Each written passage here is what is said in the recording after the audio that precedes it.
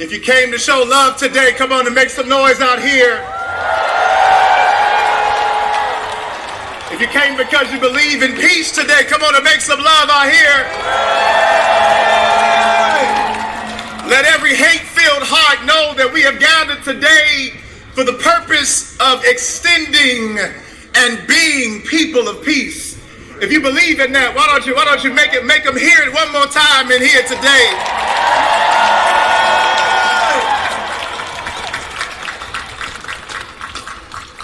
As it's been stated, my name is Pastor Delonte Golston. I do pastor the Peace Fellowship Church in Northeast DC.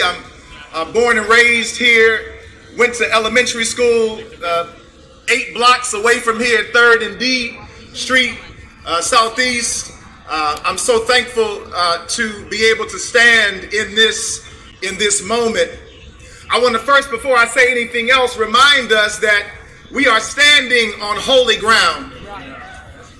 I know that you thought that you came just to stand on Pennsylvania Avenue, but before there was a Pennsylvania Avenue, before there was a 1600 Pennsylvania Avenue, before there was a 3rd and Pennsylvania Avenue, there were the Nacotchland people. There were the Piscataway people. There were the Powhatan people. Here in this region, trading and living in peace with one another, until people wearing collars like me decided to displace them.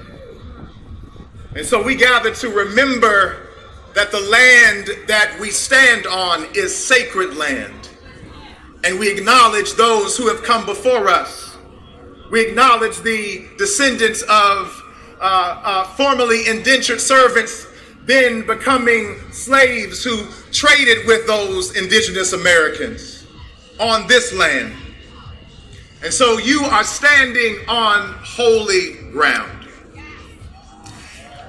Amen.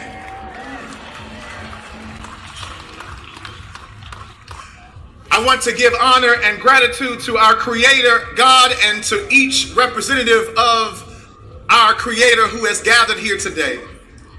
I especially want to thank the representation of DC clergy who stand behind me and stand with me on this stage today.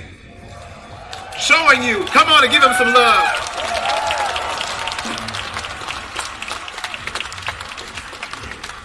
Standing with me today is Pastor Mark Thomas. Standing with me today is Rabbi Esther Letterman. Standing with me, yeah, come on, give them love. Standing with me today is Pastor Christopher Zacharias and Reverend Anthony Moore and Reverend Gail Fisher Stewart and Minister Stephanie Thomas Gordon and Brother Sim Singh Aturiwa and Reverend Terrence McKinley and Sister Nada Zaldi.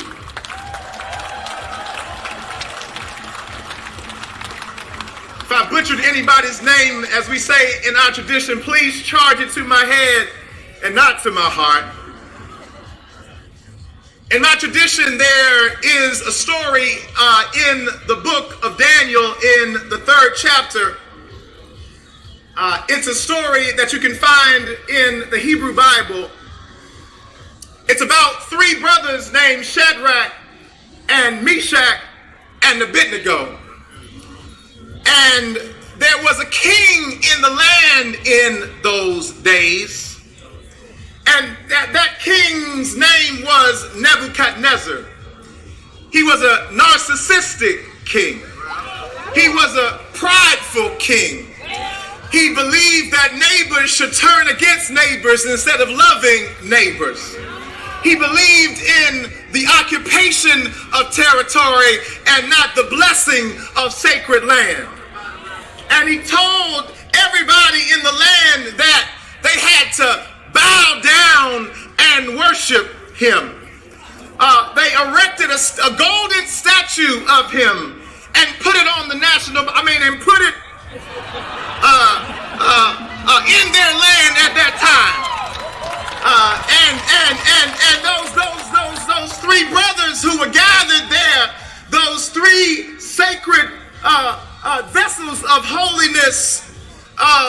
they refused to bow to that king. And I just believe that we have a few folk who are here today who are willing to stand with me and simply say, we will not bow.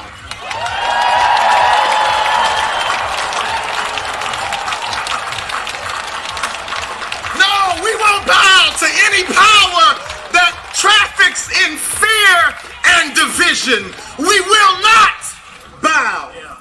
We won't bow to an empire or to a regime that believes in separating us by the documentation or the status that we carry or the faith that we witness to or the people that we love or the places that we come from, because our God knows the places that we are going. Our God is not concerned about where we came from. The God I serve takes us wherever we came from and tells us that you are the beloved of God.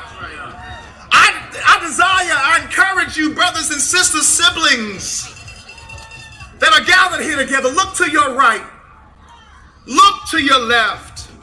There is a simple principle that I learned from Bishop Desmond Tutu in South Africa, who stood for decades against apartheid. And he simply taught us to look each other in the eye with the principle that we call the Sawubona principle. The Sawubona principle means I see you. And right now, I encourage you, siblings that are gathered here, use your eyes. Use your eyes. Look to your left. You don't have to say a word. Look to your right. Embrace that loved one that's there with your eyes and show them even now as we gather here, I see you. A people, a people who can see each other, can remind each other of our collective sacredness. A people who can see each other cannot unsee it when our babies are being pulled out of cars on their way to be dropped off at school. A people who can see each other cannot unsee masked ICE agents pulling up in our city and cities around the country. A people who can see each other cannot unsee wickedness and spiritual wickedness in high places. Somewhere I read that a people who see each other cannot unsee vile hypocrisy in the land.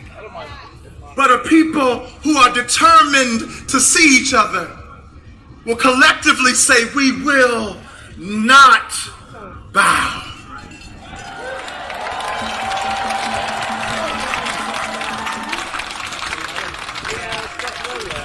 And I can see those three boys standing there, standing in clear defiance to the edict of an unjust ruler.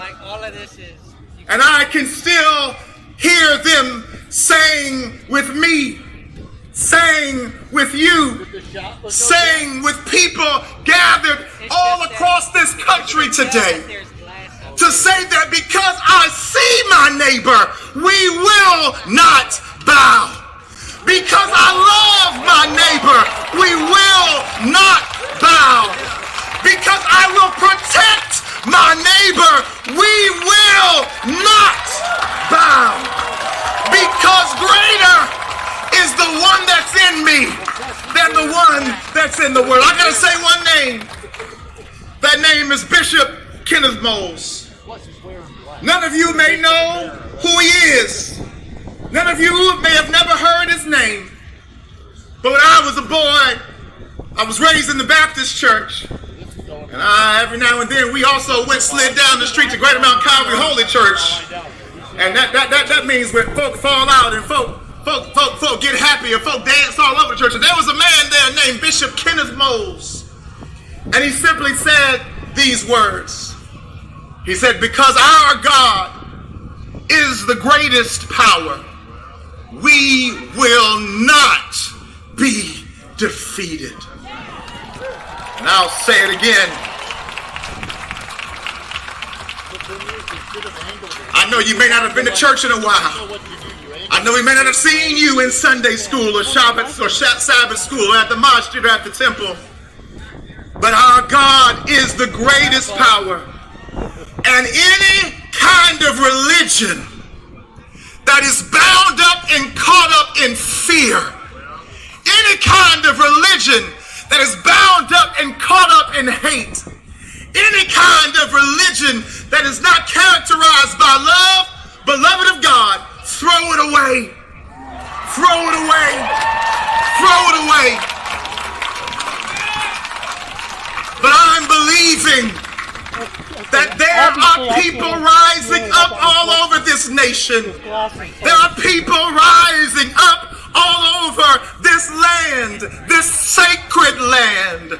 I'm believing that there are people rising up all over this world who will not bow to hatred, who will not bow to corruption, who will not bow to hypocrisy, who will not bow to fear, who will not bow to suspicion, who will not bow to political violence, who will not bow to a kind of religion that wants to be close to power but won't empower anybody else. We will not bow.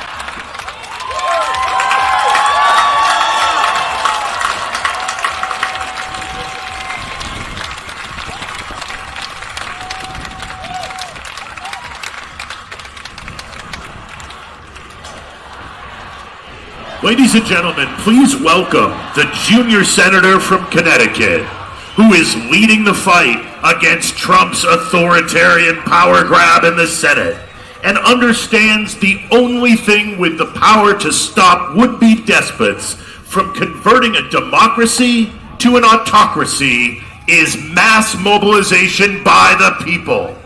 Welcome, Senator Chris Murphy.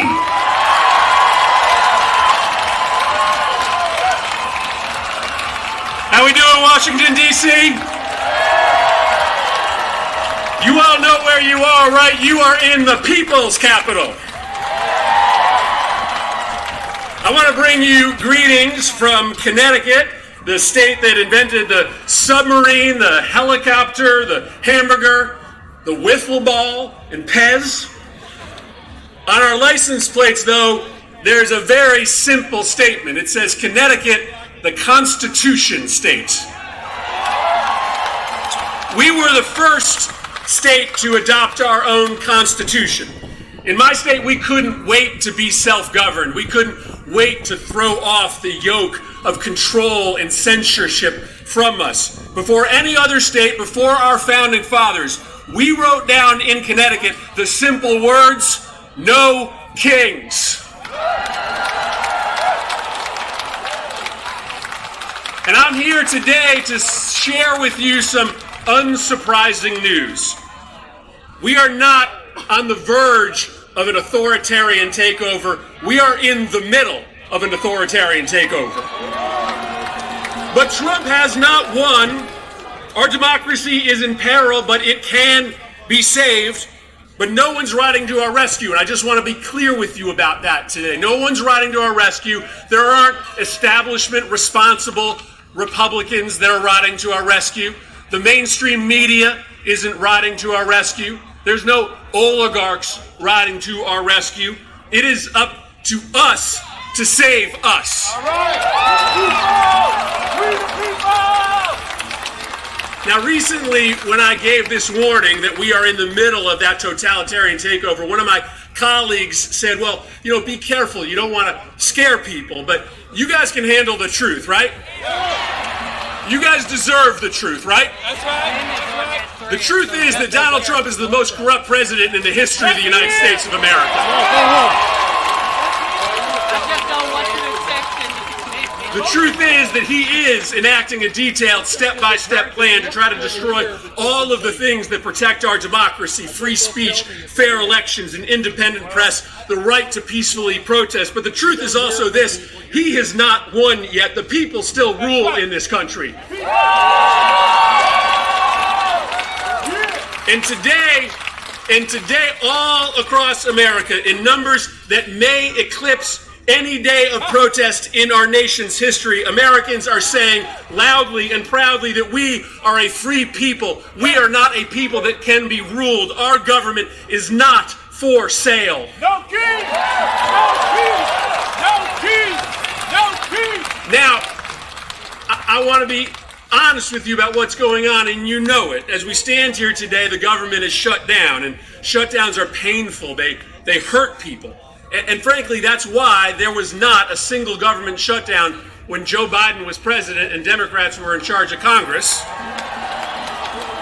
Because we acted like adults, we negotiated with Republicans, we found common ground, we kept the government open. But today, Trump is telling Republicans that they shouldn't even show up in Washington, D.C. The House Republicans have been on an unplanned vacation from D.C. for 5 weeks. And there's a couple reasons for that. First, they're trying to cover up for rich billionaire pedophiles. But second, because Trump does think that he's a king, and he thinks that he can act more corruptly when the government is shut down. But he cannot. He doesn't have new powers, extra powers in a shutdown. The President of the United States, during a shutdown or even when the government is open, does not have the power to send masked men into our cities and pull off the streets our peaceful neighbors and throw them into the back of vans and into prisons. He never has that power. Whether it's a shutdown or not, the President of the United States does not have the power to use the FCC and the Department of Justice to censor our speech, to tell us that we cannot speak truth to power when we are protecting our democracy. He never has that power. And let me just say that I'm very proud of my Democratic colleagues who have drawn a line in the sand. And let me just speak for myself for a moment about this shutdown. I will not vote for a budget that throws millions of people off their health care just to pay for a tax cut for billionaires and corporations.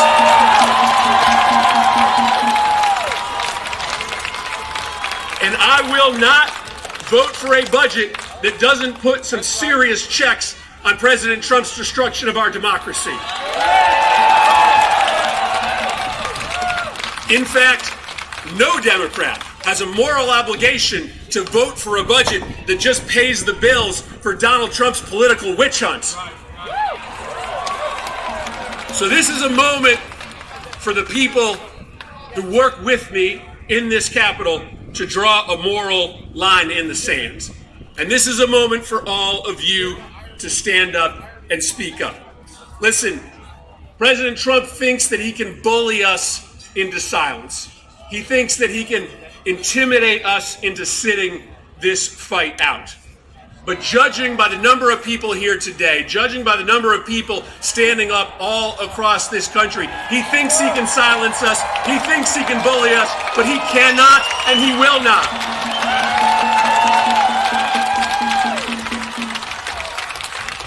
And the last thing I want to say to you is this. It's a simple thing. I get it that when you wake up in the morning, like me, you are filled with anxiousness, with anger about what is happening in this country. But I also want you to feel something else. Because this experiment, 250 years in, this bold, revolutionary experiment of self-governance in a nation that is a melting pot, where we are stronger because our differences from each other, right? That is a miracle that it has lasted for this long. And every single one of us needs to understand that when we wake up every day, we have an obligation, a duty, a responsibility to fight hard to protect that bold experiment. So I wake up every day filled with that same anger and anxiety. But I feel lucky that I am on earth at a moment where I can stand up on my 2 feet and have something to say about maybe the most defining fight of our lifetime to protect American democracy from ruin. I feel anger and anxiety, but I frankly feel joy that I have something to say and that I can tell my kids and my grandkids that when the moment came, I stood up to protect and save American democracy from ruin. And so you got a lot of awesome speakers here today. I heard a rumor that a guy named Bernie Sanders is in the house. I understand the role that I play. I'm just the opening act for Bernie, all right? But listen, I'm super proud of being here with you. I'm optimistic. I'm bullish about our ability to win this fight, and it's because 400 years ago, in the small but mighty state of Connecticut, we wrote down on a piece of paper a really simple idea. In America, the people rule. In America, there are no kings. Thanks, Washington, D.C. Appreciate it. Go out there and fight for our country.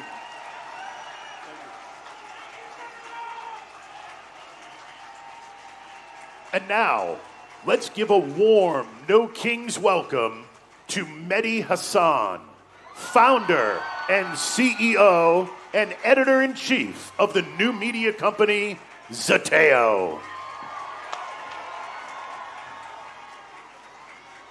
Ladies and gentlemen, brothers and sisters, friends, my name is Mehdi Hasan. I am a journalist, I am an immigrant, and I am a Muslim. I am everything Donald Trump loves. I am the Trump trifecta. I'm also a bit of a socialist, but shh, don't tell Stephen Miller, he alarms quite quickly. Can I just say, it is so heartwarming to see so many of you out here in D.C. today. D.C., make some noise. We need to make sure today that they hear us in the White House and in the Capitol. All week, I've heard Speaker Mike Johnson and Republican members of Congress say that this rally, the No Kings rally, is a hate rally. A hate rally. The people who can't get through a single day without hating on late-night comedians and overweight soldiers and Muslim politicians and Mexican immigrants and Palestinian refugees and black women and transgender kids and peaceful protesters and Mr. Fricking Potato Head, they are lecturing us on hate? Really? I'm not here out of hate. I'm here out of love. I'm here because I love this country. I love America. I love the First Amendment. I love our democracy. I love our diversity. Yes, our diversity. And I am not willing to sit back and watch our glorious American multiracial, multicultural, democratic experiment, our constitutional republic, destroyed by the guy from Home Alone 2. Not gonna do it. Because I did not inherit America. I did not inherit America. I chose America. I wasn't born here. I immigrated here. And we immigrants, we love this country often more than the people who are born here because we chose to move here, live here, swear an oath to the Constitution here, an oath that the guy down the street violates every morning and every night. The great irony is, of course, that Donald Trump is the son of an immigrant, the grandson of an immigrant, and married to an immigrant. In fact, 2 of his 3 wives were immigrants, proving yet again that immigrants will do the jobs that even Americans are not willing to do.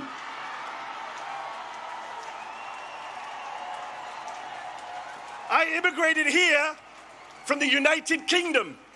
You want to talk about no kings? The UK still has a king, King Charles III, but even he has less gold in his palace than Donald Trump has in the Oval Office right now.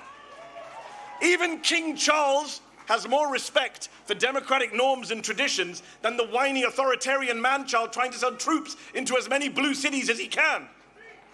This is a president who says he wants to be a dictator, but only for a day.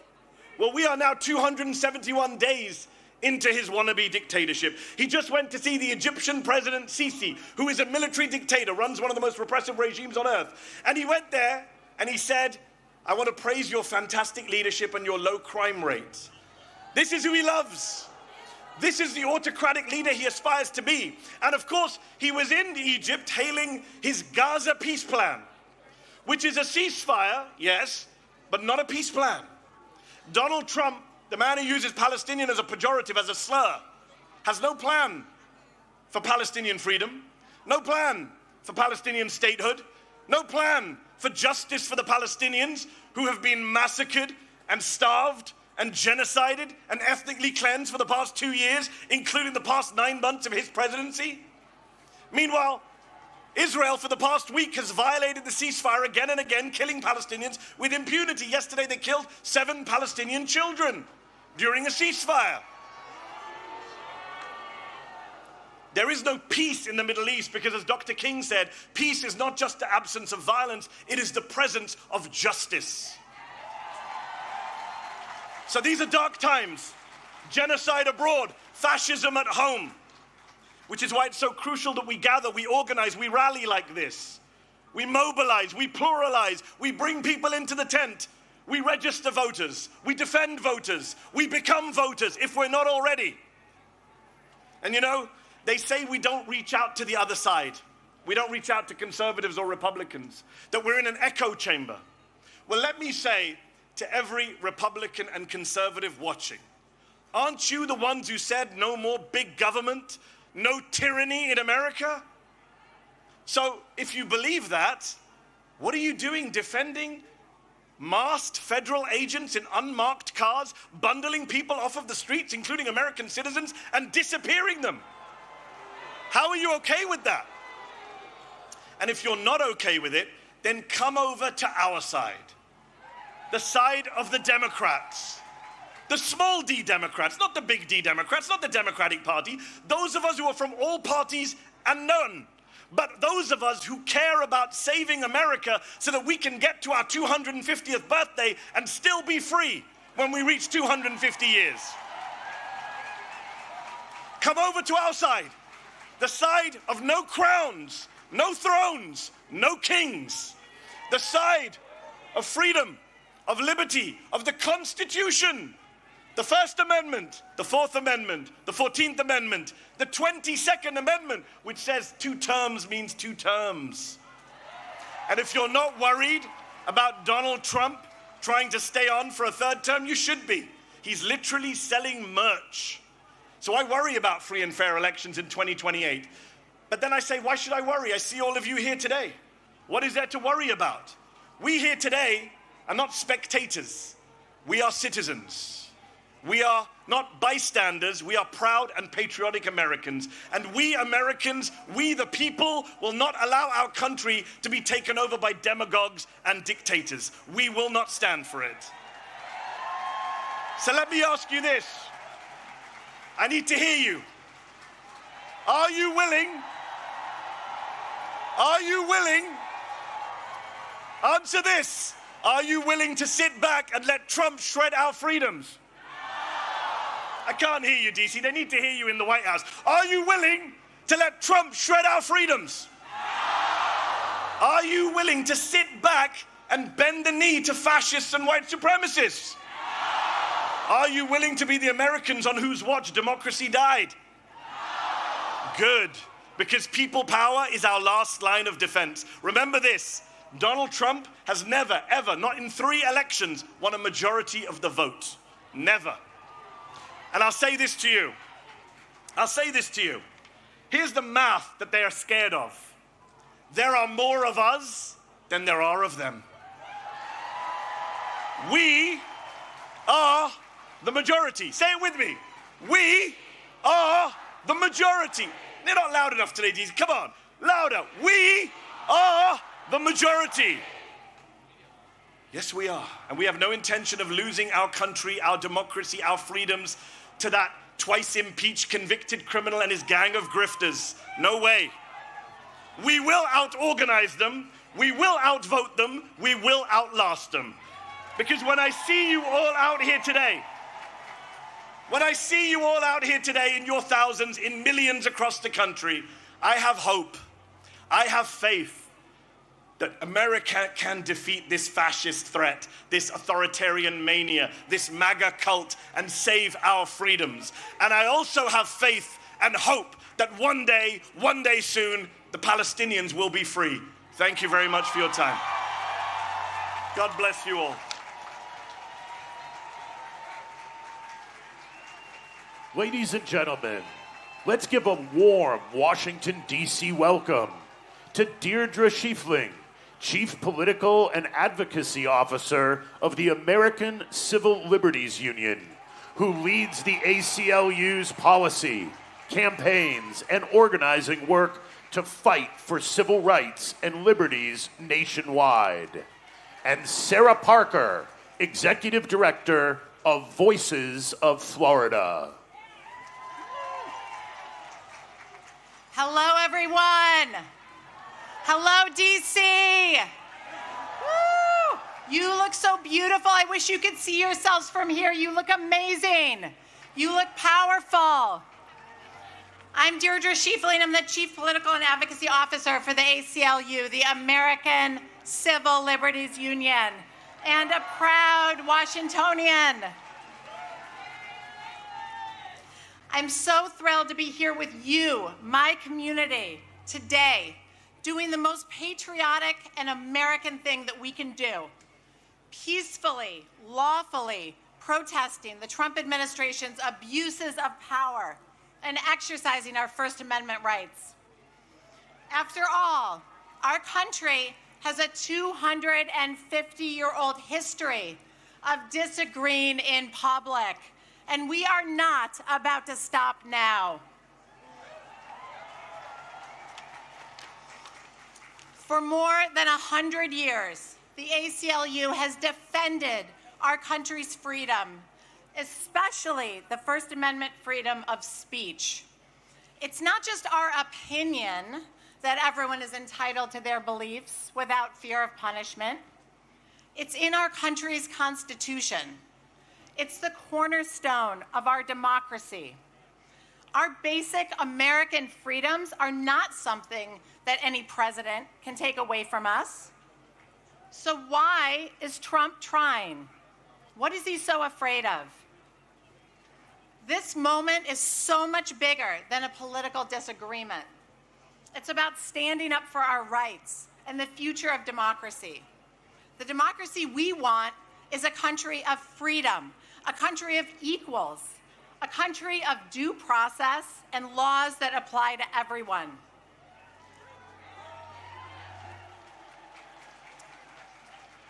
Not a country where masked ICE agents kidnap people out of their beds in the middle of the night, where they zip tie terrified children together.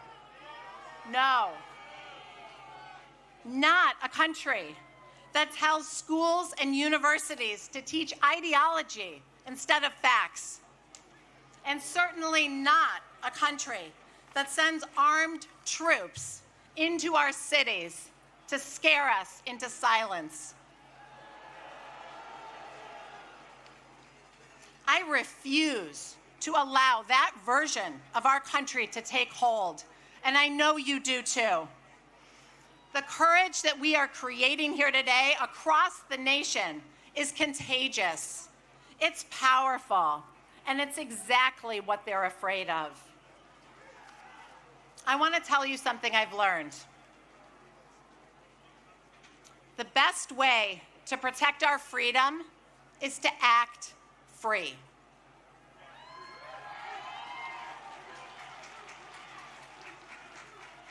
I was in my hometown of Buffalo, New York, a couple months ago, and I saw a new billboard up from the Buffalo Public Library. It said, "Free people read freely." Free people read freely. 4 words. I was so struck by the simplicity and the power of that statement, and by the fact that the public library felt the need to make it. Free people read freely. They think freely. They protest freely. They act free. The best way to protect our freedom is to act free. Thank you for doing that today. Thank you for your courage. It's powerful and it's contagious. We live in a democracy and we are going to act free. And with that, I'll turn it over to Sarah Parker.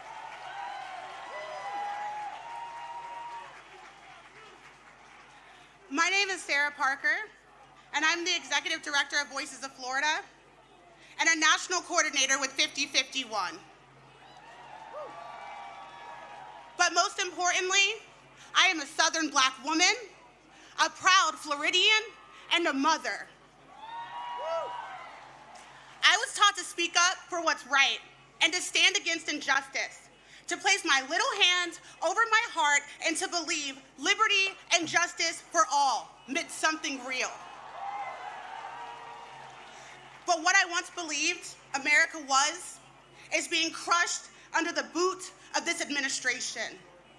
I should be at home with my children, raising them to believe in the promise of this country, not standing here demanding the rights that should never have been up for debate. I am honored to be here today, but this is not what I dreamed of. I never dreamed I'd be standing on a stage like this while millions of people are forced to march and protest peacefully in the streets because we refuse to stand by while this country slips into the iron grip of authoritarianism. And I ask this administration now, when we say with liberty and justice for all, who is all to this administration? Because this administration has made it painfully clear. It sure as hell ain't the people who need access to abortion care. It damn sure ain't the people and their families being ripped apart by deportation and kidnapped in the dead of night. It's not our LGBTQ communities and BIPOC communities being criminalized just for existing. And it damn sure ain't the people marching for justice while the National Guard is unleashed on peaceful protesters in their own streets. Contrary to popular belief, the fabric of this country wasn't woven by oligarchs, corporations, or power-hungry politicians. It was stitched together by workers, by immigrants, by Black and brown communities, by women, by queer folks, and by people who refuse to stay quiet in the face of injustice. This movement was made by the people. This movement, No Kings, was named by the people. This movement is the people.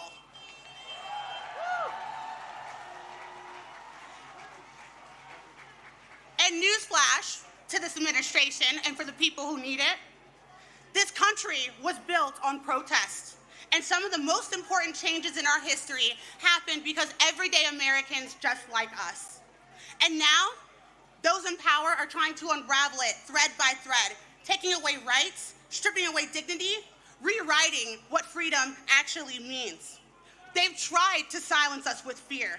They've tried to gaslight us with lies. And politicians have stood in front of the cameras, smugly, I may say, peddling smear after smear. Because it's easier for them to smear the American people than to recognize what they're doing to this country. And where I come from, we call that cowardice.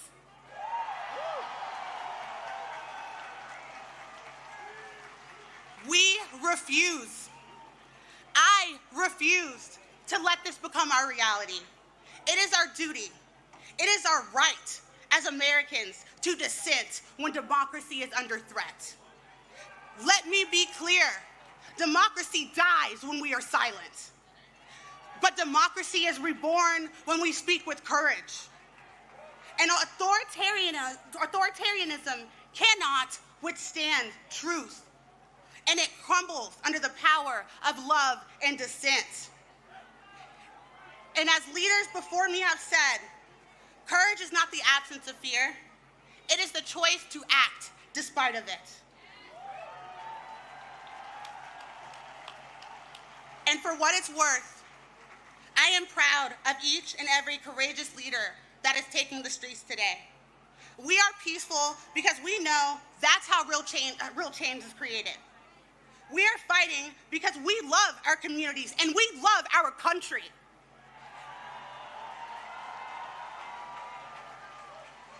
We are using our voices because it is our God-given American right. And anyone who says otherwise is not only lying to the American people, they are lying to themselves, and I don't know how they sleep at night. And like we say in the South, a hit dog will holler, and I'm hearing a lot of hollering coming from the Capitol building.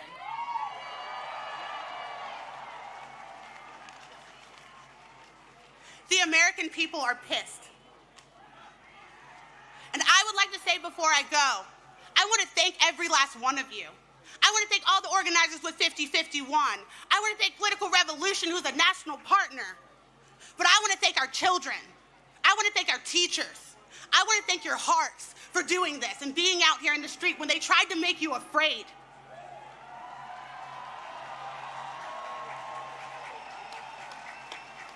The message today will be crystal clear, and they won't be able to ignore it. There will be no kings in America. Not today, not tomorrow, not ever. Thank you.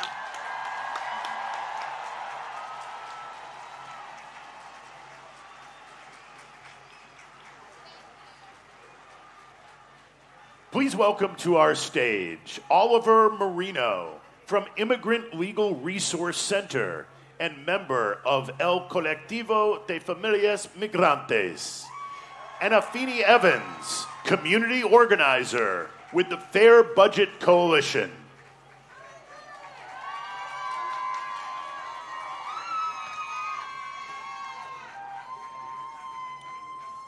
Thank you. Good morning. Earlier this year, as the Trump administration began its anti-immigrant attacks from the White House, the Colectivo de Familias Migrantes, a group of DC families and organizers, came together to find community and ways to protect each other. We knew what was coming and why we needed to fight back, organize, and take care of each other. In the last few months, we have witnessed masked ICE agents, National Guard, and DC's own Metropolitan Police Department work together to abduct our community members.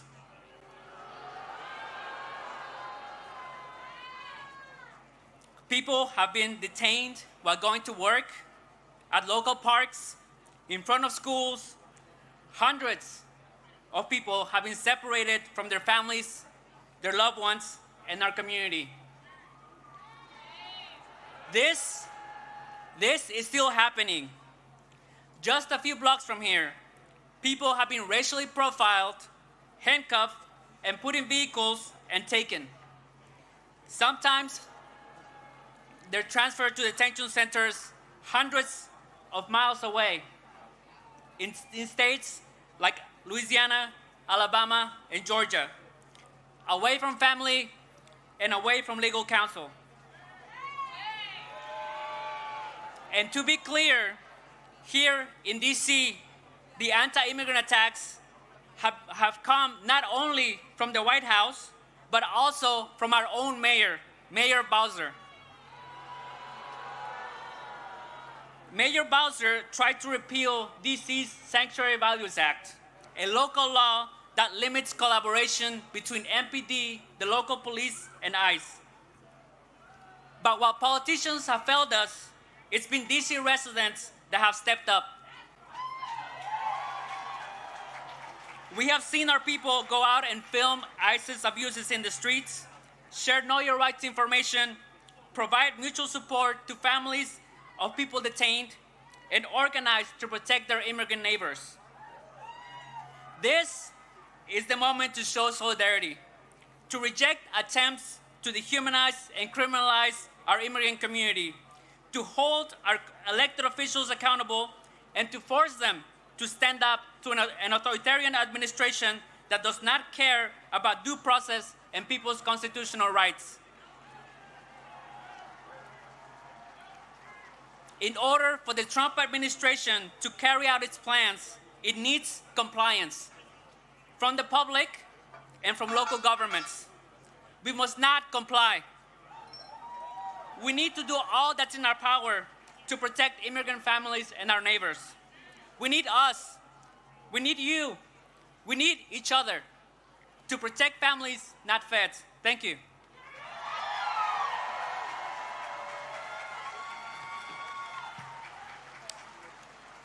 Peace, y'all.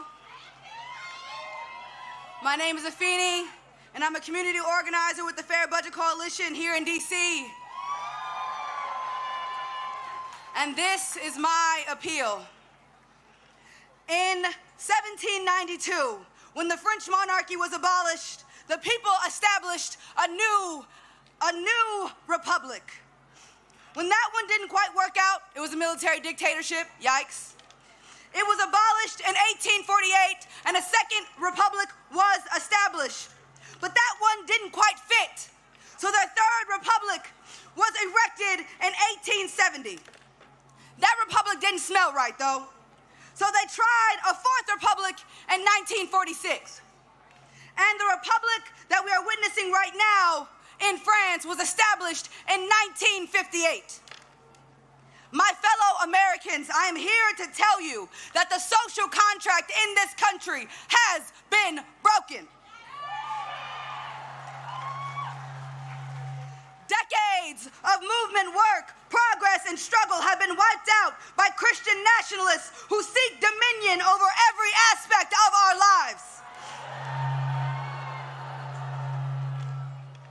Long before ICE started terrorizing our streets, the police were gunning down black people in their homes, their cars, and in the streets in front of their communities.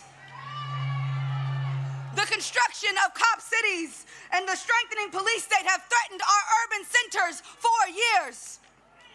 This current escalation in state violence is nothing more than an extension that the violence that marginalized communities have been bearing the brunt of. This republic was sold as our American dream, home of the free, land of the brave. Yet, it has produced the outcome that we are currently experiencing, a system that edifies oligarchs and creates false monarchs. The society that we live in is what got us here. It is what brought us to this fever pitch, but we do not have to stay here. Now, more than ever, we need to reimagine a society that holds all of our humanity to the highest priority. We need a humane economy.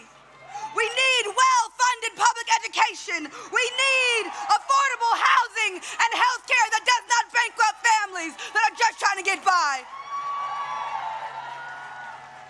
We need strategic youth investment in music, arts, and recreation. Our children need access to full, clean water and fresh food.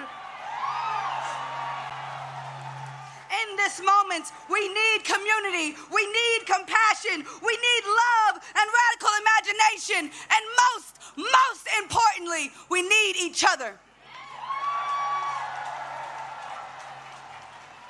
Because the social contract has been broken, but we, the people, must revive it.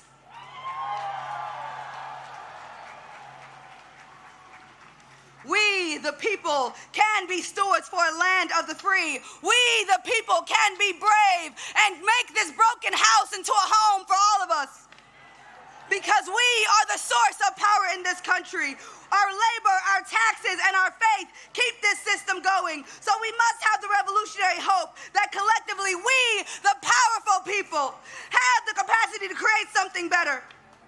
I'm here to tell you that we must be audacious in our pursuit of fulfilling that generational mandate. Because with public sentiment, nothing can fail. And without it, this system cannot succeed.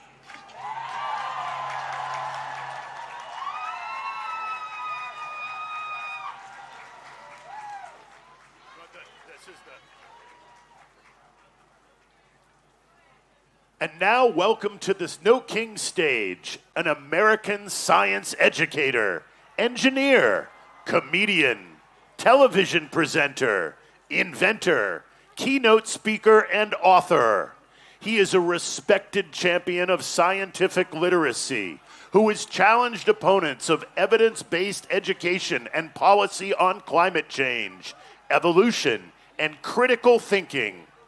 Please welcome Bill Nye, the Science Guy. Woo!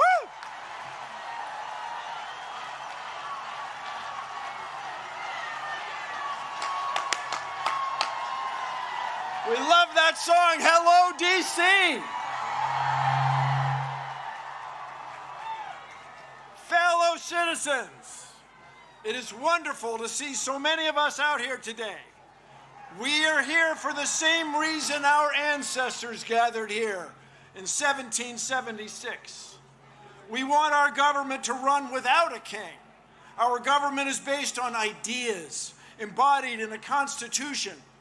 Among other remarkable features, it guarantees our freedom to speak, as we're doing here today. Rather than doing one monarch's bidding, we have agreed to form a democracy, to work together, and to follow the laws that derive from it. No thrones, no crowns, no kings.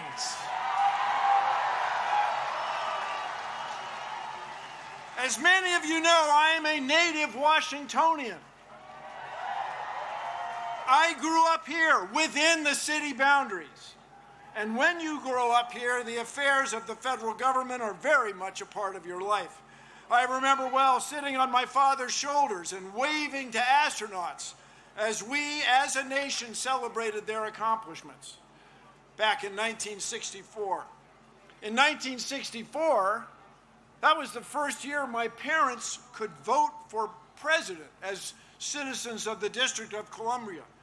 We still do not have voting representation in the district. Someday, perhaps. I remember well Martin Luther King's dream and Resurrection City, the plywood structures on the National Mall erected to house protesters who came to town demanding equal rights and opportunities, barely a month after Dr. King had been assassinated. I remember well the Vietnam War.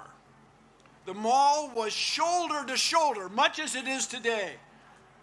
Traffic stopped citywide. The protest movement expanded. There were protests around the country, and the war was ended. We are protesting in the same fashion today.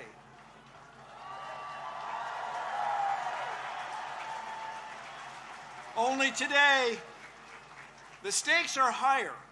Rather than abandoning a war against an elusive, perhaps sometimes imaginary foe, we are confronting the possible end of our republic.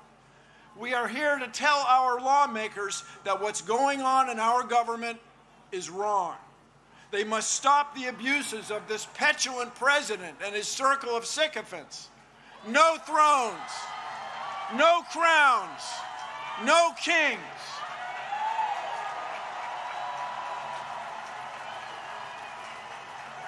This president and his associates cannot tolerate dissent. To them, our free speech is frightening. They are arresting people and denying due process in courts. They tried to silence television hosts. They're trying to fire or indict civil servants, prosecutors, judges, even their own cabinet members. But in this land, these sorts of actions are not new. In 1776, our ancestors had had enough. They declared independence from a king by means of a document stored safely right over there on Constitution Avenue in the National Archives. Although it was conceived 249 years ago, the Declaration of Independence describes a train of abuses connected with an absolute authority, a king with absolute power. No thrones, no crowns, no kings. Their king had refused to honor the law. Their king had refused to let lawmakers be elected. The king had made court judges dependent on his will.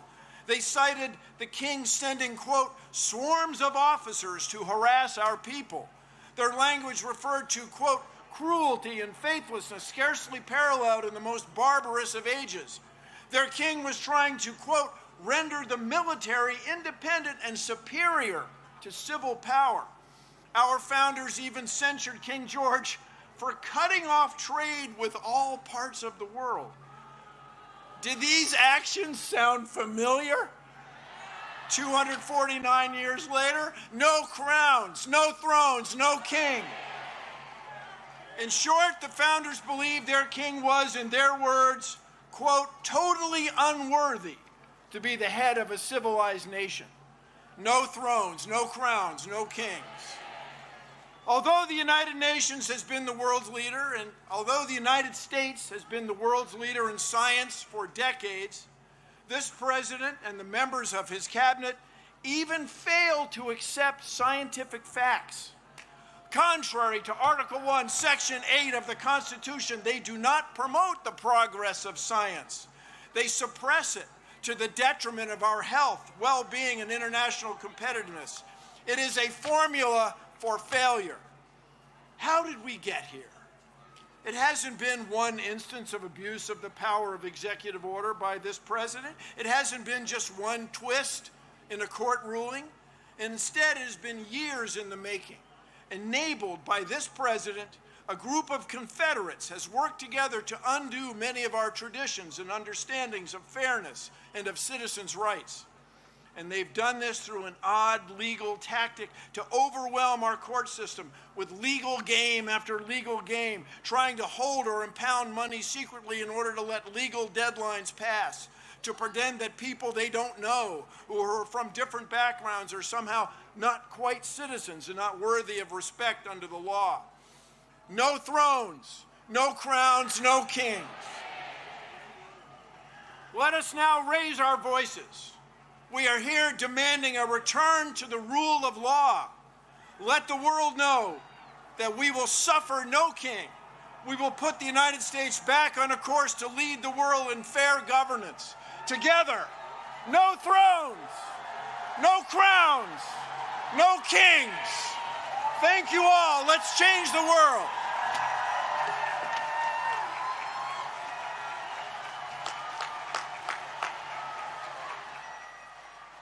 Ladies and gentlemen, now please welcome I-Jen Poo, a care advocate and organizer who serves as executive director of Caring Across Generations and president of the National Domestic Workers Alliance and Care in Action, and Randy Weingarten, president of the American Federation of Teachers. Hello, DC! Let me hear you say no kings! I'm so proud to share the stage today with my brilliant friend and sister hero, Randy Weingarten. And I bring greetings from the great city of Chicago. And I bring love from the caregivers all over this country, caregivers and workers who guard the safety and well-being of our children and enable the dignity and agency of older people and disabled people in our lives all over this country. We are out marching in cities and towns all over this country today because we see what's happening. Parents unable to afford life-saving medicine for their children. Caregivers losing their health care and their ability to take care of the people they love. Disabled people forced into institutions because their caregivers have been taken by ICE. Mothers violently torn from their children by armed, masked men with no due process. Shame. Shame. this administration has broken the law, lied, stolen our care, and is attempting to steal our constitutional rights and freedoms. They think that they will get away with it. They will not. There are no kings in America.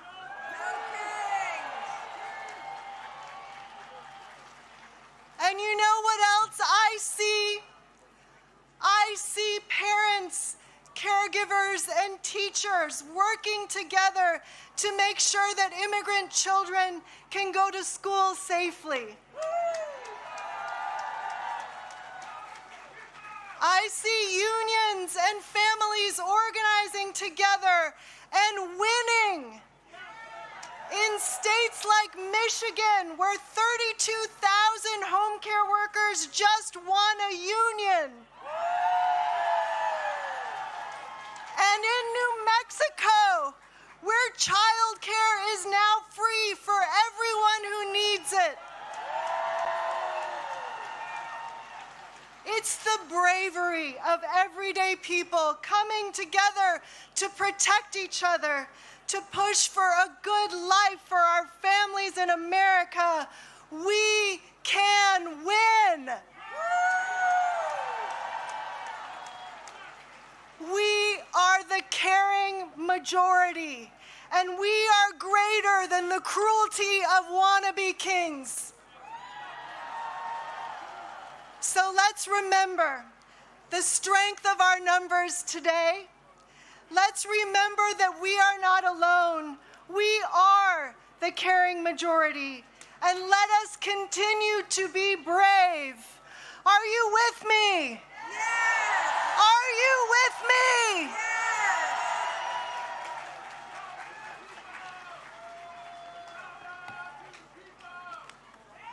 Thank you, Washington, D.C. From up here, you cannot see the perimeter. There are so many people who want to fight for our democracy and say no kings.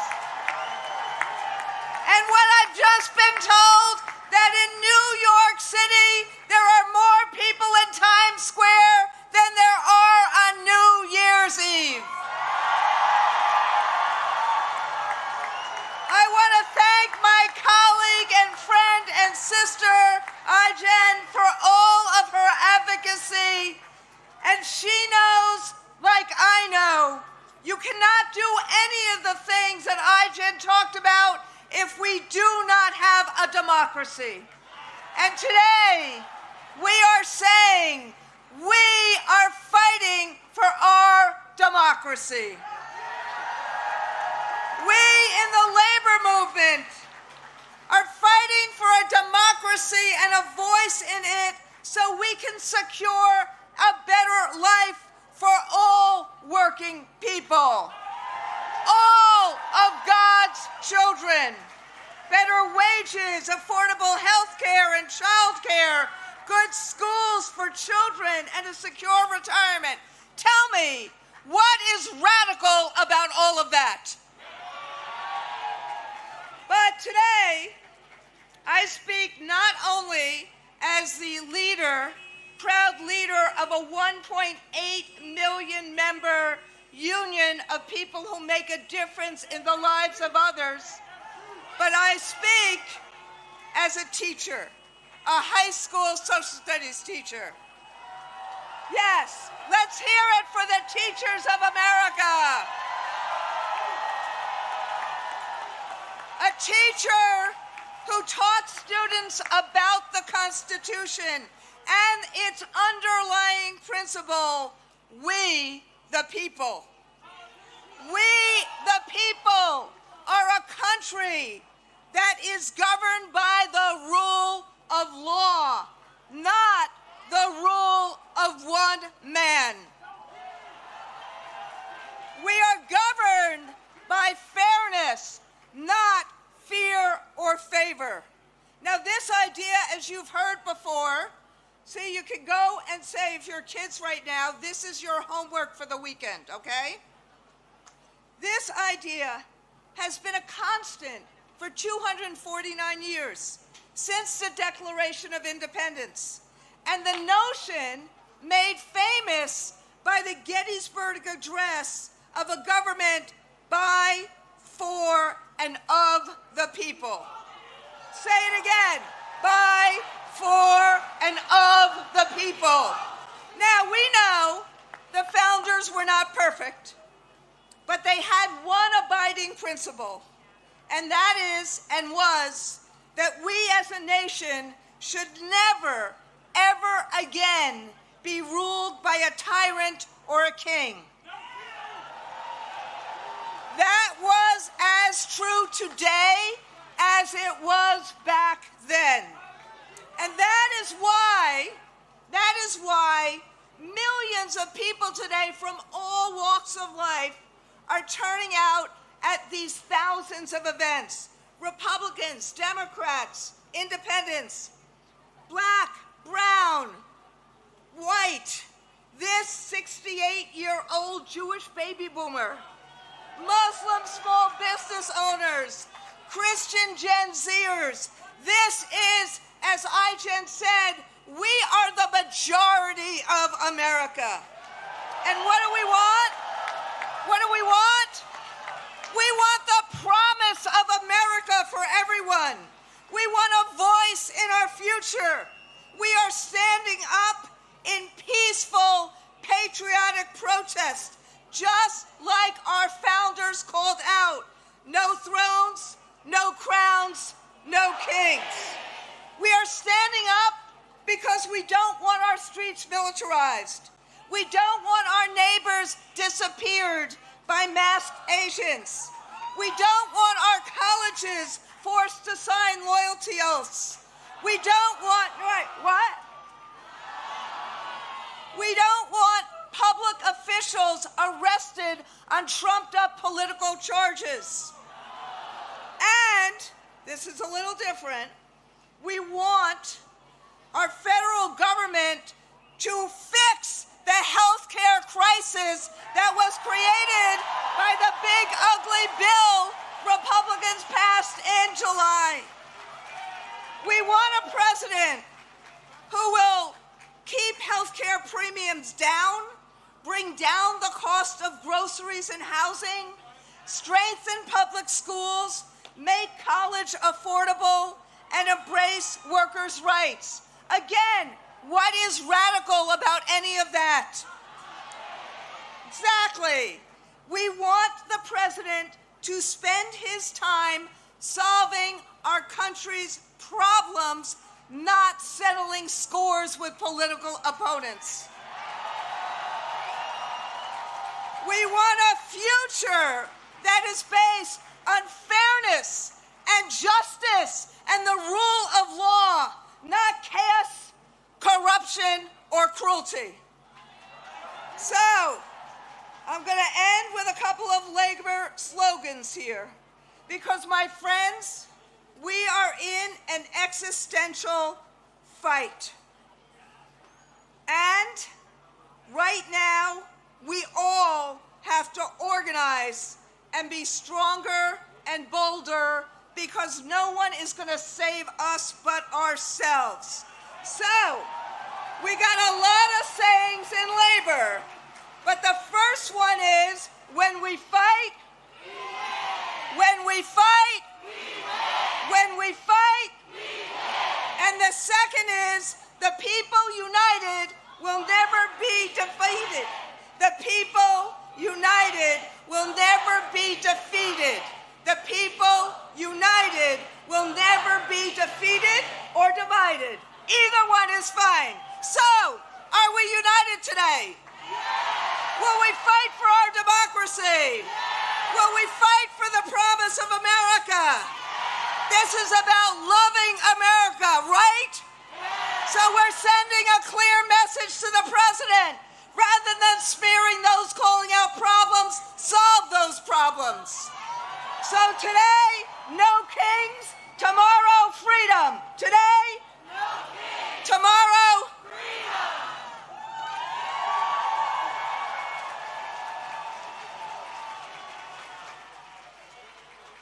Now please welcome the co-founder of the Black Votes Matter Fund and one of the leading voices on voting rights, Cliff Albright.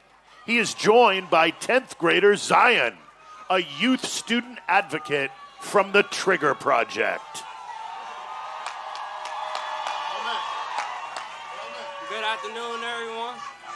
My name is Zion Stewart. Good afternoon, everyone. My name is Zion Stewart, and I'm from Debbie Street Southeast, better known as Chopper City. I grew up around a lot of trauma and violence like many kids in my neighborhood. I got connected to the Trigger Project through one of my mentors. Going through Trigger University, I felt something I never felt before. A safe space, people who believed in me, and a chance to learn the real causes and the disease of gun violence. More police doesn't fix what's really going on. It just adds more confusion and chaos. It doesn't heal our pain. It doesn't give us opportunities or make us feel safe in our neighborhoods. Saying fuck Trump. Saying fuck Trump or fuck ICE would be what he expects from me, but that's not what we need.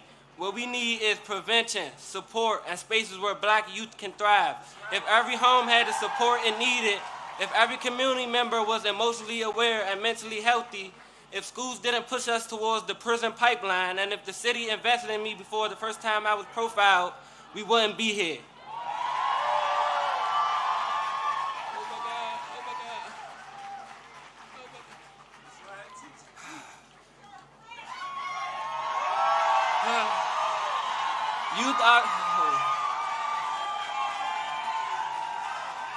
Youth are the solution, not the problem. We deserve to be understood, not blamed or preyed upon. Free DC, we are prevention. Thank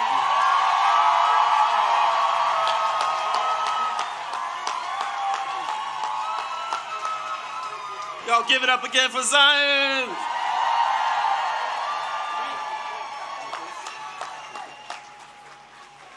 Last time I was here, was speaking at a rally like this, was 2021 for the Freedom Rise, when Black Voters Matter and dozens of other organizations organized for voting rights legislation, like the John Lewis Voting Rights Advancement Act and the For the People Act. I got you, sis, and HR 51 DC statehood. When I say DC, you say statehood, DC, DC. We organized for those voting rights because we knew that we'd be in a moment like this. A moment where we have a wannabe dictator and a do-nothing Congress trying to take away our voting rights, trying to cancel elections and purge voters from the rolls. We knew it was coming. Just this week, the Supreme Court heard a case that could put the final death blow to the Voting Rights Act. It could eliminate black representation for black communities, and it can create at least 19 seats that are currently protected by the Voting Rights Act would be eliminated by many of these red states. And this is happening at a time when we are seeing mid-decade redistricting in places like Texas and Missouri because we have somebody who wants to be a king. We have somebody who, just like he said to Georgia, go find me 11,700 votes, he's trying to tell these states, go find me 10 extra congressional seats, or 15 seats, or 20 seats. And this could create a permanent one-party rule at the expense of black voters and black communities. But like so many other issues that are rooted in anti-blackness, that sickness won't just stay within the black community, it affects this entire country. And so we join you in saying, no kings. But we got to go beyond no kings, because the last time that call was made in 1776, 1/4 of this country's population was enslaved. And so we've got to go beyond no kings. We've got to recognize that they have used divide and conquer ever since that time in 76, or ever since 1619, to keep us divided, to divide those who were enslaved from those who were poor whites, to divide us from those indigenous brothers and sisters. They've been using that divide and conquer tactic, and they're still using it today to keep us divided, all of our communities. But I've got some good news for you, because what I know is this: if divide and conquer is one of the oldest tricks in the books, then by definition, one of the most revolutionary acts of resistance is simply to be united. For us to stand together, to sing together, to laugh together, to cry together, to fight together. Power to the people, yes, because what I also know is this: their hate cannot beat our love. And when I talk about our love, I'm not talking about a Valentine's Day kind of love. I'm talking about a radical love. I'm talking about you might have to flip over the money changes tables kind of love. I'm talking about a love that is merged with power, because those two things are not opposite, they go together. As Dr. King told us, power without love is reckless and abusive, but love without power is sentimental and anemic. That's what I'm talking about. He went on to say that power at its best is love implementing the demands of justice, and justice at its best is power correcting everything that stands against love. That's what we need. And when we have that kind of love and power, when we walk in that kind of love and power that sees all of our communities, from Vermont all the way to Memphis, from LA all the way over to DC, especially Southeast DC. When we walk in that kind of love and power, there ain't nothing that I want to be a small, petty dictator. There ain't nothing that he can do to stop us. Because when we walk in that kind of love and power, there's nothing that we can't do. But we've got to believe we've got that power. Do y'all believe?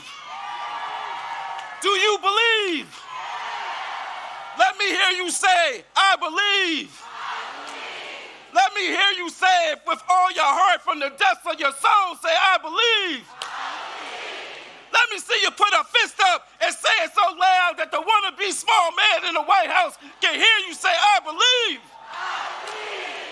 And when we believe, then we will truly build the society that we want. And that society will have no kings. Thank y'all.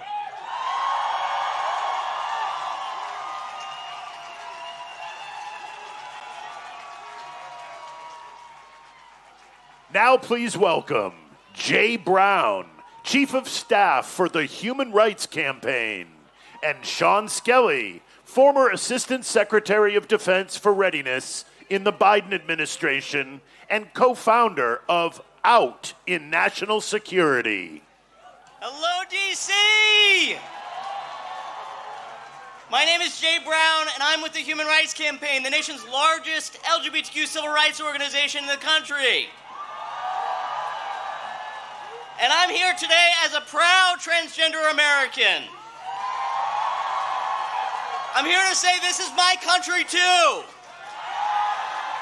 You know, like so many of you, I came here today with my family and friends. My twin sister is somewhere out there in that crowd of people. And growing up, she fit the mold of what people expected. You could say I broke the mold, but our parents loved us just the same. You know, we didn't know anybody transgender. We didn't even know the word. But they gave us the love and the support that we needed to thrive, and now I'm a dad with an amazing family of my own. And I gotta tell you, that's what freedom looks like. The freedom to live and to be and to raise our families as we see fit. But this president, he has a darker vision for America. One where our families are told how to parent their children, where our doctors are forced to forego their oaths to do no harm, where the government is ripping families apart and hurting our people. They're cutting billions of dollars from HIV prevention and treatment. They're banning our books. They're firing teachers who use a student's nickname. And they're firing gay workers who put a pride flag on their desk. But we're all here because we believe in a better America. We believe in a country where kids can get a quality education free from bullying, where love is love, where freedom is afforded to all and not reserved for the wealthy few. That is America at its greatest. That is our America. And on behalf of HRC's 3.6 million members and supporters, I'm here to say, that America does not and will not ever have a king. The truth is, no one rally's going to save us. No court ruling, no single election will save us. We have to save ourselves. We have to build workplaces that are safe, classrooms that are welcoming, communities where we see each other not as our enemies, but as our neighbors. And we must always resist the temptation to believe only in the worst of this country. That's what he wants. He wants us to be defeated. Are we going to be defeated? No. He wants us to be silent. Are we going to be silenced? No. He wants us to be scared. Are we scared? No. You know, we have the power to build a better tomorrow. LGBTQ plus people, we live in every zip code and are from every background. We were born here and we immigrated here. We come from red families and from blue families. And we are here to say that this is our America too. No one knows that better. No one knows that better than my friend and a tireless public servant who's on stage with me today. A true patriot who knows the cost of freedom. I'm proud to pass the mic to former Assistant Secretary of Defense for Readiness and our HRC board member, Sean Skelly.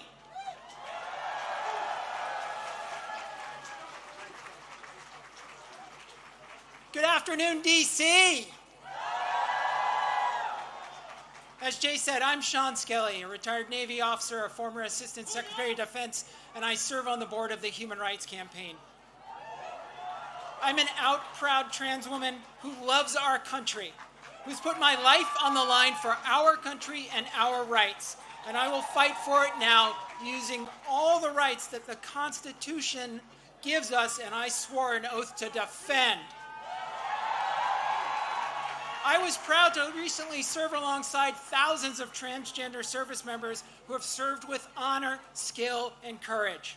They have protected us while their own Commander-in-Chief and Secretary of Defense have vilified them and denied their right to exist. Anyone who serves in uniform deserves so much better than what this tainted chain of command has to offer. This administration targets these brave Americans because of its wanton campaign to drive me and all of my transgender brothers and sisters out of our country, out of our society, out of the protection of our laws, and into some dark, dangerous corner that they are inventing. This wannabe autocrat can't allow transgender Americans to serve honorably and successfully in our military, which is the highest regarded institution in America, when they have chosen all transgender Americans, already some of the most at-risk and vulnerable people in this country, to be their autocratic other, the people to be feared, scorned, and blamed because of their shameless lies, hateful lies that they tell about the danger that trans people supposedly bring to our society and somehow upset the utopia that the dear leader promised us is around every corner. The American people respect those who put on their uniform, who protect them, and serve at the risk of their lives for people we don't even know. We're here today because generations of Americans have bet their lives and their families' future on the promise of a more perfect union. The oath I took 10 times over 35 years of service in uniform and as a civilian means to every person who ever took it in good faith, and I'm going to quote the former chairman of the Joint Chiefs of Staff, Mark Milley, we don't take an oath to a king or a queen or to a tyrant or dictator. We don't take an oath to a wannabe dictator. We don't take an oath to an individual. We take an oath to the Constitution, and we take an oath to the idea that is America, and we're willing to die to protect it. To put it simply, no kings. We demand justice for our transgender service members. We demand justice and civil rights for every transgender American. We demand justice and democracy for every single American. No kings. Thank you.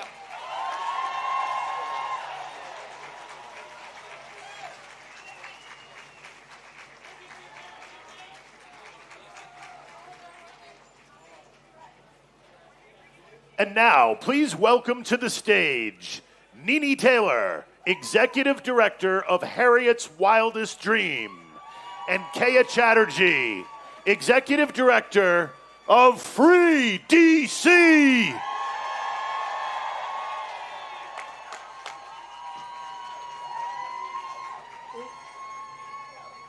Welcome to DC. I ain't hear y'all say welcome to DC. I'm Nene Taylor. I'm the co-founder and executive director of Harriet's Wildest Dreams, named after our ancestor Harriet Tubman. I am also the co-founder of Free DC. I was born and raised right here in Southeast Washington, D.C.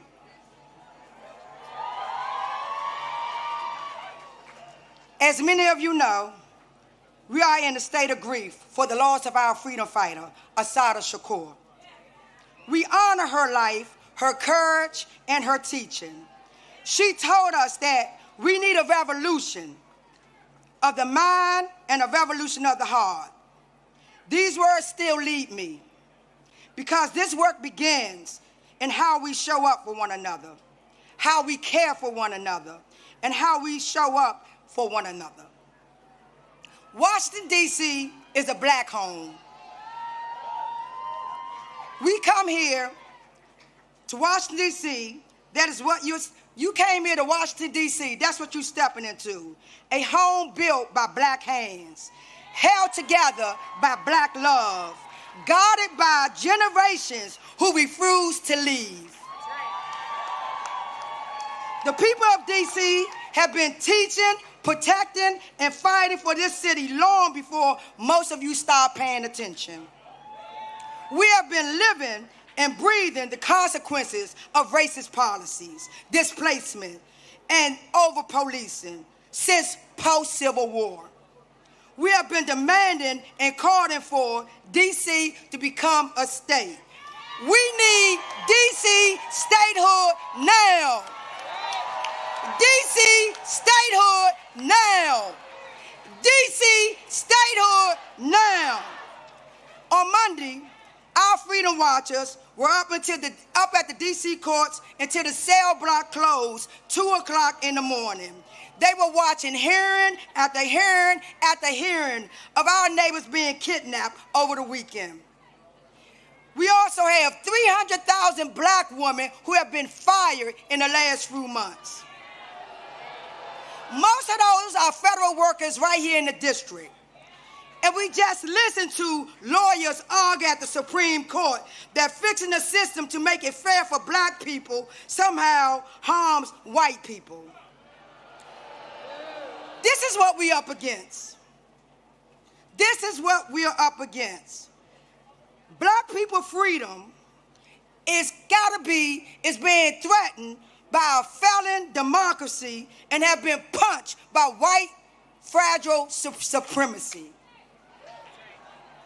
Here in D.C., we have been organizing, protecting, and building long before cameras arrived. If you want to help, listen to those who have been doing this work before Trump became in office, before all of this came to play. Listen to the ones that's been on the ground ever since 400 years ago. I see all of you right here, and y'all see me. All of the applauses, and yet, when you all called to meet, when I call you to meet impacted black people, where will you be? Ask yourself, where will you be? Will our movements need funding? Where will you be? When you are invited to teach, to share your skills, to support, strategize, and to defend black people in public, where will you be? Solidarity is measured by what you do when you are called forward. Community is responsibility, structure, and work. It's both the noun and the verb. It's the people and it's the people in motion. It is how we build safety for each other. It's how we keep us safe. Who keep us safe? We keep us safe. Who keep us safe? We keep us safe. Black people people have been carrying the moral weight of this world for generations. We have stood in the gap for every fight against oppression, from Palestine to right here in D.C., because we believe everyone deserves to be free.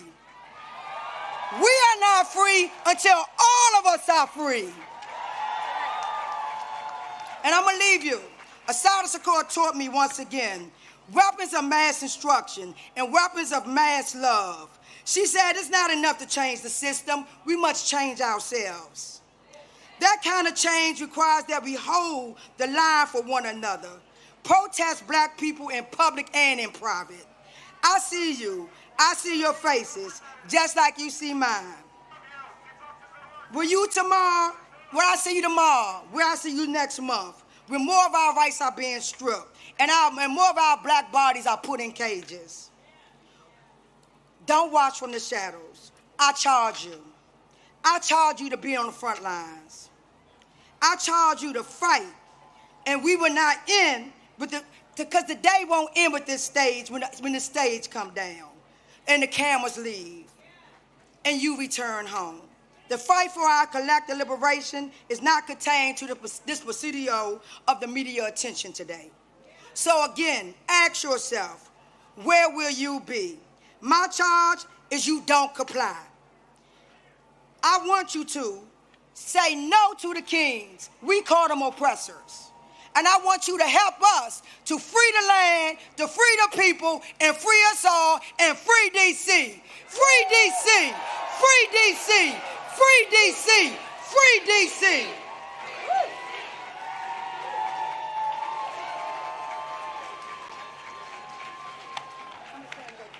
All right, my name is Kaya Chatterjee. Thank you so much, Nini. I am with Nini, one of the co-founders of Free DC and the executive director of Free DC. And we are the movement to protect DC home rule and win lasting dignity for the 700,000 people of DC. Let me hear you, DC. Who out here is here today for a Free DC?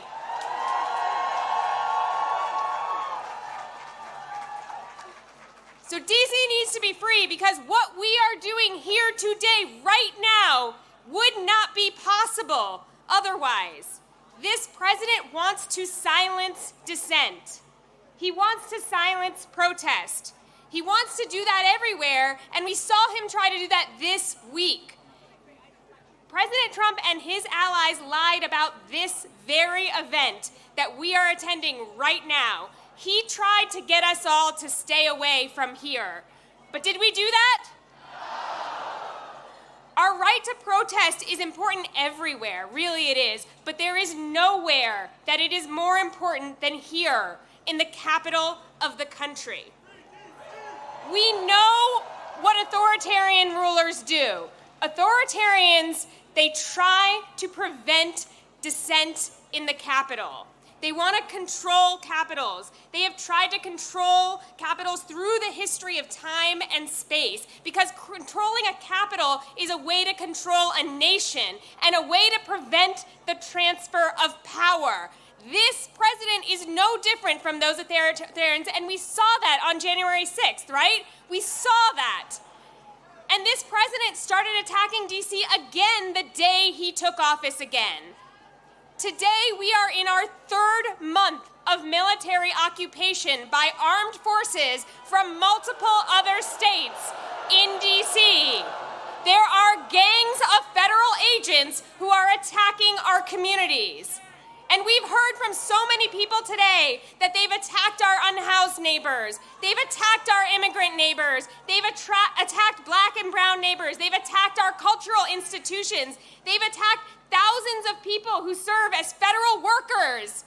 They've tried to take over our local police department. They put a disgraced Fox News host in charge of our local prosecutions.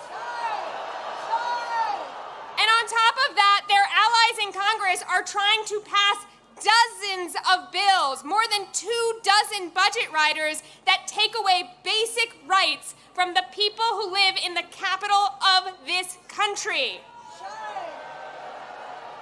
This president is trying to instill fear among the people here. Exactly. We won't let him. We know better than that. We know better than that. We know what to do, right? We know what to do. The people of D.C. are joyful. If you could see what I see right now, you would see an amazing crowd all the way back to the White House full of joy. The people of D.C. are powerful. We are going to use that power. We have what it takes here in D.C., not just to resist this tyrant, but to actually take him out of power and win. And I want to say, I'm not just talking about voting. I'm not just talking about attending rallies. I'm talking about organizing now like our lives depend on it. When we act collectively, if you could see the number of people here, plus think of all the people in all the other cities, when we act collectively, we have so much more power than we realize. We have way more power than they do. We have power as workers. Who here is in a union? If you're not in a union, get in a union. Talk to your coworkers about collective action. We have power as consumers. We can choose to either fuel the companies that are profiting off of our oppression, or we can starve those companies. We have power as jurors. We have seen that these indictments they are trying to get, they are failing, right? Our people understand the assignment. We see that this administration's charges are unjust. We have power as taxpayers. We are all right now collectively funding this regime, and we have the power to slow that down, right? We know what's on our license plate here in D.C. What's it say? That's right. And we have power as community members. We can engage in our sacred duty to protect one another, to support one another in solidarity, and to reject this cruelty agenda that we're seeing unfold. And if those are things that you want to be a part of and you aren't already, come find the Free DC action tents. They're over to the right. I know it's like so crowded you can't even see where I'm waving here, but they're in John Marshall Park over to the right, and you can join the effort and the power it takes to win. We're also at freedcproject.org. What we have seen over the last 10 months is that every single time they attack us, if we respond, we grow stronger. Every time they attack us, we grow more united, we grow our people, and we grow our resolve, and we learn what it takes to take them down. We're building unity, we're building power, and we are going to demand full power over our local money, our DC National Guard, our local laws, and ultimately, yes, we will be admitted as the 51st state of the United States of America. It is not going to be Canada, it's not going to be Greenland, it's going to be DC. And our entire national democracy will always be at risk until that happens, until we actually protect the capital of this country. And that means that everyone across this country needs a free DC. From Ward 1 to Ward 8, from Los Angeles to Chicago, from Memphis to Portland, we are more united now than we have ever been. We are united against deploying the military against our people. We are united against attacks on our democracy, and we are united against this agenda of cruelty that we are seeing unfold before our eyes.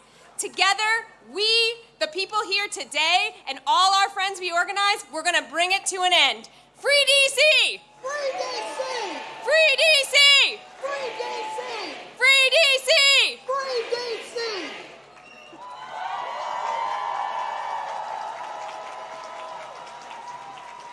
Washington, D.C., please welcome to the stage Leah Greenberg and Ezra Levin, co-founders of Indivisible.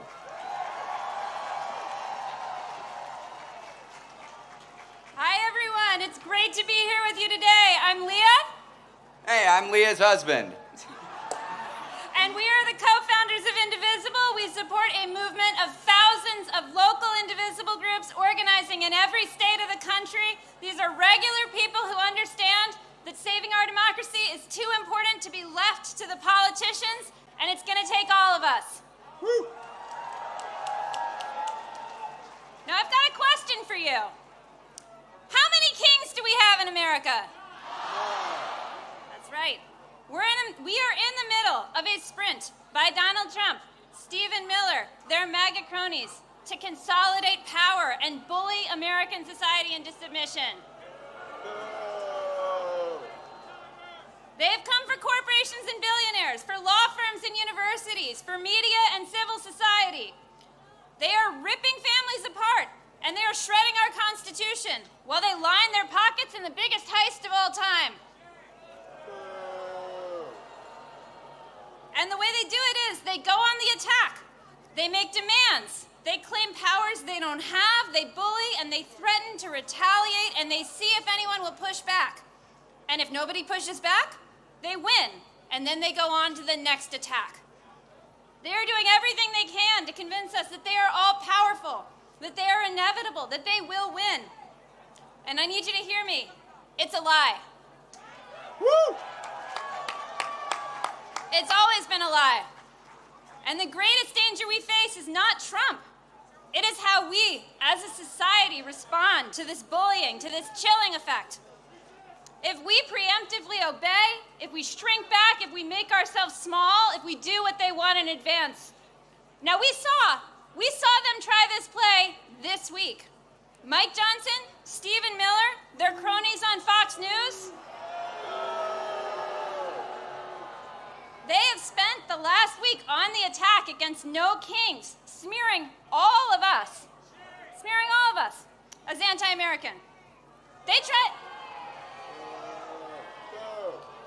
tried to scare us out of gathering here today. And I've got a question for you. Are we afraid? No! Did they scare us off? No! Are we going to back down now? No! That's right, because what we are doing here today is as American as apple pie. We are standing up for our rights. We are standing up for our neighbors. We are here because we understand.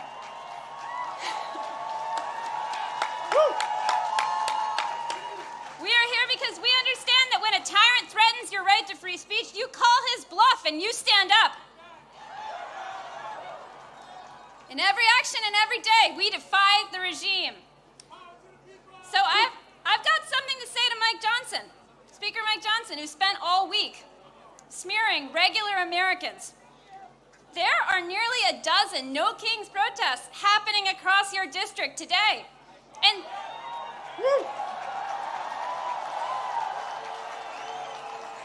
And since you've not been doing your job for over a month now, I bet you've got time to stop by. Leah Greenberg, everybody. My God. Look, Leah is my spouse. She's my partner. She's the co-executive director of Indivisible. She's the real strategic brains behind Indivisible. We are indebted to her for her strategic vision. I'm biased, but I think we all agree. Look, I'm just here to tell a story. And I think it's important for us to tell the story of these First Amendment rights that Leah is talking about. And this story I want to tell is about the first No Kings Day. Who here was at the first No Kings Day? Whoa. No, I don't think y'all were there. This was a quarter of a millennia ago. This was 250 years ago, 1775. They called it the Continental Congress. They didn't have the branding we did. But it was the first No Kings Day protest. What they did, they brought themselves together in opposition to this would-be monarchical ruler who was steamrolling the American public. He was occupying and invading American cities. He was terrorizing American communities. He was picking out his favorites and persecuting his political enemies. He didn't believe in democracy at all. Can you imagine? Can you imagine such a ruler over America? It was bleak. It was bleak. So what did our fellow Americans do? They put together a No Kings rally to give us a constitution. That's what they did. That's our history. Whose history? Whose history? Whose history? Look, this is a big experiment in self-government, a government of, by, and for the people. Nobody here is under the illusion that this was a perfect union. That's not what we created. This was a compromise of rich men, of white men, of slaveholding men. But This imperfect union that they put together, it also gave us some fundamental rights to make it more perfect. Who has been using those rights? The abolitionists, the suffragists, the heroes of the civil rights movement, the leaders at Stonewall, the leaders in the Dreamer movement, and all of us here. All of us here. Whose rights? Our rights. Whose rights? Ben Franklin, that lovely Benny, what did he say? Benny told us all, when asked what they had created, he said, a republic if you can keep it. Who's going to keep this? Who's keeping this republic? That's right. We love this country enough to demand more of it. You know who doesn't want us to make any demands? This regime. The tech fascists, the billionaire backers, they want us lazy and pliant and docile. They want us alone and afraid and powerless. Are we powerless? No. Are we alone? No. Damn right we're not. As I stand here today, Elon Musk, remember that guy? He's out of the White House. Jimmy Kimmel, back on air. And for the last week, this regime has been quaking in its jackboots at the thought of 200,000 people in D.C. outside the Capitol where Mike Johnson isn't working and hasn't been for the last month. You know what it turns out? It turns out that we're braver than the billionaires. Who's braver than the billionaires? Who's braver than the billionaires? This is my favorite part, folks. I get to name some names. Jeff Bezos, who took a respected pro-democracy institution that had the slogan of democracy dies in the darkness, and he turned the slogan into corruption, capitulation, cowardice, shame. Mark Benioff, y'all see this guy in the news, the head of Salesforce, who is welcoming troops into San Francisco? This guy who is begging to give artificial intelligence to ICE to triple their size? Shame. Daniel Ek. Y'all don't know who Daniel Ek is, do you?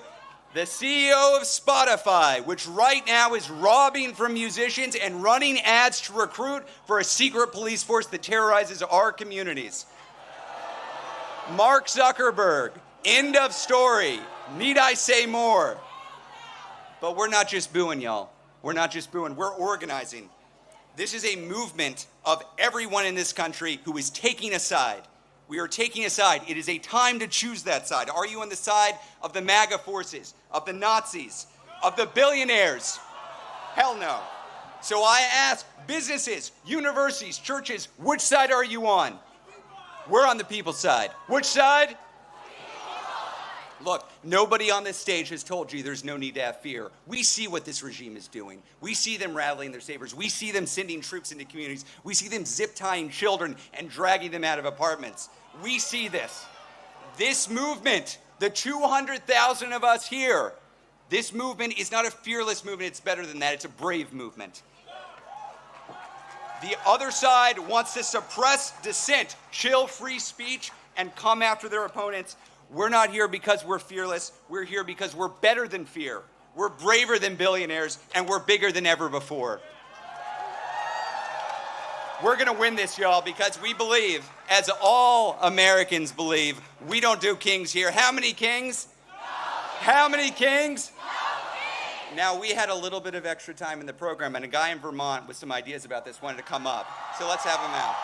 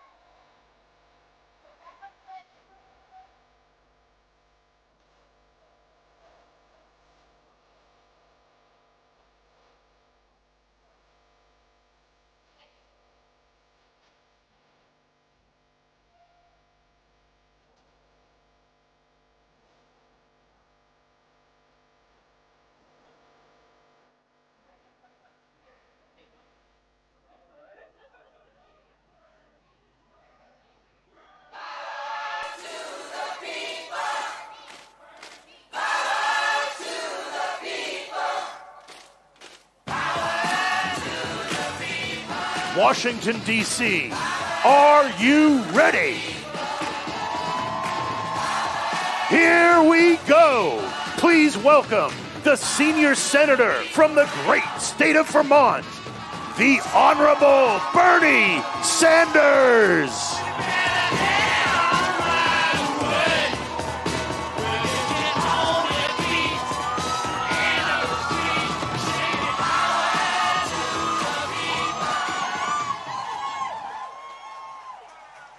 Thank you, Washington. Thank you, Indivisible. Thank you to the millions of Americans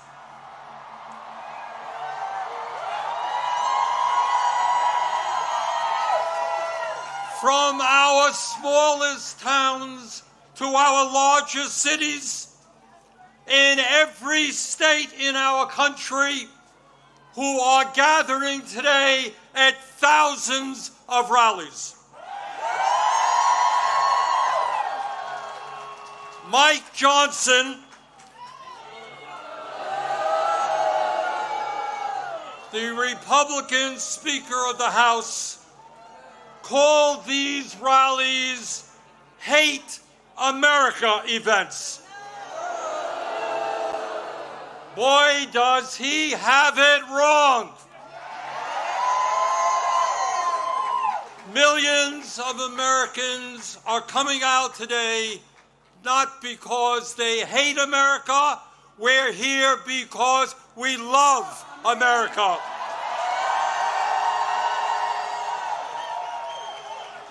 We're here because we're going to do everything we can to honor the sacrifices of millions of men and women who, over the last 250 years, fought and sometimes died to defend our democracy and our freedoms.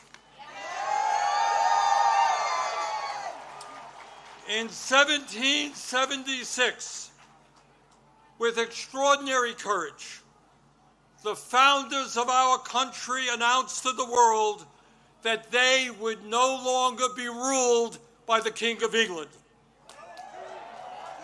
a king who had absolute power over their lives. They demanded freedom. And to bring that about, they fought a bloody war against the British Empire and the most powerful military in the world. Tens of thousands of Americans died in that 8-year war, but our forefathers fought on and they won.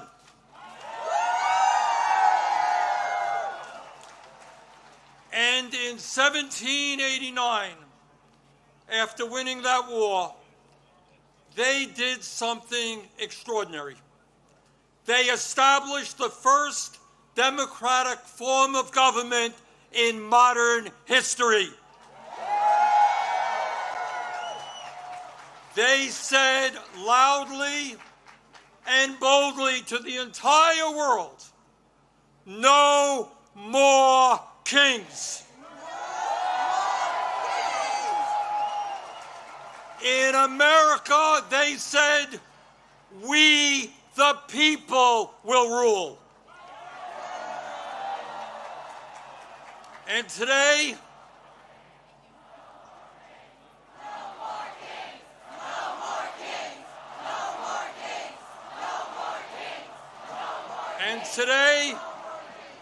today in the year 2025, in this dangerous moment in American history, our message is exactly the same. No, President Trump, we don't want you or any other king to rule us. Thank you very much, but we will maintain our democratic form of society. We will not move toward authoritarianism in America. We, the people, will rule.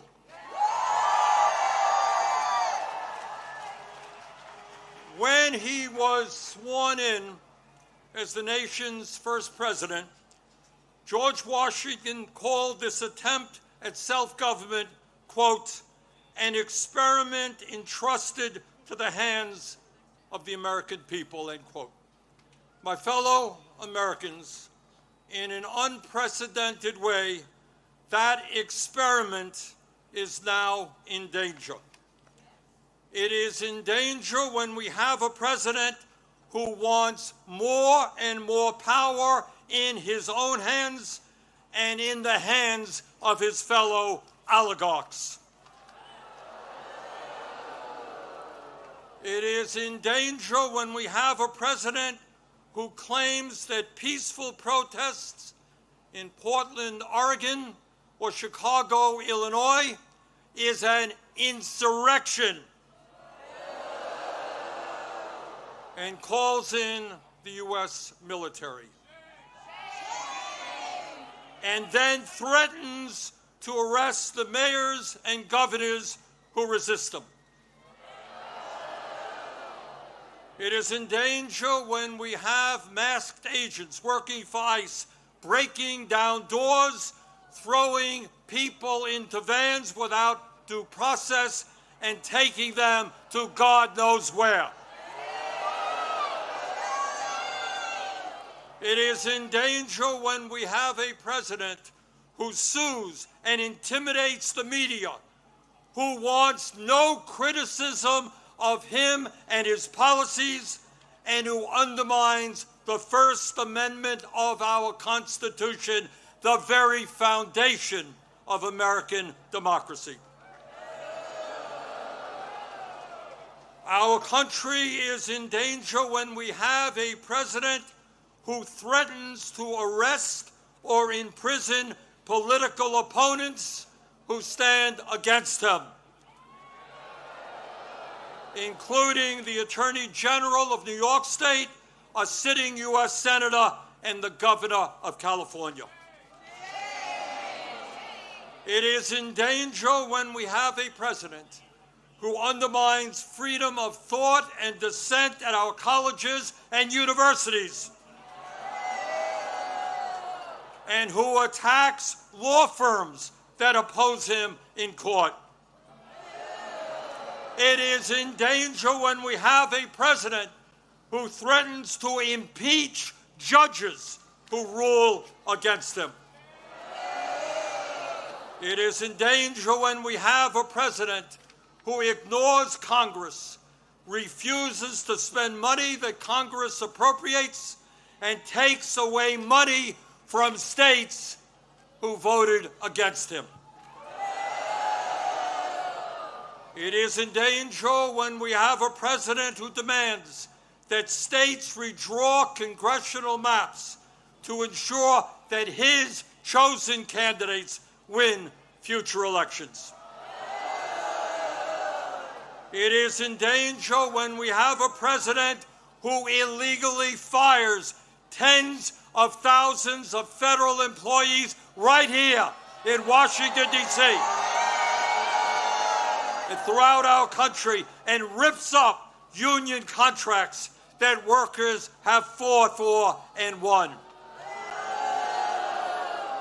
It is in danger when we have a president who grossly violates the Constitution by accepting gifts from foreign leaders, including a $400 million plane from the royal family of Qatar, and then allows that family to build an Air Force facility in Idaho. But let us be clear. This moment is not just about one man's greed, one man's corruption, or one man's contempt for the Constitution. This is about a handful of the wealthiest people on earth who in their insatiable greed have hijacked our economy and our political system in order to enrich themselves at the expense of working families throughout this country. Yes, yeah, I am talking about Elon Musk, Jeff Bezos, Mark Zuckerberg, and the other multi-billionaires who were sitting right behind Trump when he was inaugurated. Remember that? The very same billionaires who funded his campaign, who have bestowed gifts upon him, and who have seen huge increases in their wealth and power since Trump took office. Yeah, yes, I am talking about the insanity of one person, Mr. Musk, owning more wealth than the bottom 52% of American households. I'm talking about the incredible injustice of the top 1% in America now owning more wealth than the bottom 93%. I'm talking about the richest people in America becoming much, much richer, while 60% of our people live paycheck to paycheck, struggling every day to pay their rent and mortgages, pay for child care and education, pay for their health care and prescription drugs, afford decent quality food for their kids, and maybe, just maybe, put aside a few bucks for their retirements.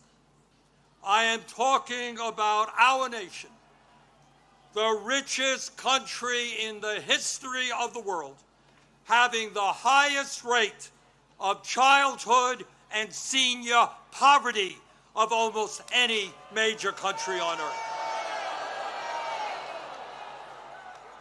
I am talking about our great nation having 85 million Americans uninsured or underinsured, and 800,000 people who are homeless, including people a few blocks from here. All the while Mr. Musk is on his way to becoming a trillionaire. I am talking about the incredible danger of the richest people in this country pouring hundreds of billions of dollars into artificial intelligence and robotics, which in the next decade will decimate tens of millions of jobs for the American working class. I'm talking about a billionaire class who believe that they have the divine right to rule, and who not only want massive tax breaks for themselves, but who reject any form of accountability or checks on their power. My fellow Americans, we rejected the divine right of kings in the 1770s. We will not accept the divine right of oligarchs today.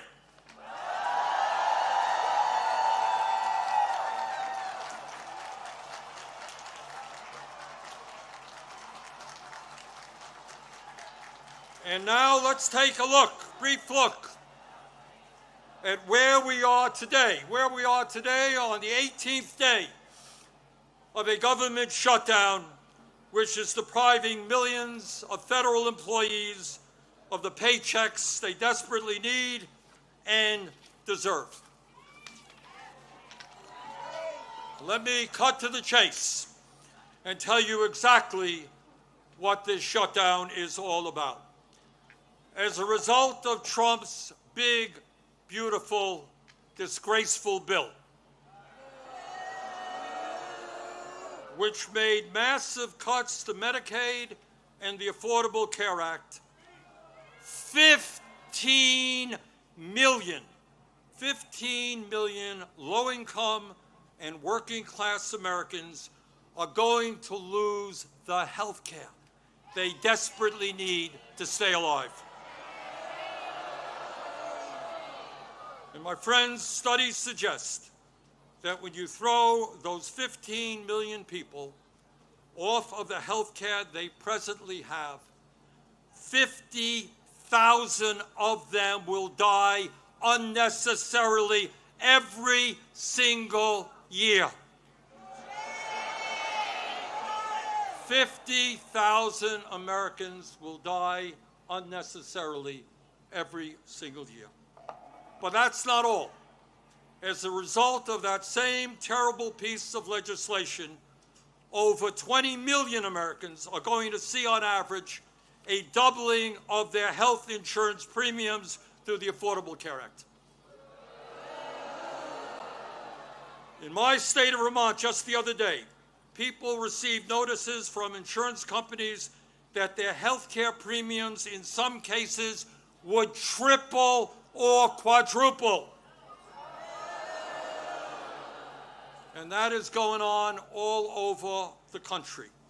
At a time when we already pay, by far, the highest prices in the world for health care, millions of Americans are going to see outrageous increases in their health care premiums, which they cannot afford.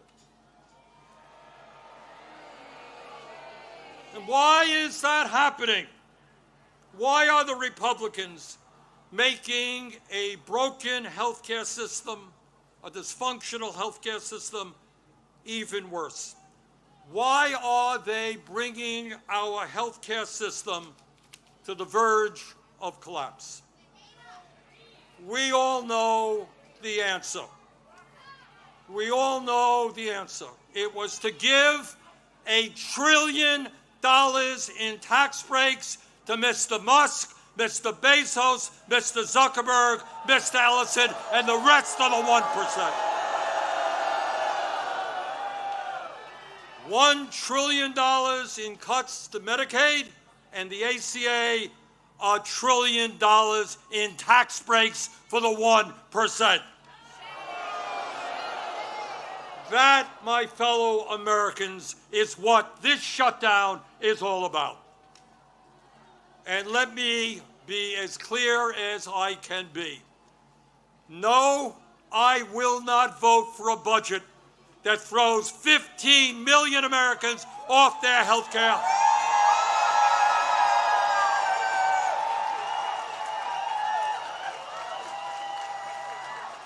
No, I will not vote for a budget that doubles premiums for 20 million Americans.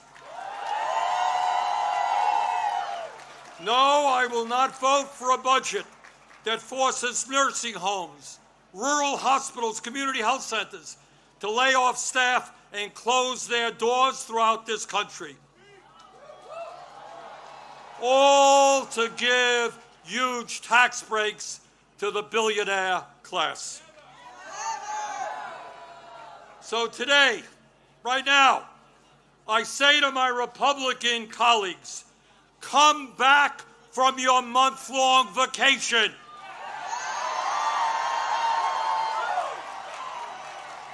Start negotiating and do not allow the American healthcare system to be destroyed. End this shutdown.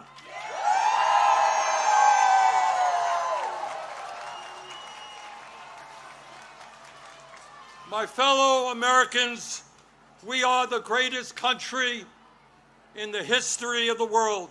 And when we stand together and don't allow demagogues to divide us up, there is nothing that we cannot accomplish. Yes, we can create a vibrant democracy by ending Citizens United and not allowing billionaires to buy elections.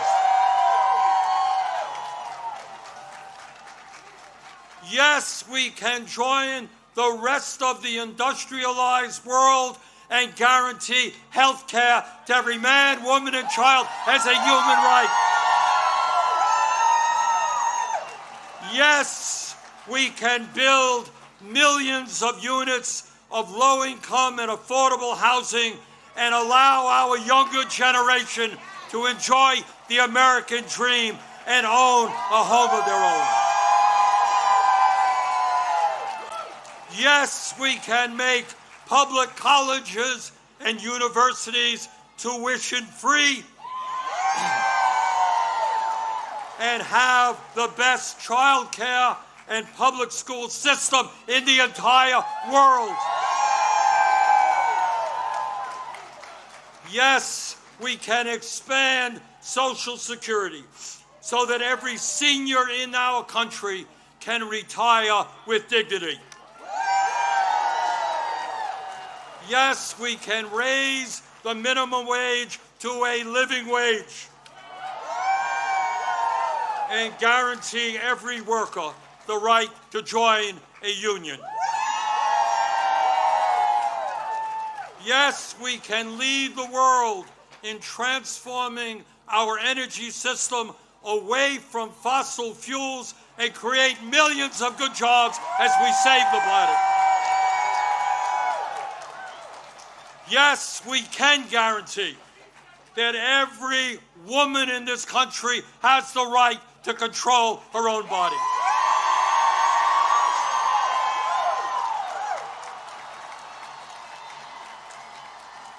Yes, we can have a foreign policy that guarantees that never again will American taxpayer dollars be used to starve children in Gaza or any place else.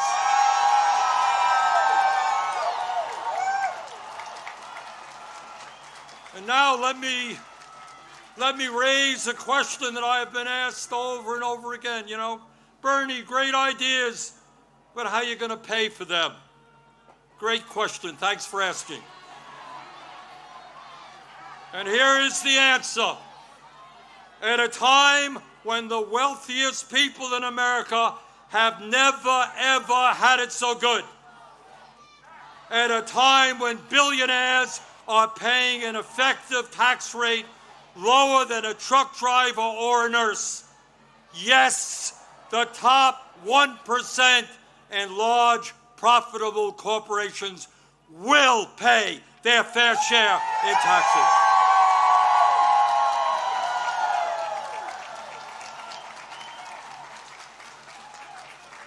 My fellow Americans, the establishment, including the corporate media and many of my colleagues in Congress, want you to believe that you are powerless. They want you to believe that you cannot change the status quo. But that is a lie.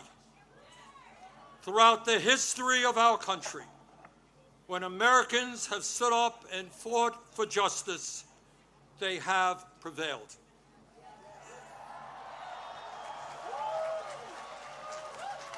When the founders stood up to King George, they were told it was impossible, but they won. When abolitionists fought to end slavery, they were told it was impossible, but they won. When workers organized to form unions and stood up to their bosses, they were told it was impossible, but they won. When women demanded the right to vote, they were told it was impossible, but they won. When black Americans fought to end segregation, they were told it was impossible, but they won. When the LGBT community stood up for their rights, they were told it was impossible, but they won. Brothers and sisters, they did it then. We can and will do it now.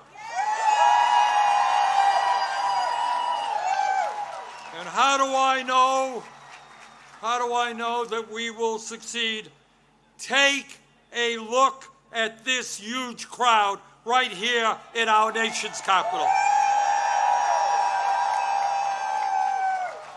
But it is not just here, as I understand it. Today, October 18th, 2025, there are more people out on the streets in more communities all over our country than we have ever seen in American history.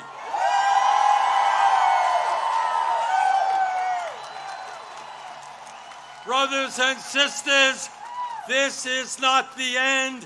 This is just the beginning.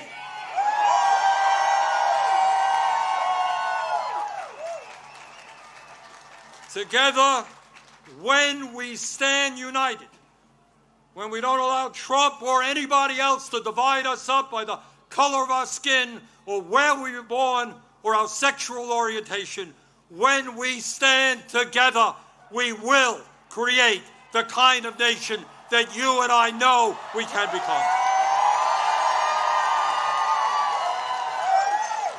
We can and will create a nation devoted to freedom, justice, and democracy. Thank you all very much.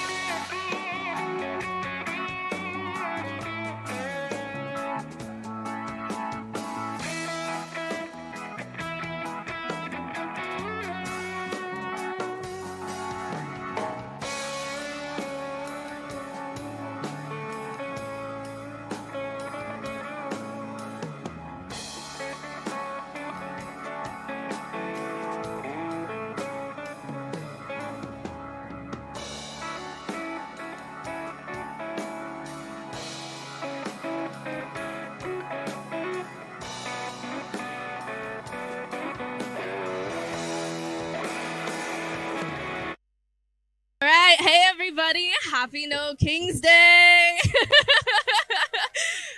on, you guys can do better than that. We're about to make history out here. All right.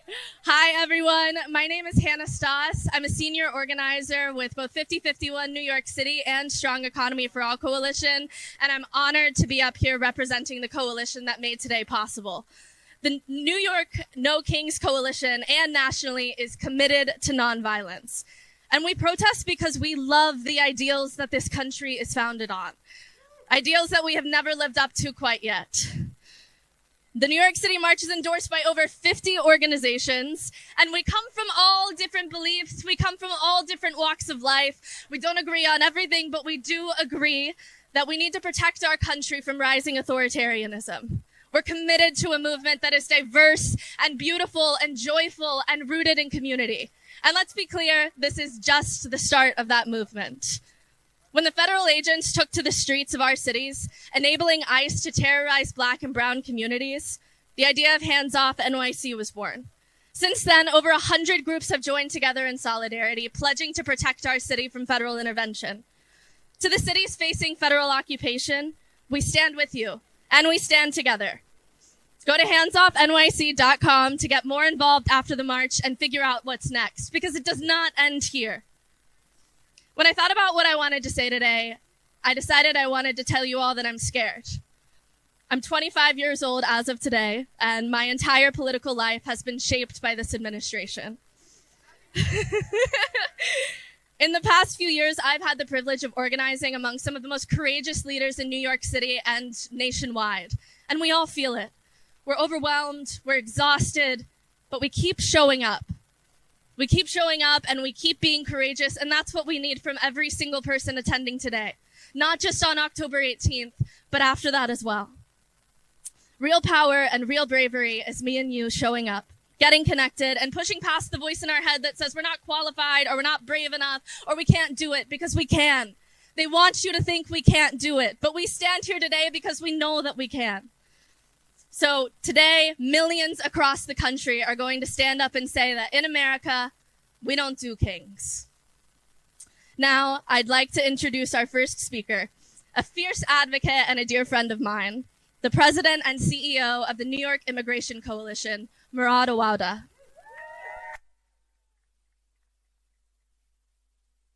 Thank you, Hannah, and happy birthday.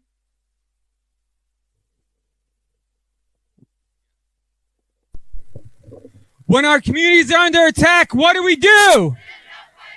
When our communities are under attack, what do we do? When immigrants are under attack, what do we do? Good morning. My name is Murad Awauda. I'm the president and CEO of the New York Immigration Coalition. It is our pleasure and honor to stand here in coalition with all of our partners who have made today possible. Nobody needs to wonder, what would America look like under an authoritarian takeover?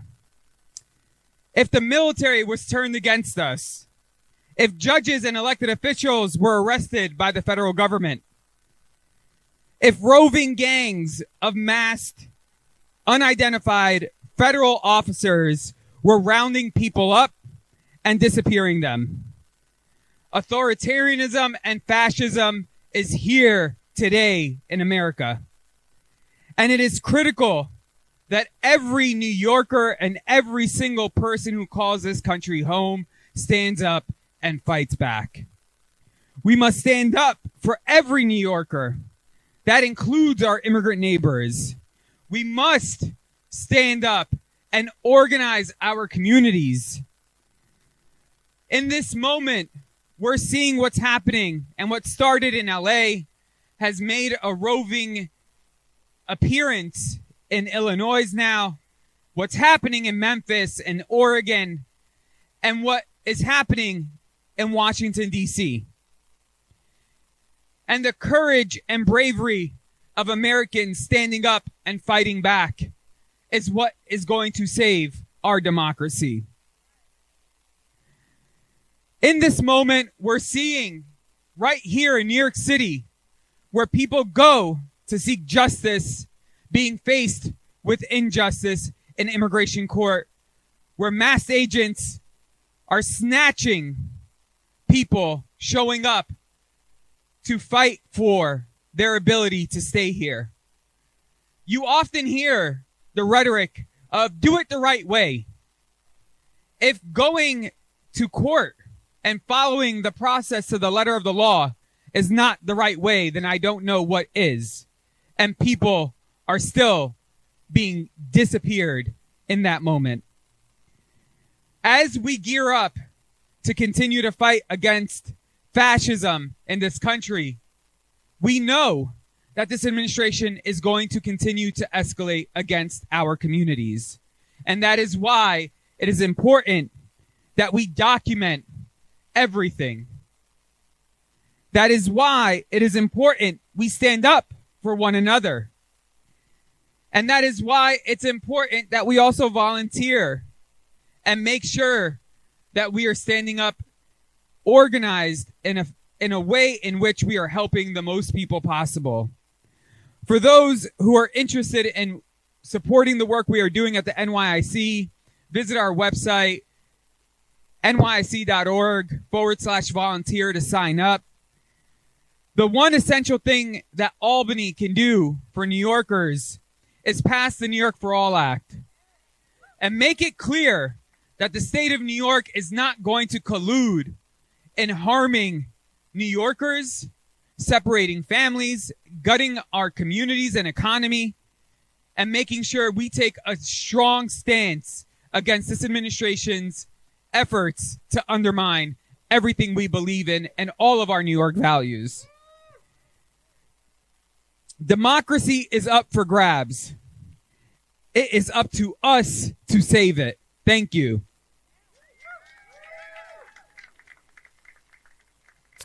Thank you, and for all the work that the New York Immigration Coalition does.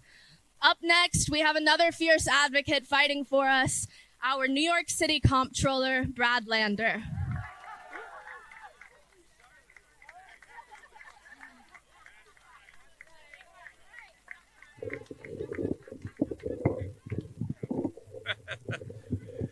Good morning. I'm New York City Controller Brad Lander, and they told me the incredible Charlotte Soner was up next, or I wouldn't have shouted out, "That's right." 250 years ago next year, the founders brought forth on this land a new nation, conceived in liberty, and dedicated to the idea that all are created equal. They would not abide kings or tyrants. They would not abide troops sent to occupy their cities without their consent. They would not abide their neighbors being abducted without due process. They would not abide the criminal justice system being turned into the tyrant's plaything to punish opponents and to pardon friends and family. They would not abide taxation without representation, where the government takes the tax dollars but does not send it back to provide services and infrastructure. Every one of those things was happening then.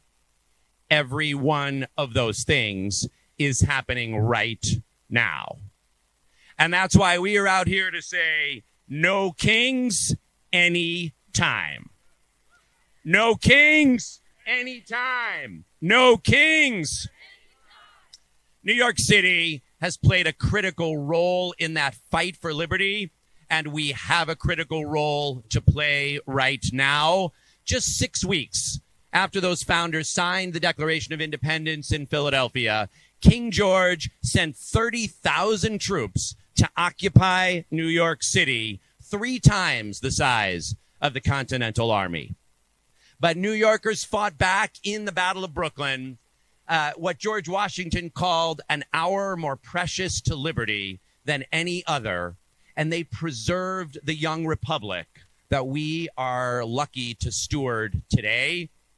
And New Yorkers have a critical role to play right at this moment.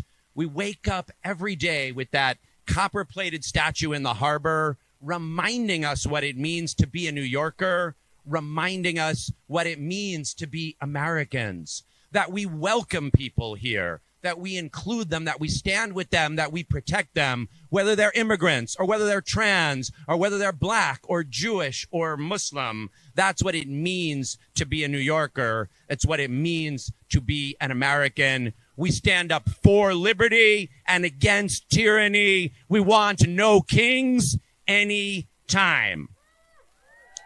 And that is why we are standing up at 26 Federal Plaza and saying, no way you are going to abduct our neighbors without due process, without us standing up. Thank you, Murad and New York Immigration Coalition and Charlotte and everybody who is leading the way in that fight. That's why we're out in the streets today with millions of Americans across the country to say no kings. And that is why we will be out time and time again to say no kings any time. Look, it is going to get harder in the days to come. We know that troops will be sent to this city, but we are not backing down. I've already been arrested twice by ICE, and I'll take as many more times as it comes. We're going to do it with joy as well. In Portland, that seems to mean cartoon frogs and naked bike rides. I'm thinking here something more like outdoor dining against Trump. But make no mistake, we will do it with steel backbones, with a resolute insistence, with clear commitment against tyranny and for liberty, that this country will have a new birth of freedom and that government of the people, by the people, and for the people shall not perish from this earth. No kings anytime. No kings. No kings. See you out in the streets.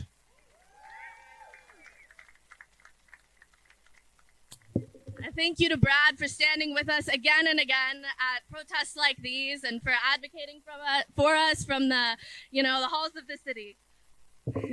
Up next, we have a pairing of the executive director of the New York Civil Liberties Union, one of the leading voices fighting for us these days, Donna Lieberman, and Christine Lottie, an actress and activist who's using her voice today to say no kings.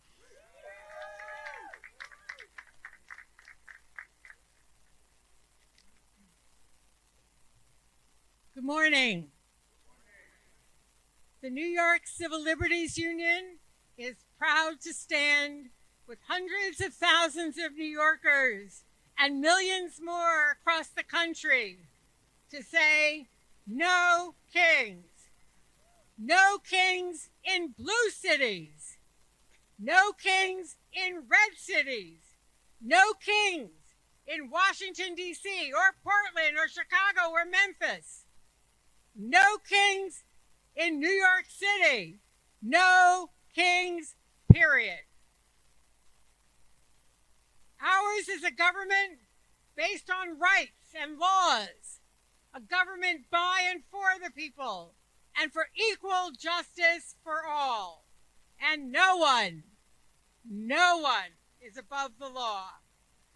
We will not be bullied into silence. We will not stand by and let the president who would be king commandeer the full force of our federal government to demonize and bully and lie about our communities, to separate families and terrorize immigrants and citizens alike. We will not stand by as he unlawfully calls out the National Guard to turn our cities into occupied territories. We will not stand by and let them normalize a regime of secret police, ICE agents behaving like thugs, unaccountable, ununiformed, hiding behind masks in order to do their abuse and dirty work. We will not stand by and let them wreak havoc on our courts, our schools, our universities, which are the foundations of our democracy. And we will not stand by and let the racist in chief turn back the clock on equal rights for Black people, Latinos, for women, for the LGBTQ and immigrant communities. We will not stand by and let them hijack our democracy.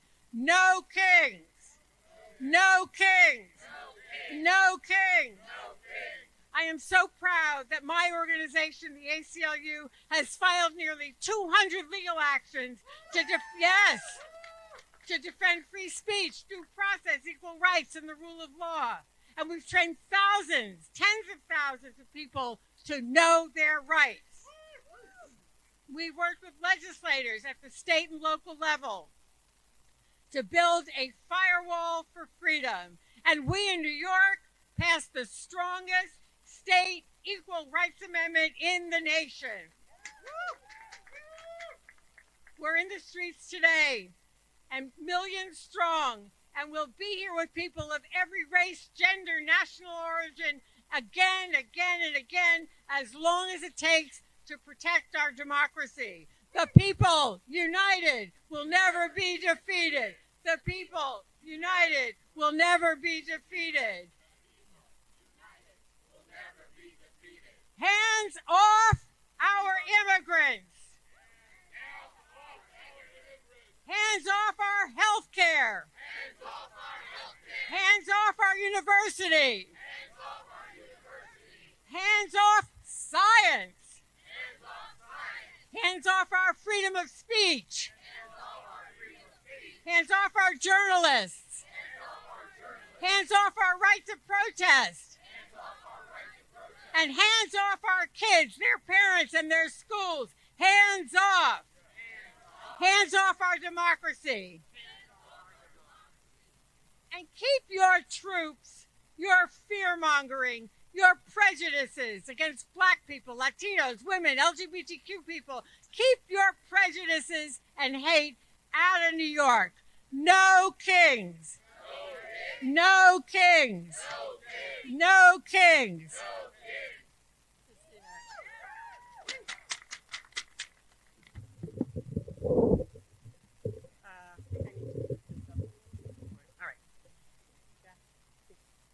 Hello, everyone. I am so grateful to be here today in solidarity with the millions of people across this country and around the world who are peacefully, passionately, and joyfully showing up for our democracy. I have been marching since the early 70s. Yes, I am that old. Against the Vietnam War, for civil rights, for women's rights. And every time for those marches, they tried to scare us away. But this time, they really tried, because that's exactly what Trump wants. He wants us to be afraid, to stay silent, to stay home. But guess what? We're not backing down. We refuse to let fear and hatred win, because we love our country, we cherish our democracy, and we will never remain silent in the face of a wannabe king who is doing the most unpatriotic thing by ripping up our Constitution in front of our very eyes. We are peaceful patriots, millions of us, united by love and respect for each other and for our Constitution. We will fight their hatred, division, and fear with love, joy, and inclusion. We rise up today to remind Trump and his allies, America does not do kings. We all know what Trump has done, but what is important is what we, the people, are going to do about it. They can't silence us. And when we speak up, when we show up, we can make change. We are unafraid, and we are speaking up for our fundamental freedoms because America belongs to its people. We will never do dictators. And as America-loving patriots, we will always fight for, as the last line in our Pledge of Allegiance states, liberty and justice for all. Remember our Pledge of Allegiance, Trump? Can we say it loud so he can hear us? Liberty and justice for all. One more time. Liberty and justice for all. Thank you.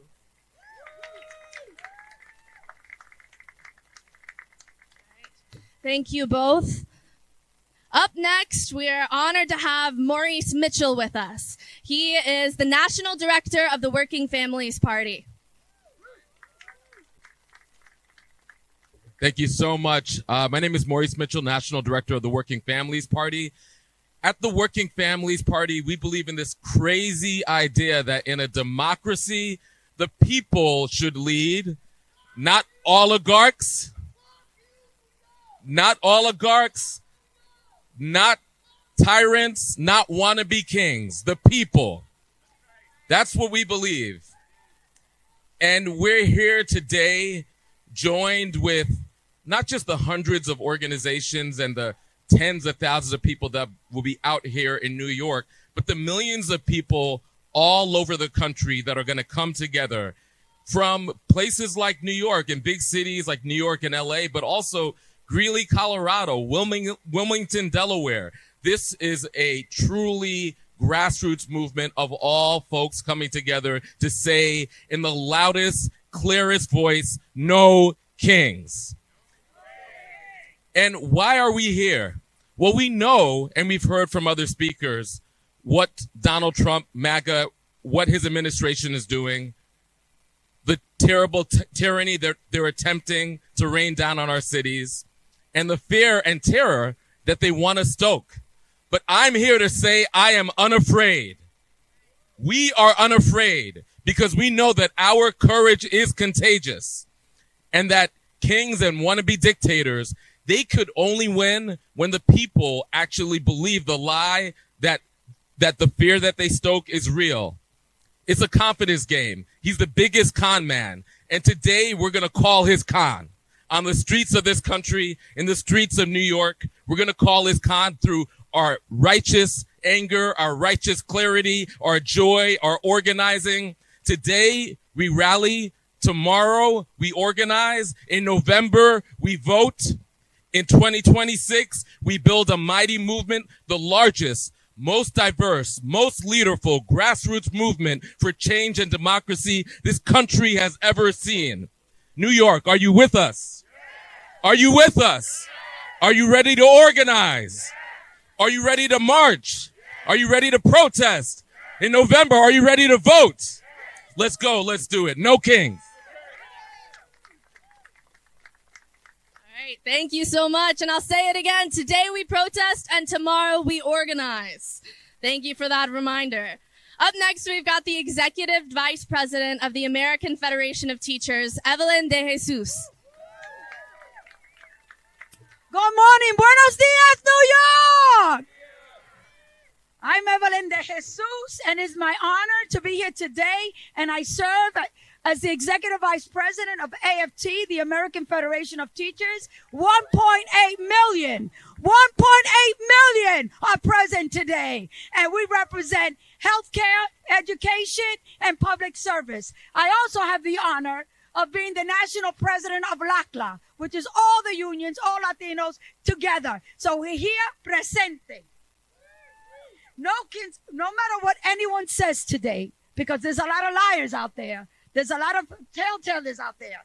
Today, it's a peaceful demonstration. Are you with me? No Kings is a peaceful movement of millions of Americans from all walks of life rising up to make one thing clear. We don't want dictators or kings in America, and we will never have it. We're organizing to defend our democracy, protect each other and our communities. And we say enough is enough. Basta ya. To the Trump administration's cruel and chaotic abuse of power. Millions took the streets in June, and we're doing it today again. Millions of people are coming together. They are fed up. Prices is too high. They can't meet their bills, and people are just fed up with an authoritarian regime that's forgotten who they serve. They serve the people of America. And to stand together in the belief that America belongs to the people, not to kings, not to billionaires, and not to wannabe dictators. This movement is about ensuring the power always remains where it belongs, with us, the people. Despite the right-wing message today calling this rally a hate America's rally, today's march is peaceful. It's a peaceful day of unity and resolve in the spirit of the June 14 No Kings action, but only much larger. There is nothing more American than protests. Authoritarians always fear organized people. It is why they lie about the opposition. We are parents. We are veterans. We are faith leaders and workers standing together shoulder to shoulder for democracy. They want chaos. We bring coordinated and peaceful dissent. That's what they fear. President Trump is deploying our own military. My father served in the Korean War. My brother served in the Vietnam War. My nephews have served over in the Army. And I'm proud that they're military. But this is not what we signed up for. And has mass ICE agents to try to strike fear into his own people. This is dangerous and it's un-American, which is exactly why we're showing up today. He wants us to be scared, as many of us have said, but we refuse. Fear is a tool of authoritarianism. Courage and solidarity are the tools of democracy. Estamos aquí para defender nuestra democracia, para decir basta ya. No queremos dictadores, no queremos reyes, no queremos trono y no queremos corona. Queremos paz, equidad y un país justo para todos. Because this is what democracy looks like. Show me what democracy looks like. This is what democracy looks like. Show me what democracy looks like. This is what democracy looks like. Show me what democracy looks like. This is what democracy looks like. Thank you.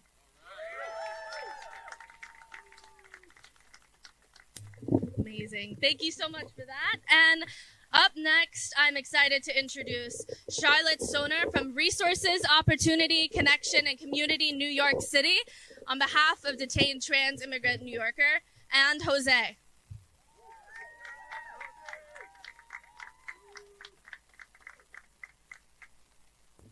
Good morning, everyone. My name is Charlotte Soner, and I'm with Rock NYC. It's a privilege to be here this morning with such an amazing lineup of speakers. I'm here to talk about Shakira, a beloved community member who was kidnapped in September. Shakira is a trans asylum seeker from Venezuela. A few weeks ago, after leaving her routine immigration court appearance down at 26 Federal Plaza, Shakira was detained by masked ICE agents without a judicial warrant. Currently, Shakira is being held in solitary confinement in a male detention center in Louisiana. Today and every day, I stand in solidarity with Shakira and the countless thousands of our immigrant neighbors who are currently rotting in for-profit detention centers, like New York City public high school students, like Dylan Lopez and Mamadou Mukhtar, who've been unjustly arrested by ICE as the Department of Homeland Security is ignoring the existing rulebook of immigration policy and unleashing cruelty beyond belief against our communities. Shakira's arrest is part of a broader effort by the Trump administration to destroy communities and disappear our immigrant neighbors. It's also part of a broader effort to intimidate, silence, and strip basic rights away from trans folks throughout the country. From my many months at immigration court, I can tell you that ICE is cruelly and intentionally singling out trans respondents for arrests. And the reports of abuse against trans detainees are harrowing. This looks like ethnic cleansing to reshape our society through the administration's hateful and white supremacist ideology.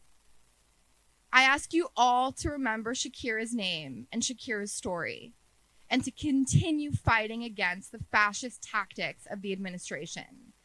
Do not be silent and complacent in the face of these horrors. I'm now going to let my dear friend, Jose, and Shakira's dear friend say some words about her.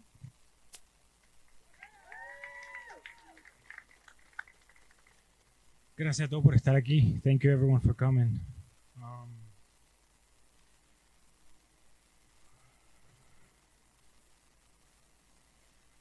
I was there when Shakira was arrested, and the void that she left, not only to me, but to all her friends, to all the people that knew or know her. There are no words.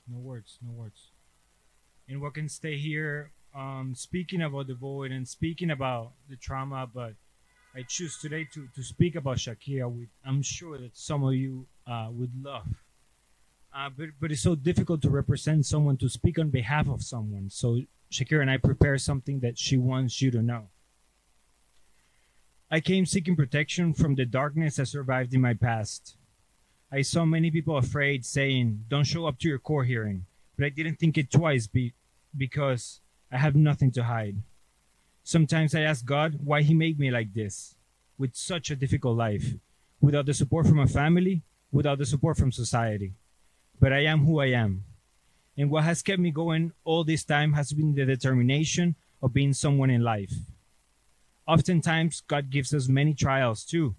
And if we stand strong, that builds character and we learn. In the end, I give thanks to God for making me exactly the person I am today. This is a new trial for me. I'm locked inside four walls, wondering if I'll go back to the darkness or if I'll see a new sunrise. Thank you all for being here. Thank you. When we gather here, when we speak Shakira's name, we build the sunrise she dreams of. Lastly, we made a GoFundMe campaign to help for Shakira pay for her legal fees. Please consider donating. Y vamos arriba. This is all together. Let's go.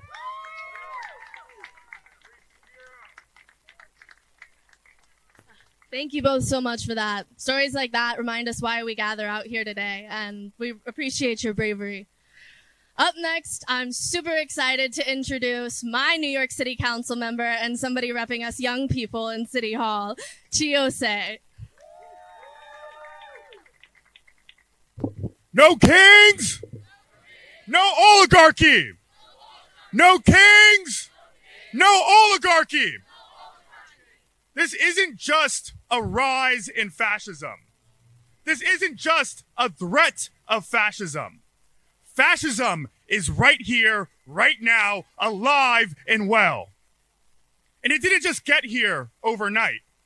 Off of the heels of the civil rights movement, the women's rights movement, the LGBTQ rights movement, there was an organized, strategic effort to usher in the draconian state. The GOP, the Heritage Foundation, the billionaires that fund them, they were intentional and strategic in bringing in this day. And we were caught off guard.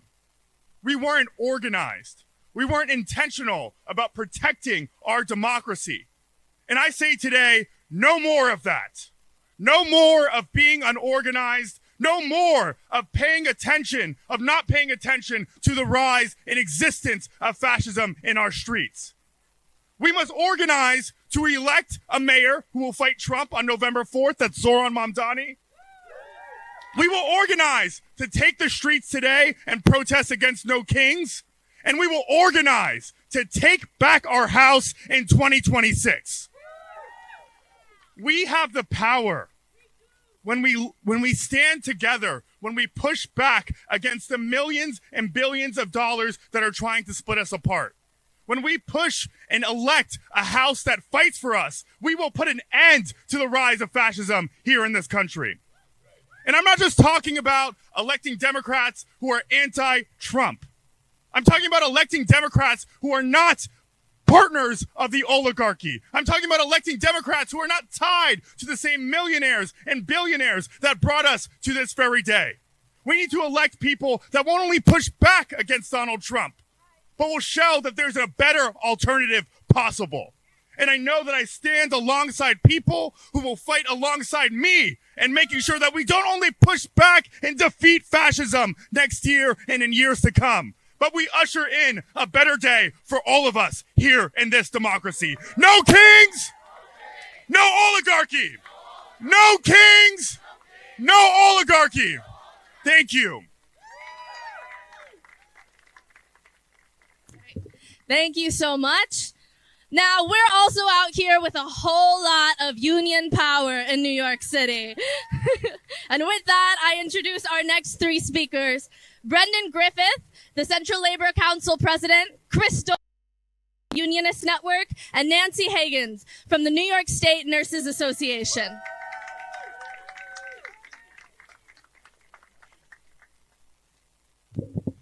Good morning, sisters, brothers, and siblings. Can you hear me? When worker rights are under attack, what do we do? When immigrant rights are under attack, what do we do? And when civil rights are under attack, what do we do? Thank you very much, sisters, brothers, and siblings. My name is Brendan Griffith, and I am the president of the New York City Central Labor Council, AFL-CIO. We represent more than 300 unions and over 1 million working people across the 5 boroughs of New York City. And working people in New York City know what happens when power stops answering to the people. We see it when corporations cut corners at our expense. We see it when this administration in Washington uses its power to punish and divide instead of to serve. The New York City labor movement is here today because No Kings is more than a slogan. It is a statement of who we are as New Yorkers. This city does not bow to anyone. We believe in shared power, collective strength, and democracy that grows from the ground up. Since the last No Kings in June, the administration has only deepened its attacks across this country. It has targeted immigrant families. It has attacked collective bargaining rights. And it has tried to weaken public programs that workers rely on. It has weaponized the justice system to go after political enemies, including our own Attorney General Tish James, whose courage and commitment to justice has never wavered. And these actions, they hurt communities everywhere, including right here in New York City. The shutdown in Washington, that is the latest example of that abuse by power. This administration and its allies are holding people hostage, thrown millions of working people into needless turmoil. Federal employees, including veterans, frontline public servants here in New York City, they keep our airports safe. They protect our food and water. They deliver vital services every day. And now their livelihoods are being disrupted while the cost of living continues to climb. At the same time, this administration is escalating its partisan attack on New York by freezing billions in funding for the Hudson Tunnel Project and the Second Avenue subway. And that means tens of thousands of good jobs are put at risk. And it is an intentional assault on our city, our infrastructure, and our communities. But New Yorkers, we know that we have never been afraid to stand up. When nurses fight for safe staffing, when federal workers demand fairness and freedom from political retribution, when immigrant workers organize for dignity, they are fighting for their communities and for the values that bring us together today.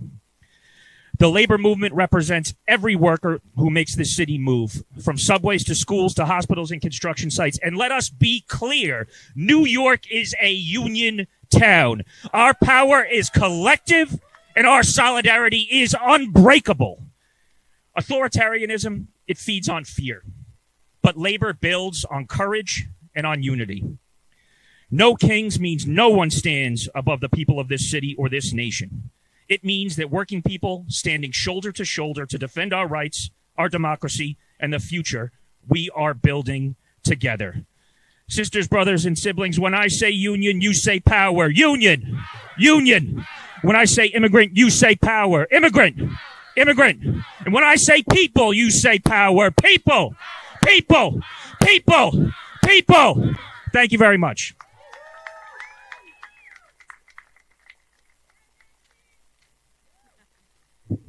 Hi. Hello, good morning, everyone. I hope you could louder. Closer. All right. Do we have any immigrants in the house? Any healthcare workers? All right. My name is Nancy Higgins, and I'm the president of the New York State Nurses Association. We are more than 42,000 strong union nurses from New York.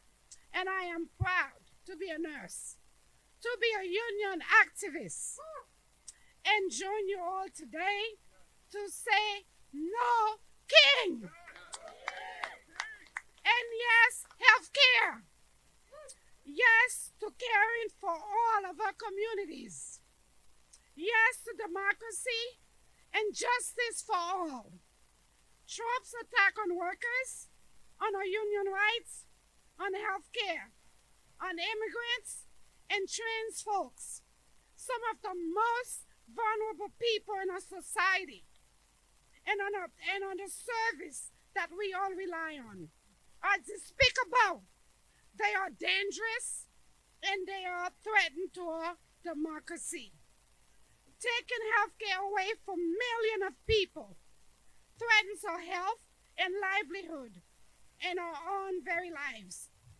I am a proud union leader and a proud Haitian immigrant. Do you all hear me? A proud Haitian immigrant. It's time to stand up with our Haitians and our immigrant siblings. That's right. An attack in one is an attack on, I want to hear you, an attack in one is an attack on all of us. As a union and an immigrant, I can also tell you that we know how to stand up to bullies.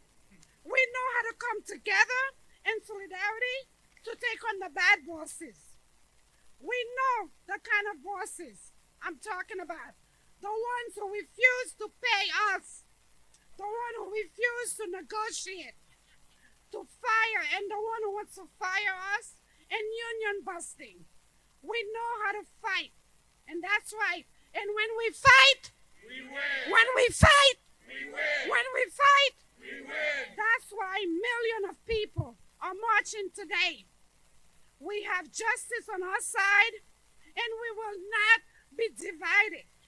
We are raising our voices against the bullies, the billionaires, the bad boss, and the wannabe king.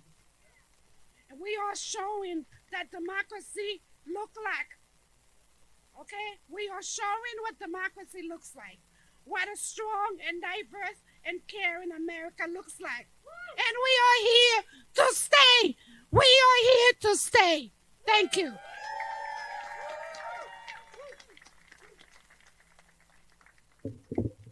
My name is Chris Doles, and I'm one of the co-executive directors of the Federal Unionist Network.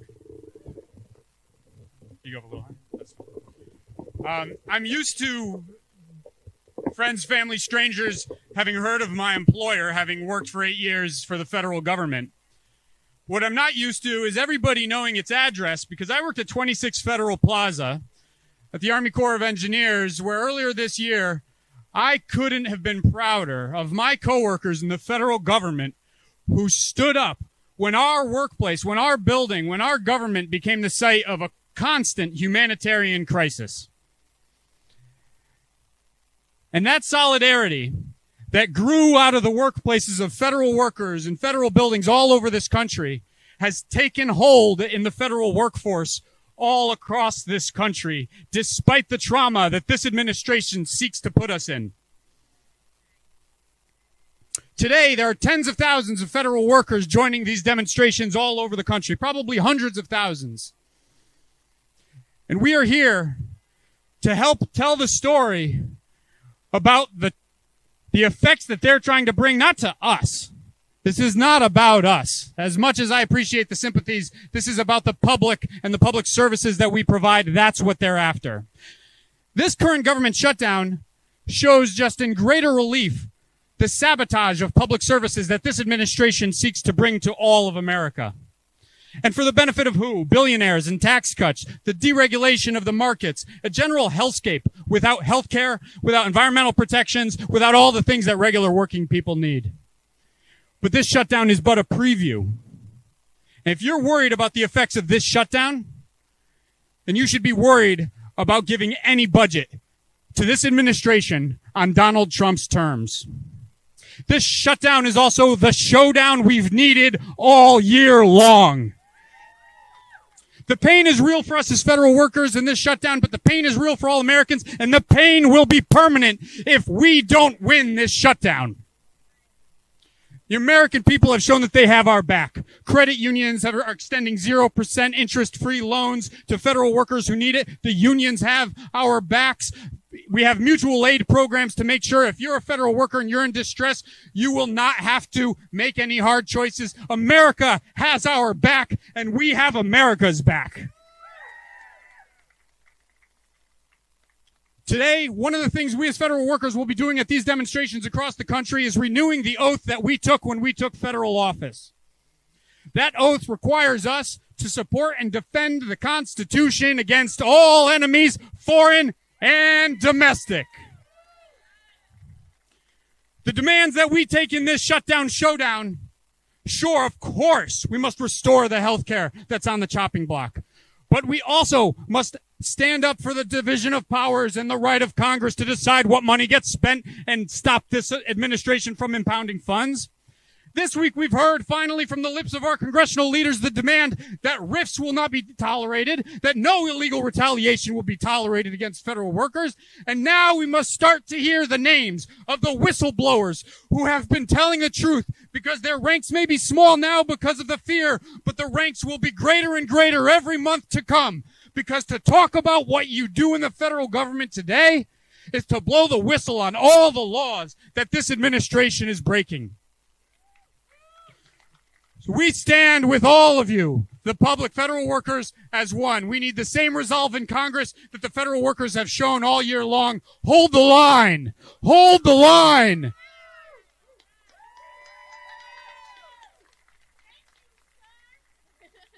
Yes, say it again. Thank you so much. All right, up next, we have a real treat, and we have L. Joy Williams, the president of the New York State NAACP. No kings! No kings! I'm L. Joy Williams. I am president of the NAACP New York State Conference, and you will see our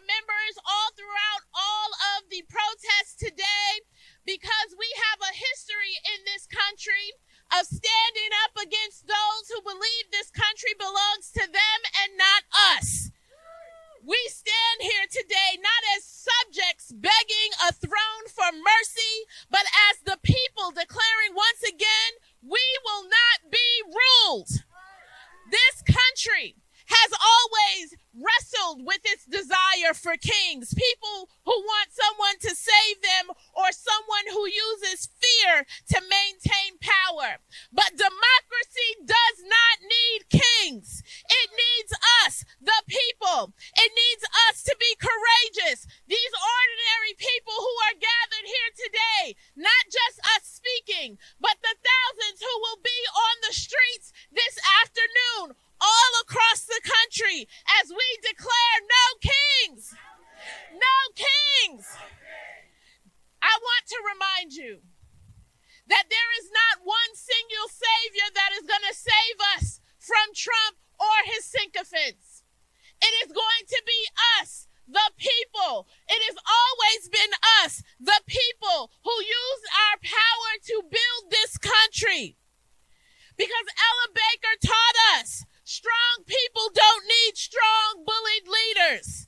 We already have the power we need. We are using it today, and we will continue to use it not only to change who's in Congress, not only to change who's in the White House, but to change this democracy for the better. No kings!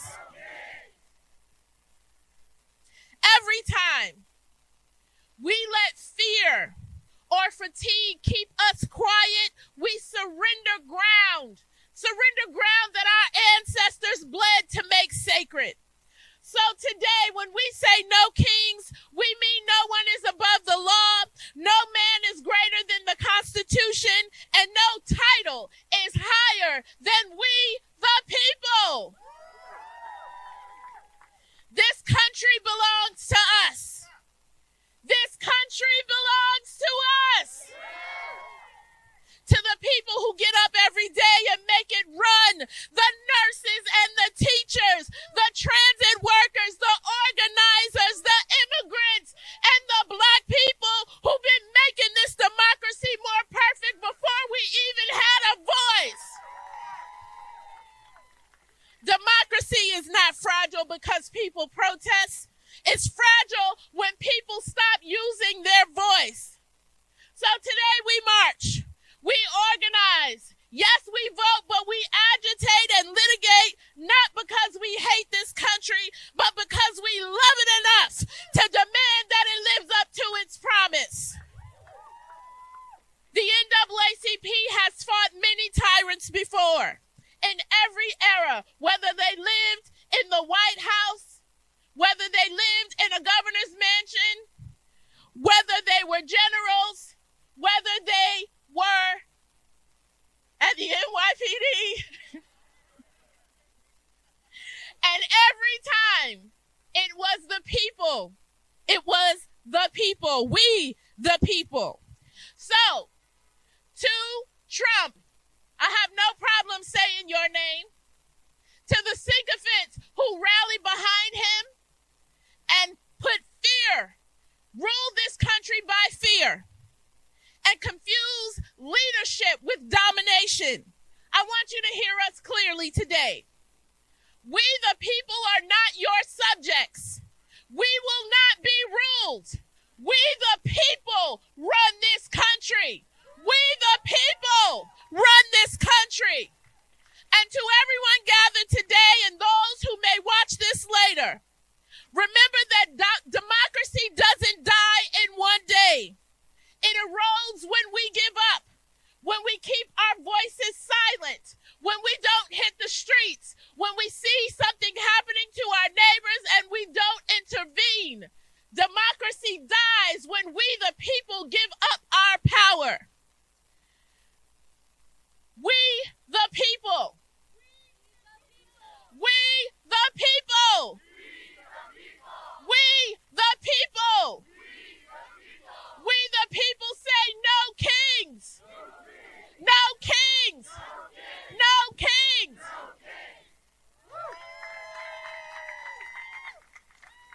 Inspiring and invigorating. Thank you so much for being here. Now I'd like to introduce Dred Scott from the Fall of Freedom Artist Group.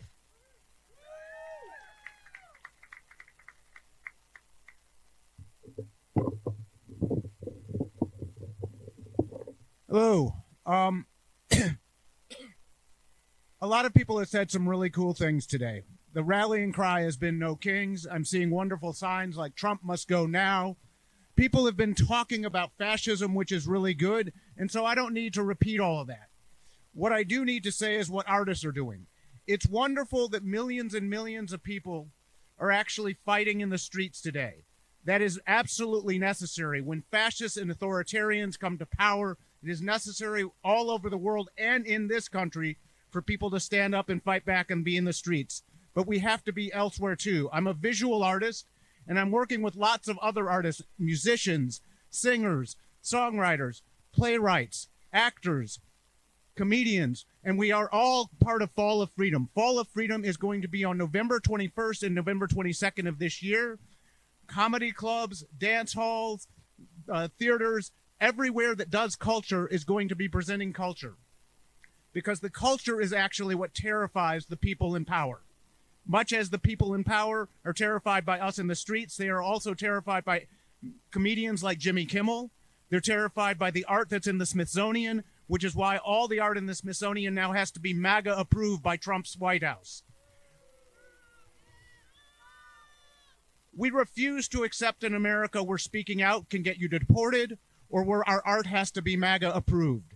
That is not what we are going to stand with or stand for. We're going to be the visual and soundtrack of this movement.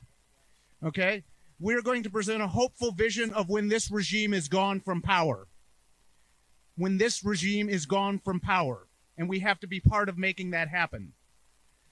One of the things is that on November 21st and 22nd, Fall of Freedom will actually have singers like John Legend, the filmmaker Michael Moore, the playwright Lynn Nottage, the visual artist Robert Longo, the bookstore Epilogue Books in North Carolina, Counterpublic in St. Louis, and the Harlem in Harlem, the Apollo Theater will all be standing with us, and lots of people will be part of this. But the thing is, this is a movement built by artists and people who love art and culture.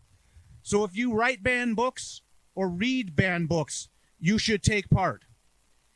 If you sing songs about justice or dance to that tune, you should take part.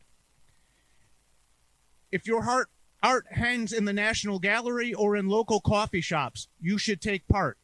This is open source, much like this demonstration today where millions will be taking part in the streets. Fall of Freedom is calling on people to take part. Ask your bookstore to read from banned books on November 21st and 22nd. Ask your favorite music club to actually play artists that are talking about fascism and getting free from it. We want to be part of this, and we invite you to be part of this. So, again, go to falloffreedom.com. That's where you could find more. I see somebody writing it down. That's really great. This is cool. Thank you. Because we are new. We are new kids on the block. There are some seasoned people here. But okay, we're getting more loud because there are people coming through that are getting loud too. It looks like they have some green vests, and they're going to be helping shepherd the march, which is really cool.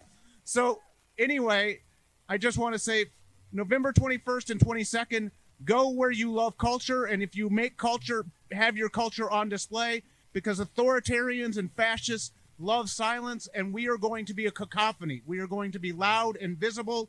We're going to stand up and have solidarity, and that's actually what is going to drive this regime from power. Thank you. Thank you so much. We're lucky to be joined by all kinds of people, from artists to union leaders. And up next, Representative Yvette Clarke.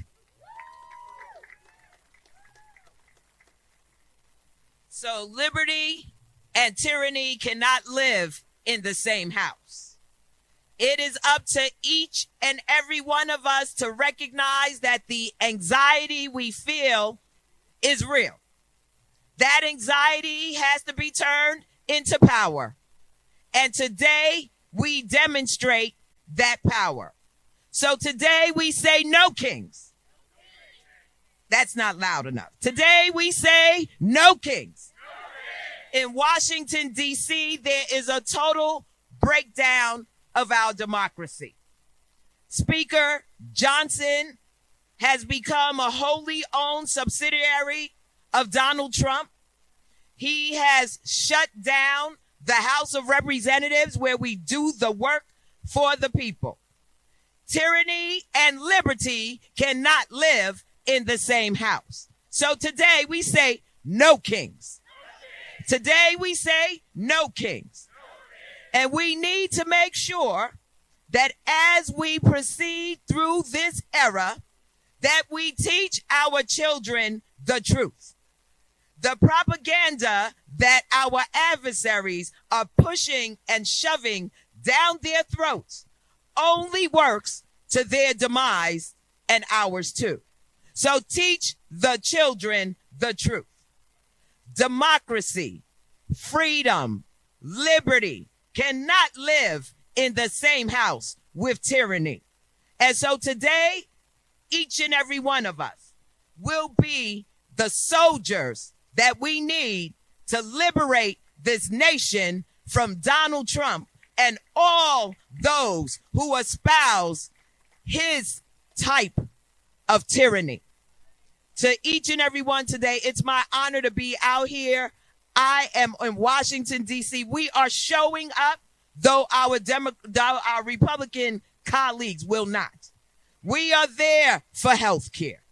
We are there for our cultural affinity to serve as Americans who make sure that our federal workers will be treated with dignity, that we rebuild and reimagine a civil society that includes everyone from every background, from every race, every religion.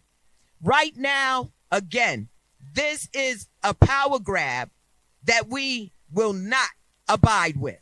So to everyone here today, let's go. We are going to take these streets, and if we need to come out every week, we must do so. This is an imperative, folks. What is happening, what we are feeling, what we are experiencing is real. And if we in any way believe that we can slide through this, there are those who say that they are not about politics. Well, let me tell them today that politics is about them. And what these folks are doing in Washington, D.C. is the power grab for the generations. So each and every one, let us be resolved. This is our moment for this generation and future generations to come. No kings. No kings. No kings. No kings. And we will win the victory. Thank you. All right. Thank you so much. And I am beyond honored to introduce our last speaker for this press conference, the president and CEO of the Leadership Conference on Civil and Human Rights, Maya Wiley. New Yorkers, are we ready? Have we been ready? Are we gonna stay ready? We are here today because it is this city, it is this state that cannot, will not, and will never bend a knee to any regime that tells us that we do not belong, that any resident of this city does not matter, that our votes don't count, and that lies can rule the day. Let me just say a little bit more. When you heard all of us say no kings, no kings, no kings, what we mean, let's make it plain. Nobody voted to tell somebody to refuse to feed people in a program that Congress said must be fed. Nobody voted for a regime that would refuse to pay attention to government workers that said measles are spreading and children might die. Nobody voted for a regime that said you can be thrown to the ground, handcuffed, taken away because you don't look like a citizen. You don't look like a citizen. What does a citizen look like? What does a citizen look like? Look behind me. What does a citizen look like? Looks like us. What does it mean to have a democracy? It means freedom. And freedom ain't free, y'all. We have known this for 250 years. Because when this country was founded, it was founded on an ideal of equal opportunity, of equal protection under the law, of a government for the people, by the people. But we know it has never been a promise. It has been a thing that we, the people, have demanded for 250 years. And I say that today because we have a regime trying to tell us that teaching the history of slavery cannot happen. We have a regime that is telling us that the fact that teachers want to teach what they believe they should teach is wrong. We have a regime that is telling us that, by the way, the federal government can try to force states to tell them who can vote and who cannot. That is what we are standing up to say, no, you can't, and no, you won't. Because whether you clean a bedpan or clean the streets, whether you teach a child to learn, or whether you simply just show up every day to take care of your family, you have a right to be here, you have a right to be respected, and nobody can tell you that you don't deserve to be treated like a citizen of this country. And I mean citizen in this way. I didn't ask you for a passport. Citizenship is about showing up. Citizenship is about doing for your neighbors. Citizenship is about recognizing that a love of this country means the perpetual right to demand that it do right, and that it do right by all of us. We have seen a young black man in Chicago thrown to the ground, put in handcuffs, while people called out, but he's a citizen. We have seen a woman outside of a school get thrown down and put in handcuffs. As she said, they don't have a warrant. They won't show me a warrant. They had to release her later.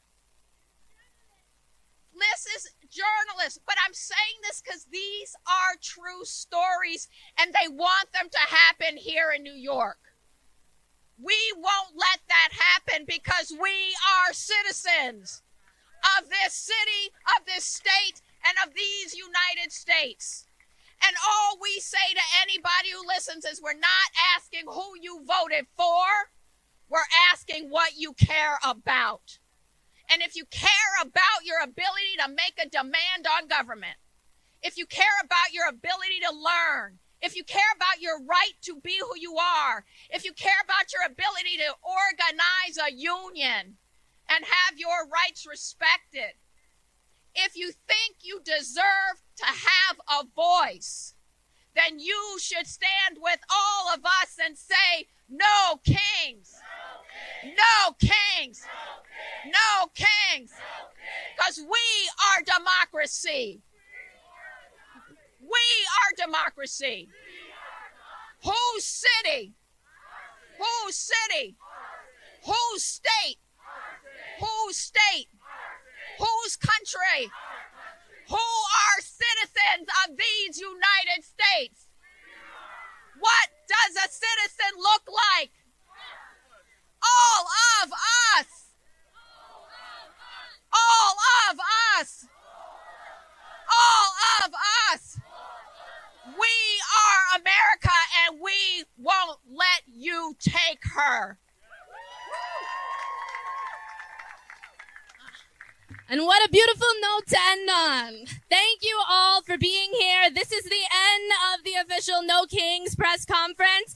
But I want to give you one last reminder. It's what tugs at my heart. What kind of future do we want to leave for our children and our grandchildren? We got to fight like hell, y'all, to keep democracy intact for them.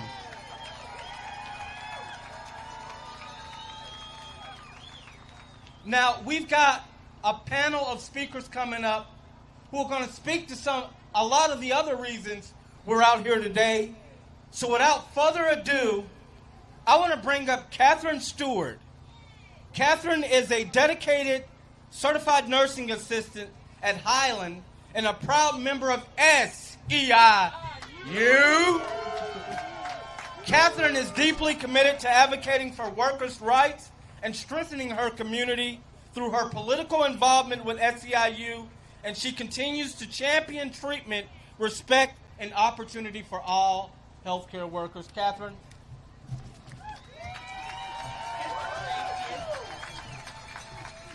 Hello, Kansas City! And my SEIU family!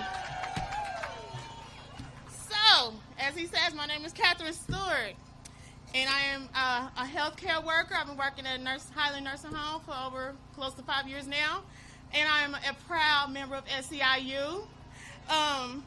So, you know, our president, which I don't even want to say his name, so I just say president. Your president is supposed to be someone that stands up for everybody.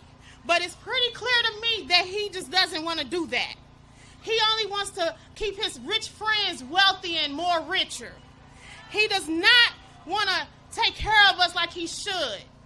Anybody that gets into a position of this kind of power and abuse it does not deserve it. They are abandoning people like us. They slashed the SNAP program, the food stamps. They're trying to double our insurance premiums. We're not having it.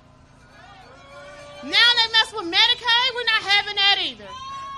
Whether they know it or not, Medicaid is the heart of our country, in our city, in our state. It runs half of our facilities that are running around here. Without that, we would not be standing.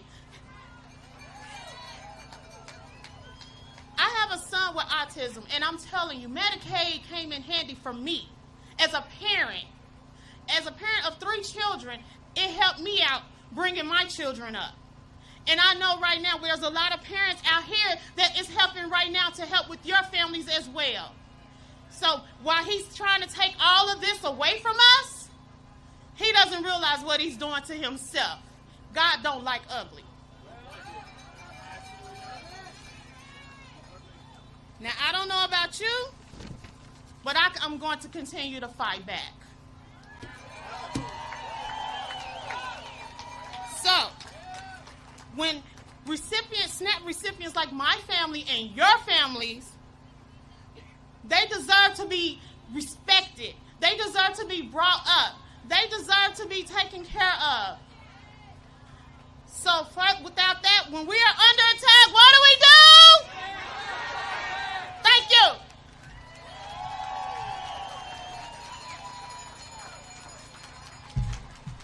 Thank you, Catherine. And shout out to all the healthcare workers out there today. For real. You know what? I had a thought, y'all, when Catherine was talking.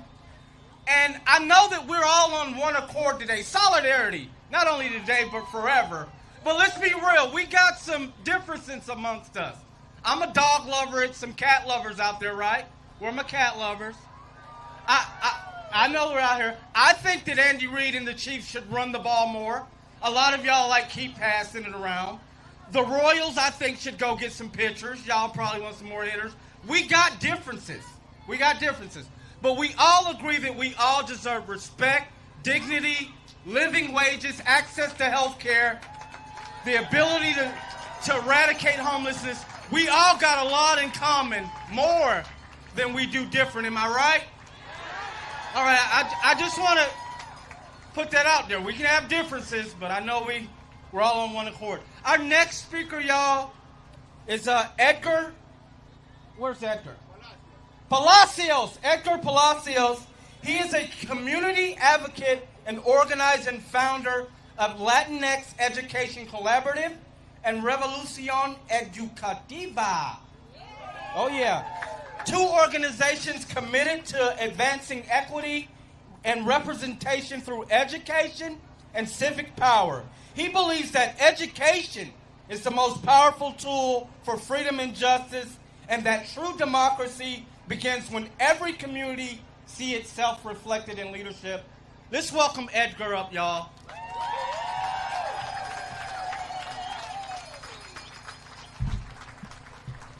Buenas tardes, Kansas City! Y'all can do better than that. Buenas tardes, Kansas City! My name is Edgar Palacios, and I stand before you as a community advocate and as a father. I believe in the power of representation and in education as one of our greatest tools for freedom and justice.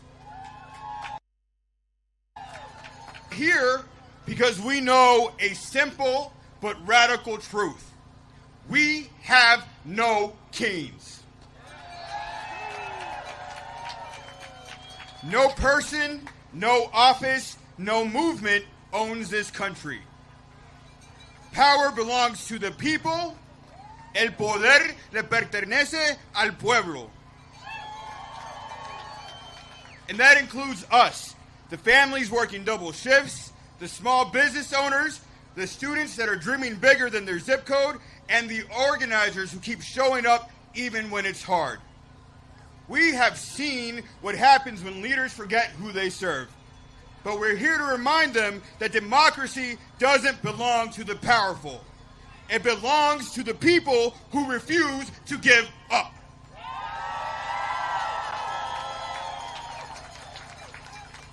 Right now, there are decisions being made that harm our communities. When the Department of Education ends support for Hispanic-serving institutions, las universidades que educan y levantan a nuestros jóvenes latinos, that's just not a budget cut. That's a betrayal of our future. When political chaos in Washington shuts down the government and hurts working families, muchas de ellas latinas, it is a sign that power has lost its purpose. And when immigration raids tear through our neighborhoods, separating parents from children, we are reminded when compassion disappears, tyranny takes its place. That's why we are here. Por eso estamos aquí.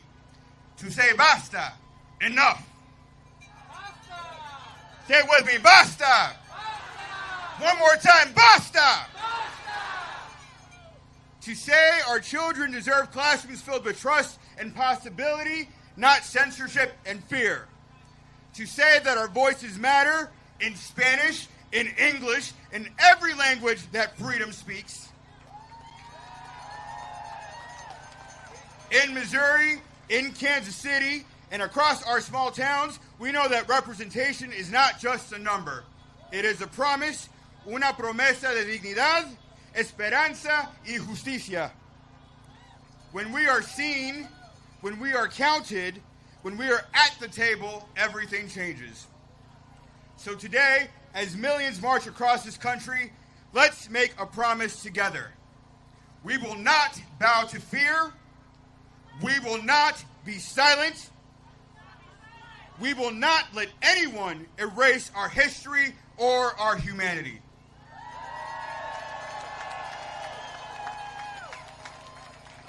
Porque este movimiento no se trata de un partido, se trata del pueblo. Se trata de nuestros hijos, de nuestras escuelas y de nuestro futuro. Say it with me. No thrones, no crowns, no kings, no thrones, no kings. Only people courageous, united, and unafraid.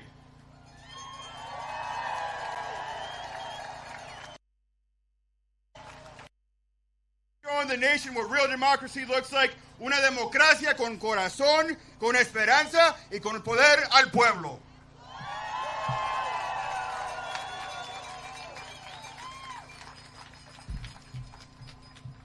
Thank you, Edgar.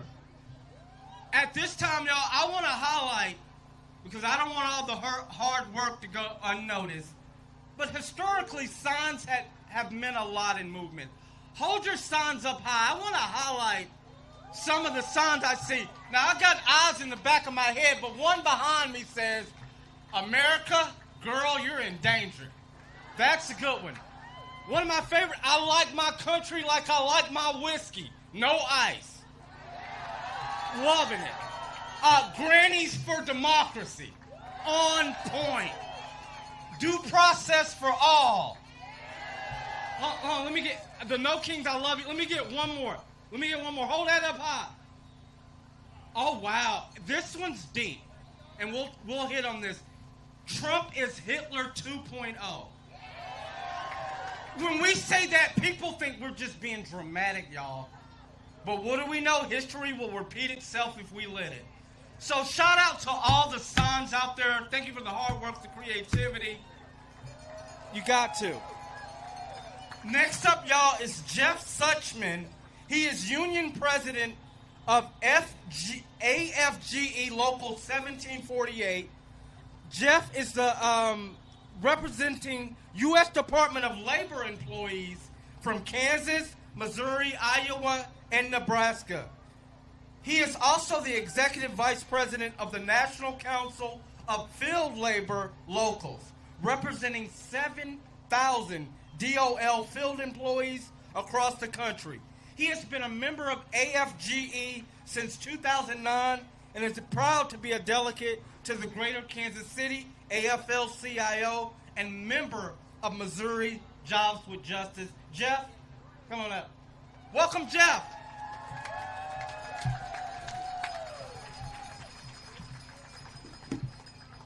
All right, brothers and sisters. I'm Jeff Suchman. I'm the president of AFGE Local 1748, and as he said, I represent about 7,000 Department of Labor employees around the country. I am here to radicalize you. When you ask, should my workplace be safer? That's us. When you ask, what's the inflation rate? That's us. When you ask, is my retirement being stolen by the company? That's us. If you are a trainee, worker, or retiree in this country, the workers at the U.S. Department of Labor should be your sword and shield. Instead, me and 75% of the employees at DOL are not working because Congress and this administration refuse to do their damn jobs. Make no mistake, while we are off work, your workplace is less safe, your pay is less fair, your retirement is less secure. 800,000, I'm going to say that again, 800,000 of my coworkers throughout the federal government are in exactly the same boat.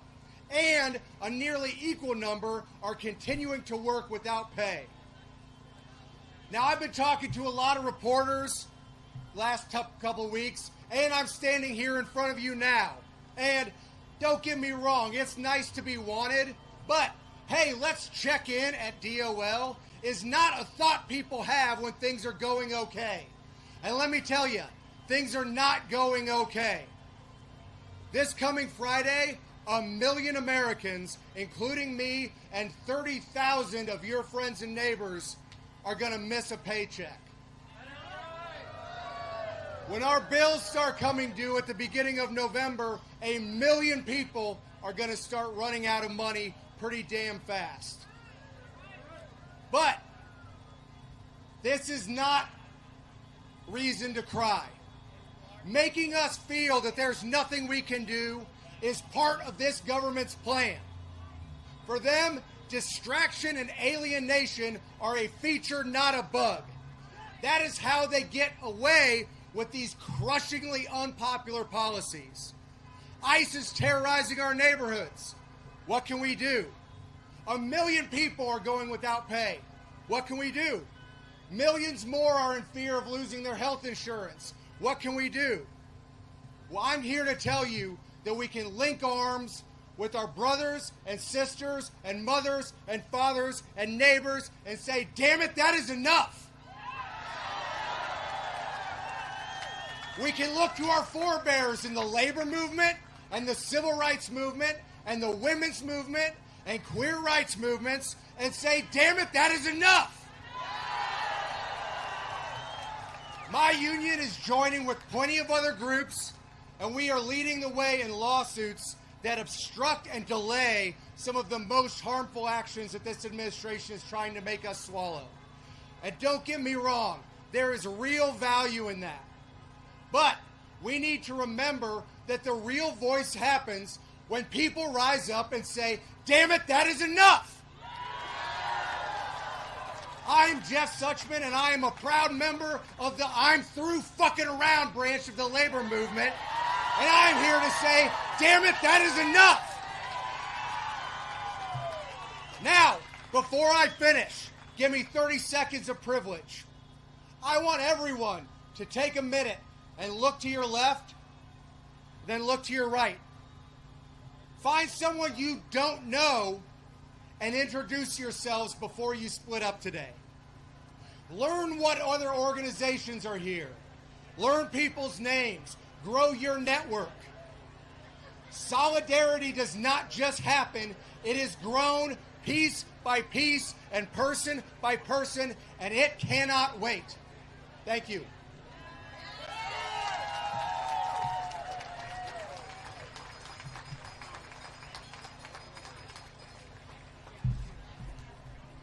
Thank you, Jeff.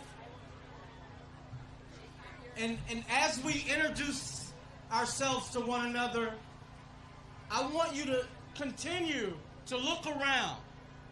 Because I know when I was getting ready to come here today, all by myself in the bathroom brushing these teeth, I felt so alone in that bathroom.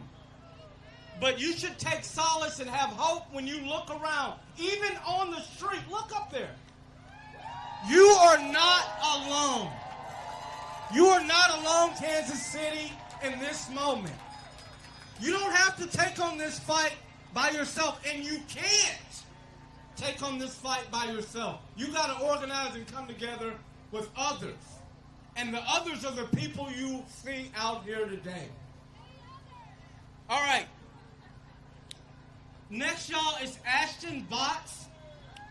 Ashton is a leader with Abortion Action Missouri. Okay. And a constitutional law consultant with theaters across the country on their productions of What the Constitution Means to Me.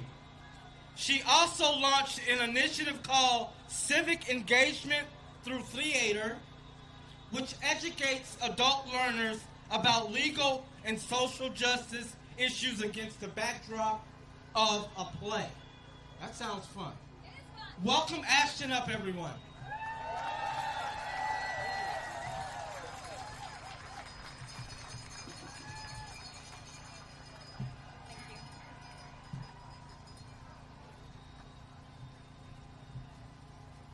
When abortion rights are under attack, what do?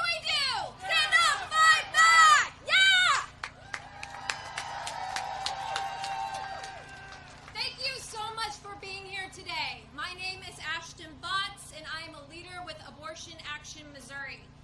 3 years ago, when Roe versus Wade was overturned, here in Missouri, we did something that many people thought was impossible. We became the first state in the country to overturn a near total abortion ban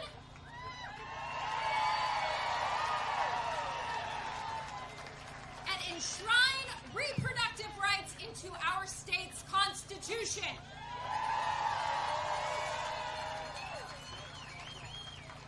But that didn't happen on its own. It happened because individuals, people like you and me, said, no one speaks for us. We speak for ourselves. We have to use our power.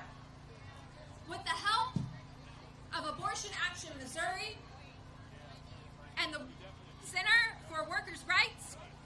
in Missouri Jobs with Justice, we used our power to organize. We collected signatures from our neighbors, from our friends, from our family members, from strangers in grocery store parking lots. In total, 380,000 Missourians signed their names to put reproductive rights on the ballot.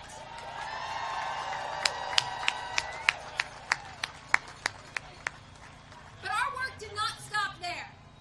We then had to go and turn out the vote. So we used our power again. We knocked 150,000 doors across this state. And it wasn't always a nice day like it is today. We knocked doors in the rain. We knocked doors in the cold. We knocked doors in the extreme heat. And sometimes we were met with hugs and tears and stories of someone's own abortion story. Other times we were met with arguments and doors slammed in our faces. But we persevered. We had conversations, 36,000 individual face-to-face conversations. And that's how real change was made.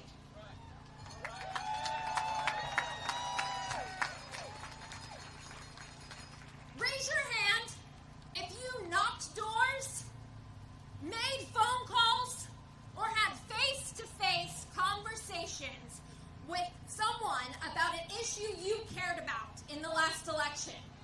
Raise your hand. Thank you. Now look around. Keep those hands up. Keep those hands up. Now look around. That is how we affect change. That is how we win our rights back. That is why reproductive rights are back in the Constitution.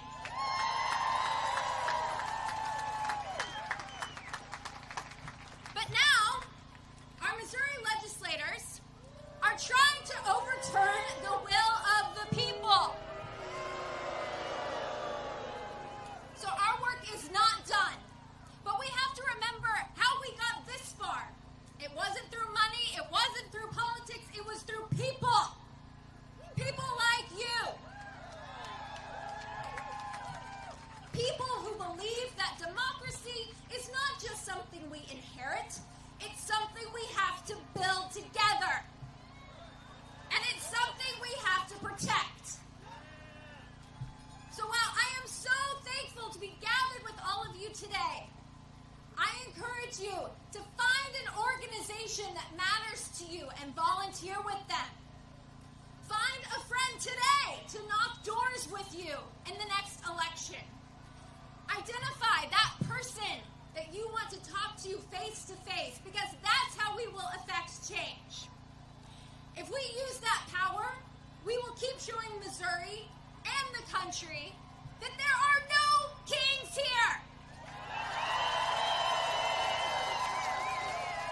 We, the people, have the power. Thank you.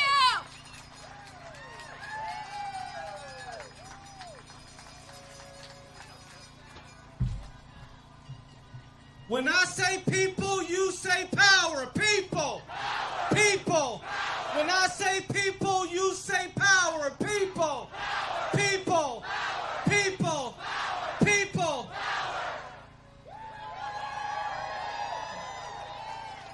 All right, Ashton. Letting the people know they got the power. All right, y'all. I think it's time to take us to church, even though it's Saturday.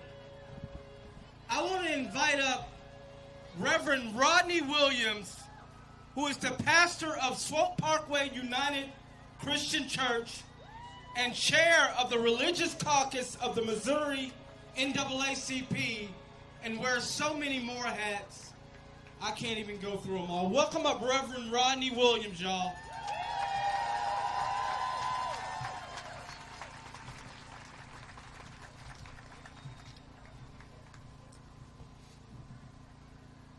Good afternoon, Kansas City. What a great and wonderful day. You look so beautiful to me, looking at the different races different languages, the diversity that America looks like. This is what America looks like. But I do have a scripture that I would like to share with you. The scripture comes from the prophet Amos, chapter 5, verse 24. It reads like this: "But let justice run down like water, and righteousness like a mighty stream." Based on what the prophet Amos has said, I am compelled to remind and to inform not some but all of our elected officials, our legislative bodies, that you have failed as national and local leaders. And even more tragic, you have failed at being decent, loving human beings. And the reason that you have failed is you have not allowed the streams of justice to flow into the lives of every American. America is in trouble. Most of the trouble is because America is a caste system. A caste system which is supported by white Christian nationalism, racism, undergirded by evil. Years ago, Martin Luther King Jr. published a sermon, "The Recycling of Evil." We see the recycling of evil through this president who is under the illusion that he is a king. The evil has shown up in ungodly, inhumane executive orders after executive orders everywhere we turn. As a result of the decisions that he has made and is making, there is death and destruction. When we survey the land and see the country full of suffering, it cannot be understood why we accept this. But I'm glad to see you today making a statement to the world that we do not accept this. That this kingdom that the king wants to have is not acceptable. The only kingdom that I know about here in Kansas City might be the Chiefs kingdom, but that kingdom is either suspect. America is in a moral crisis. And if there was ever a time when people of faith, people of good conscience, need to have a voice and say no kings in America, the time is now. Can you help me preach this for a moment? Will you repeat after me and say no kings in America? No kings in America. No kings in America. We are living and facing and having to deal with this big, ugly bill. Because this massive immoral budget passed once again, we can clearly see that there is something deeply wrong with the spiritual core of America. Adam Russell Taylor, president of Sojourner States, that the United States of America is suffering from a dangerous fever. A fever is so deadly that it's killing the poor and the elderly. It's giving a slow death to the majority of Americans as well. Rather than being a moral document, we have a document that's filled with violence, spending cuts in areas in which they don't need to be cut. And so I just want to encourage you on this day, stay in the fight. We have too many issues ahead of us to turn back now. Stay in the fight. Too much racism to be fought. Stay in the fight. Too much homophobia to be fought. Stay in the fight. Xenophobia should not exist in America. Stay in the fight. Until bad men become good and evil men become righteous, stay in the fight. Do I have about 200 of y'all that made up in your mind that come hell or high water, I'm going to stay in the fight? God bless you.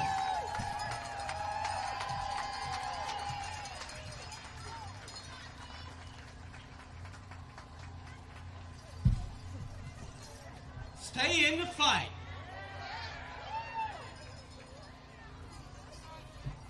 All right, y'all. Now it's the part of the day where family and friends, which we all are, we sit at this dinner table, which is this fight for democracy, and we talk about, we keep it real with each other, what it looks like. Oh, thank you. A lot of us came out here today to feel like we're doing something, to stand up and fight back against democracy. You know, a lot of us did that. A lot of us came out here today to see what others are doing to stand up and fight to save our democracy. We're keeping it real with each other, right? And we filled this square before. Not as big as I've ever seen today, but we've been in this space before, and we've made our voices heard throughout this city and state, and we've marched. We've been to Jeff City. Who was in Jeff City recently with us? We've been there. We've been there. We've done that. But that alone is not going to save democracy, and that alone is not going to defeat Trump and his wannabe king regime. What it's going to take to defeat Trump, to make sure there's no kings, and to win this fight is simple. We got to organize. And people be like, okay, you say that all the time, Terrence. What is that? We got to get plugged in. And the fights are here. We have parents who are organizing and building power. We got the Heartland Center and tenants who are fighting in court and organizing and building power. I see right here we are building power to protect PBS right here. We have folks who are standing up to data centers in St. Louis and across our state, building power. We have restaurant workers and Caldi's coffee shop workers organizing and building power. And then folks are like, well, what am I supposed to do in my community in Overland Park or Lee Summit or out in Columbia where it's MAGA country and the conversations are hard?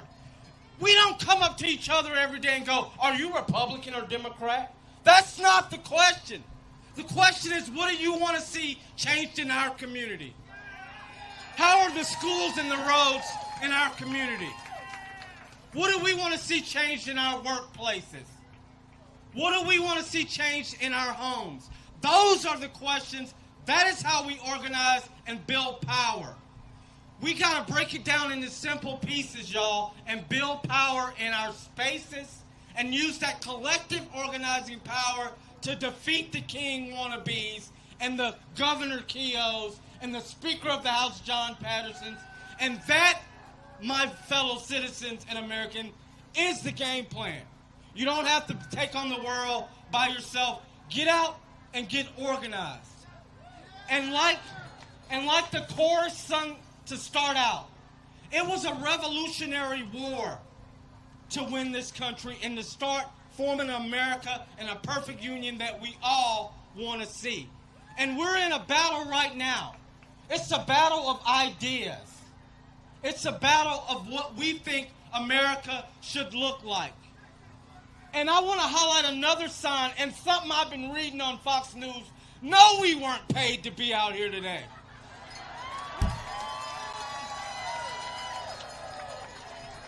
I know George Soros didn't send me a check to be out here today. So no, we're not paid to be out here. We're out here today because we care about our country and our community in Kansas City. Everybody say, we love America. Now let's say it louder for the people in the back. We love America. And I want to conclude my time by saying, the same way Thomas Paine concluded his famous pamphlet, Common Sense, and we hear him say that a lot, he says something simple. We the people have it in our power to begin the world over again. Let me say that again. We have it in our power to begin the world over again. I want you to reflect on that. President Trump and his corporate-backed cronies, like Governor Keogh and Speaker of the House John Patterson, are trying to divide us and spit to us a version of America that divides us, silences us, and exploit us. But we won't stand for that. We won't let them take away our votes, our health care, and attack our unions. We will stand together and hold our nation true to its pledge for all. That's one nation, indivisible, with what? Liberty and justice for all. Thank you all. Let's do it. Beverly.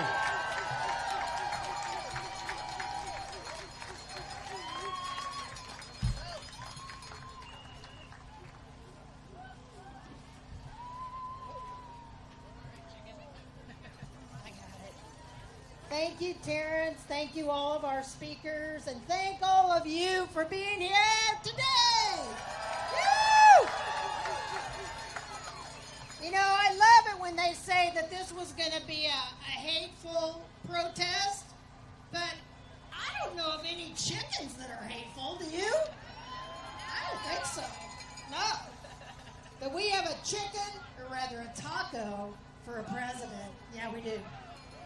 So I just want to close this out by thanking everybody that showed up today.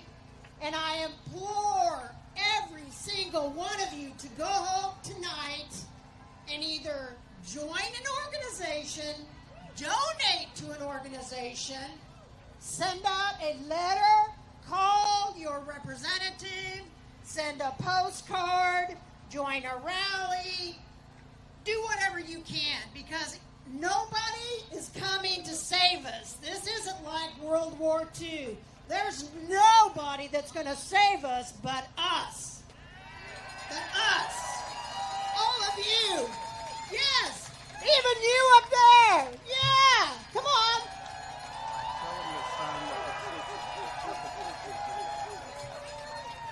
Now, before you leave, we've got the petitions back here in some of the tents. And we need for everybody to sign those petitions. Please be sure to do that before you leave. I think at the yellow tent we still have some giveaways. We have placards. We have bandanas. I don't know. We have all kinds of giveaways. So make sure to stop back there. And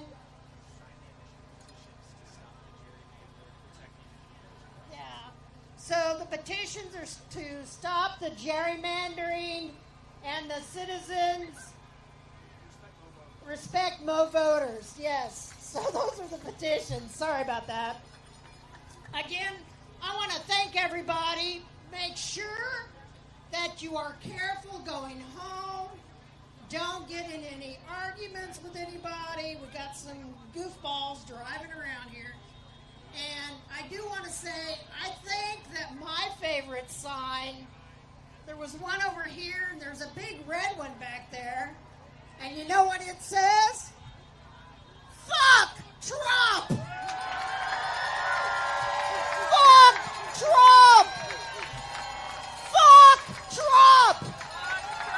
Fuck Trump! Fuck him! And all of his cronies. I want to thank you all for coming. Have a lovely night.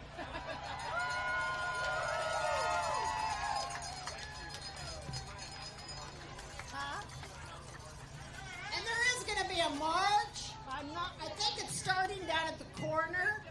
That march is sponsored by Casey Wack, and I think they're going to march through the plaza. So please be careful. Don't throw anything. Don't do anything naughty, okay? Let's be nice. Peaceful. Peaceful people. Remember that. Love you all. We are family. Woo! No kings. No kings. No kings. No kings. No kings. No kings. No kings. No kings. No kings. No kings. No kings.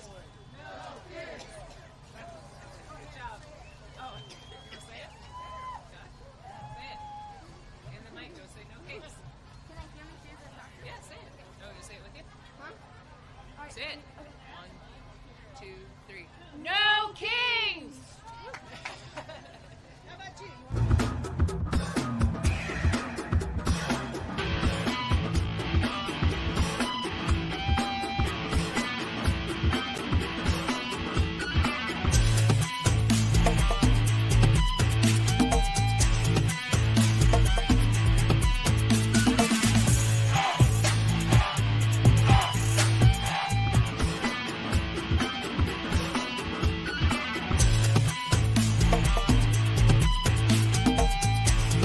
Before I bring up our next guest on stage, I want to make it perfectly clear. Are y'all having fun? Let me ask y'all, are y'all? There are still people coming. How many people do you think are out there? I know, a lot. That is. We're guessing around 15,000 people. 15,000 people. Keep it coming. All right, so the next people who are coming up are either elected officials or they're running for office. I want to make it perfectly clear. ACLU, all of these groups and organizations, they are nonpartisan. This is not an endorsement, but we want to make sure anybody who's running for office is held accountable, right? We want to make sure. So if they're going to come up and say they want to run, they got to face all of you out here, right? Because what? We don't have any kings, right? No kings. No kings. No kings. No kings. All right. Next up, let them know. Who's first? We're going to start. Y'all don't know who's going to? The first time I ever seen elected officials fighting over who goes first. Next up, you have State Representative Jasmine Clark. Hey, everybody. I am State Representative Dr. Jasmine Clark and candidate for Georgia's 13th Congressional District, which includes Gwinnett County, Henry County, Rockdale County, Clayton County, Henry County, and a little bit of DeKalb County. And I am running to be a science voice in Congress so we can fight back against cuts to public health, cuts to education, cuts to research, cuts to diversity, equity, and inclusion. Somebody needs to stand up to RFK Jr.'s brainworm self and tell him what the facts are. So, again, Dr. Jasmine Clark, Congressional District 13. The primary is on May 19th, 2026. Tell your friends, tell your neighbors. Don't forget to vote, and also don't forget to vote for PSC as well. Let's go. Atlanta, Georgia. My name is State Senator Jason Estevez, and I am running to be the next governor of the great state of Georgia. Y'all, I'm running to build a state where no matter where you live, you have the opportunity to thrive. You have access to a great education system, where you can afford to live in safe neighborhoods, where you have access to health care. But I'm also running to stand up and fight back against Donald Trump. Georgia deserves a governor that will stand for science, stand for the LGBT community, stand for our immigrants, stand for Black Americans, stand for Latinos, stand for Georgians all across this state. And y'all, I am proud to say that in the great state of Georgia, we don't recognize kings. No kings. No king. No king. Thank y'all so much. Jason Estevez, appreciate y'all. ATL!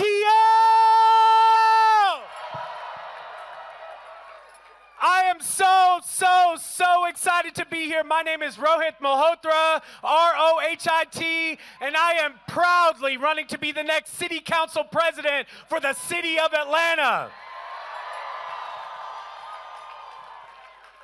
And when we say no kings, we cannot denounce Trump nationally and behave like him locally. No kings there, no kings here. As a kid, I always asked myself, when I looked at moments throughout history, where would I have been? How would I have shown up in a moment like that? Who would I be? You are finding out right now. And this is how you chose to show up, to stand up for this city, to stand up for this state, to stand up for this country. Give yourselves a round of applause for showing up in the way that we need to show up. And now I need you to show up at the polls. Early voting has started in the city of Atlanta. If you want progressives in City Hall, you must vote them in. There is an election. Early voting goes until October 31st. October 31st. Is there anyone in here who is willing to vote for progressive values in this election? This is our moment, and Atlanta is worth fighting for. So if you didn't catch my name, allow me to reintroduce myself. My name is Ro, and you can call me ATL Ro, ATL Ro, ATL Ro. We are gonna vote, vote, vote, no kings. Thank you.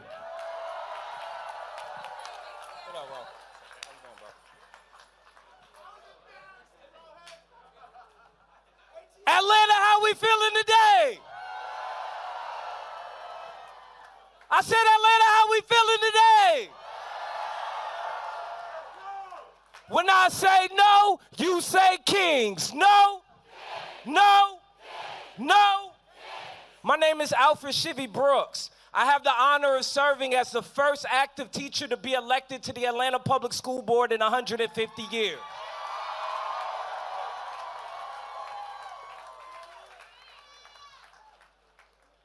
I want us to pay close attention to what's happening in the world of education, because we have a lot of conversations about the different facets and problems and assaults on the democracy that we're seeing, but the truth is that education is always the first thing to be under attack when a fascist government tries to take over.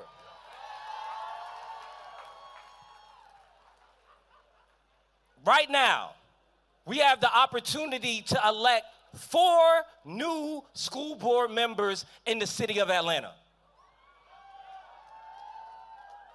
Now, I want this to matter to us, because when we have conversations about book bans, y'all want book bans?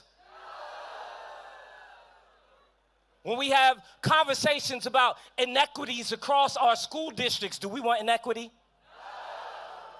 When we have conversations about federal governments or state governments assaulting the fabric of public education, do we want to allow them? No. It is vital, it is critical that we pay attention to what's happening locally, because the facts is that your local school board members, your local city council members, your local county commissioners, they are the safeguard to fascism.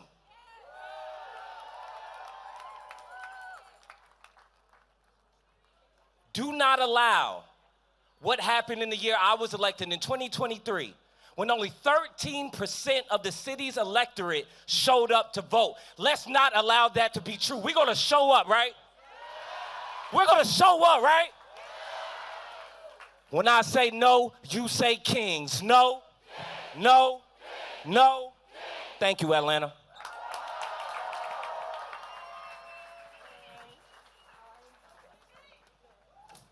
Atlanta!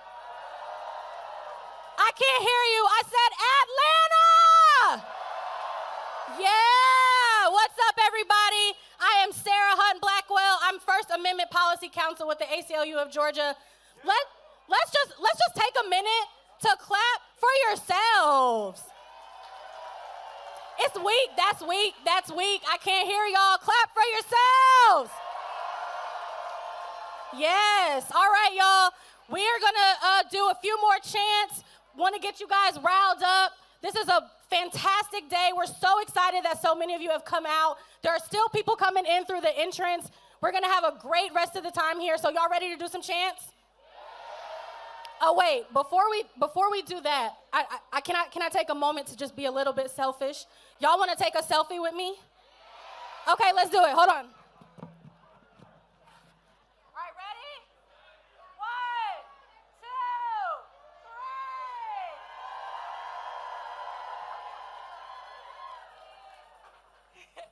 All right, thank y'all. That was the best selfie I think I've ever taken. All right, let's do these chants, y'all.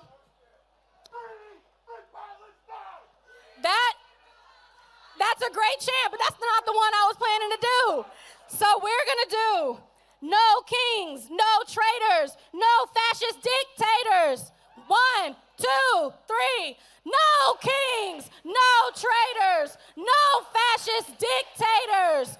No kings, no traitors, no fascist dictators.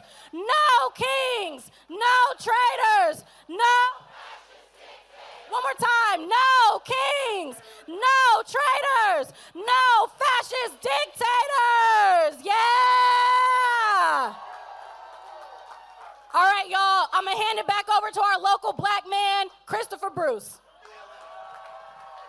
That's right, local black man. Thanks, Sarah Hunt Blackwell. Look, we've been shouting about what? What is this march about? What is this march about? What is this march about? I have the pleasure, the honor of introducing our next special guest who fights against somebody who's in the White House every day. Who do you think it is? We have one of the most amazing U.S. senators in the nation. So give it up for my senator, give it up for your senator, Senator Raphael Warnock, coming to the stage. Let's go.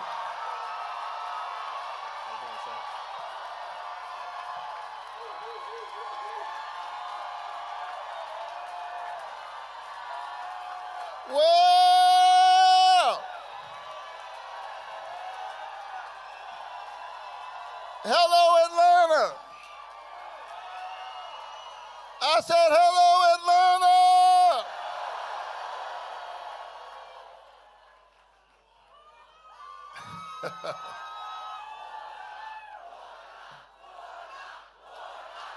God bless all of you. Thank you. All right, y'all stop that. This is not about me today. This is about us. This is about the first 3 words of our charter document. That is our covenant. That is our creed. Say it with me. We the people. Come on, say we the people. We the people. Say no kings. No kings. No kings in America. We the people. Thank you all so much for being here in this moral moment in America. In these defining days of our democracy. This is what democracy looks like.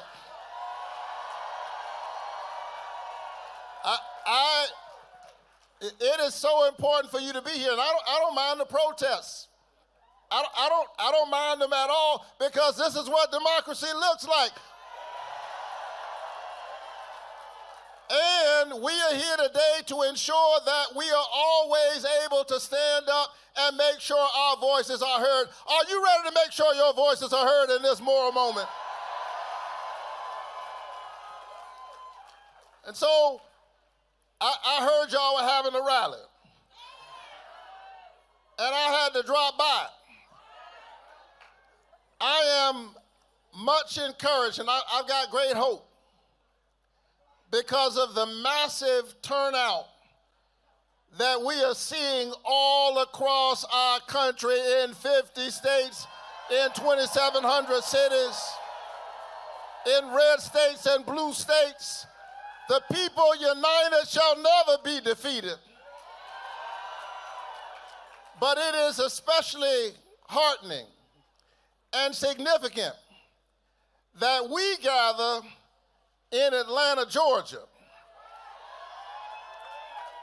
the hometown of a great American, Martin Luther King Jr.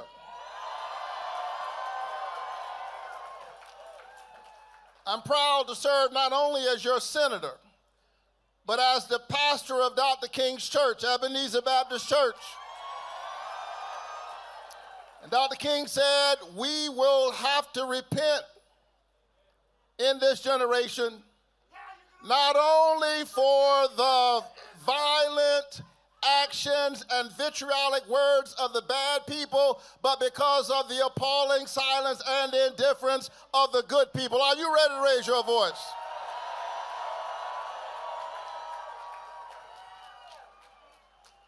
And so it's so important in this moment that we stand up. It is so important that we make sure our voices are heard. I'm coming to you, brother. I promise you I'm coming for you. I'm coming for you. Give me a moment. I'm coming for you. I promise. I promise you I will. Because I'm on your side. I agree with the humanity of all people. I agree with the humanity of Palestinians, of Israelis,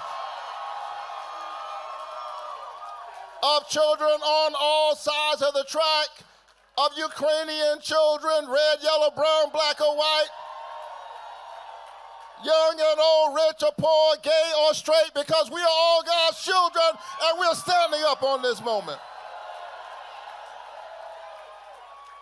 I'm deeply concerned about what's happening in our country. I heard an American president stand up the other day and say to generals in our military that we've got to stand up, he said, against the enemy within. Listen to me. I don't care what your politics are today. I mean that. If you are an American citizen, you should be deeply concerned.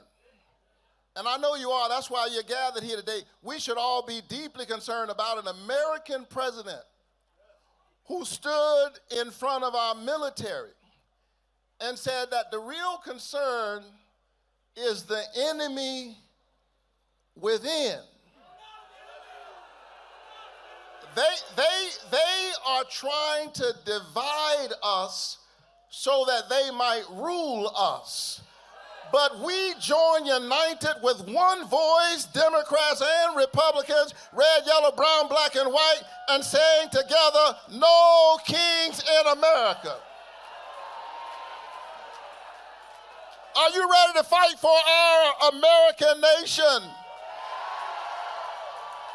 And so what we're witnessing right now, this is what we're witnessing. We are witnessing the separation of families. We're witnessing awful actions by ICE agents who are masked, showing up in communities all across our country. Imagine this. Agents of the government flying in Black Hawk helicopters into Chicago, rappelling down an apartment building in the middle of an American city, literally separating black people from brown people.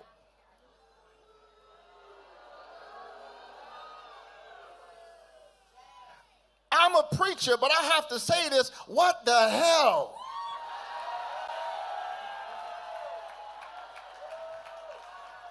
Is happening?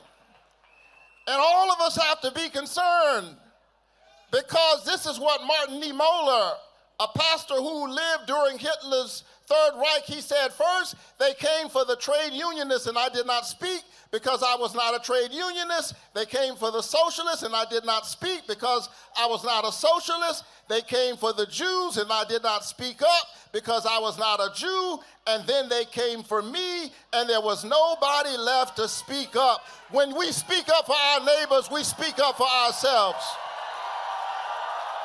When I stand up for your family, I stand up for my family. When I stand up for your children, I stand up for my own children. And that's why I'm standing up in this moment, and I'm saying as a United States Senator that you must restore the tax credits of the ACA, because all of God's children deserve health care.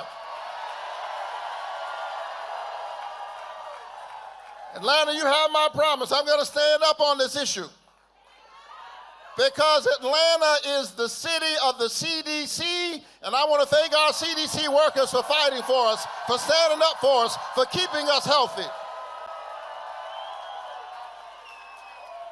CDC is not the enemy. CDC is not a hazard to our health. Robert F. Kennedy is a hazard to the health of the American people, and he's got to go. And so let's stand up in this moment.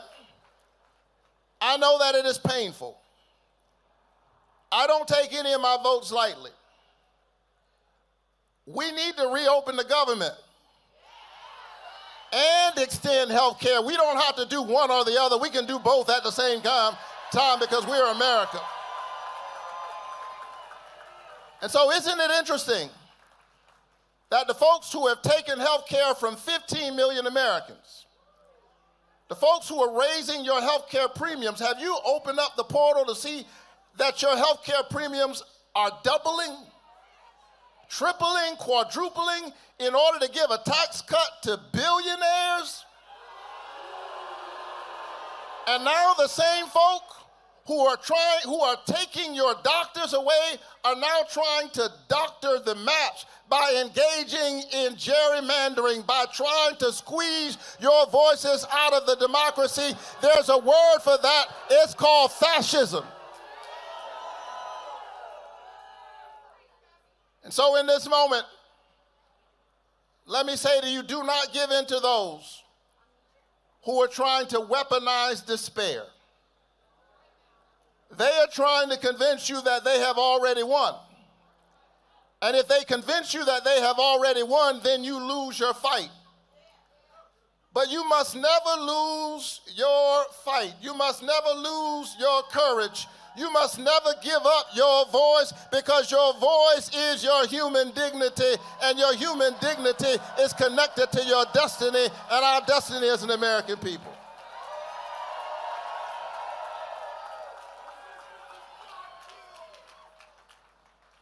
And so I'm going to fight for your health care, because the health of our democracy is tied to the health of your families. Long before I came to the Senate, I came to the United States Capitol not as a senator, but as an activist pastor leading Ebenezer Baptist Church, because I remembered as Republicans were trying to cut health care, remember in 2017, I remember Dr. King's words that of all the injustices, inequality in health care is the most shocking and the most inhumane. And so I showed up in the Capitol long before I represented you as a senator, fighting for your health care. And I said in 2017 to our elected representatives that a budget is more than a fiscal document. A budget is a moral document. Show me your budget, and I'll show you who you think matters and who does not.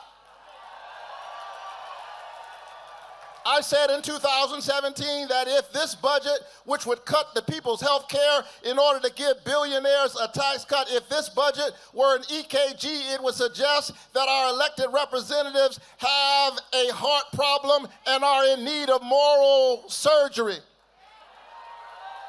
And so I showed up in 2017 to perform moral surgery on those who allegedly represented us, but were trying to take our health care. I'm saying to you that when you show up on a Saturday morning like this, let me tell you what you're doing. You are the moral surgeons in America who are trying to heal our country. Heal us of the divisions.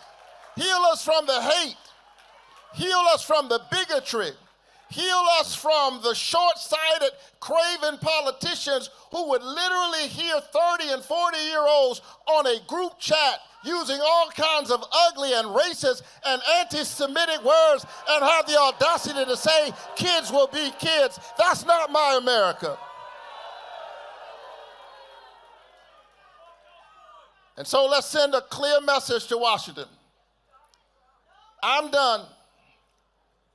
As I close, and nobody believes a Baptist preacher when he says, as I close. Everywhere I go, people are literally grabbing on me and they're saying, keep fighting for us. Please, fight for us.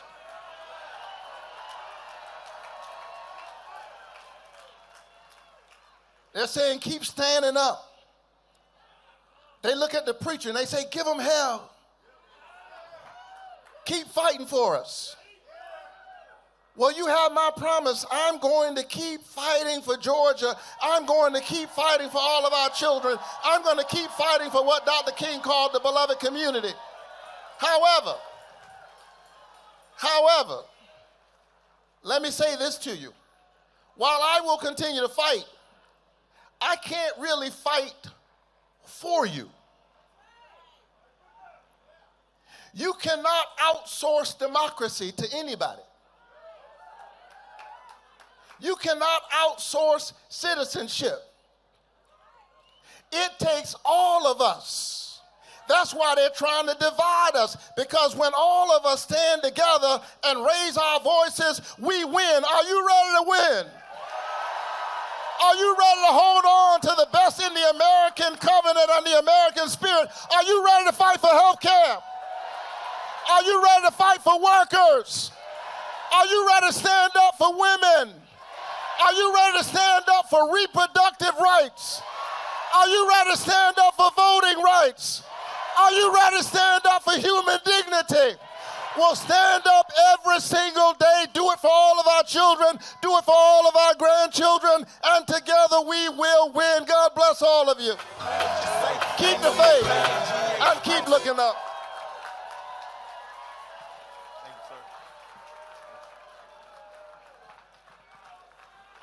No kings. No kings. Y'all saw him up here with his Morehouse shirt on, right? Y'all know it's Morehouse's homecoming. So on the count of 3, I want y'all to say, happy homecoming, Senator, okay? 1, 2, 3. Happy homecoming, Senator. Perfect. Y'all love that speech? That was amazing. That's why he's your U.S. Senator. That's exactly why. Next up, we have a very important organization, Jamel Hill with Georgia People's Campaign, Georgia's Poor People's Campaign. She's going to come up and tell you about the amazing work that they do. So give it up. Let me hear the crowd. Bringing up Jamel right here. I hear it. Thank you so much. Thank you. So in the Poor People's Campaign, we have a saying, it's forward together, not one step back. So I need you all to help me so that they can hear us from here across the oceans to Chicago and all the way back round around. Forward together, not one step back. Forward together, not one step back. I can't hear. Forward together, not one step back. Forward together.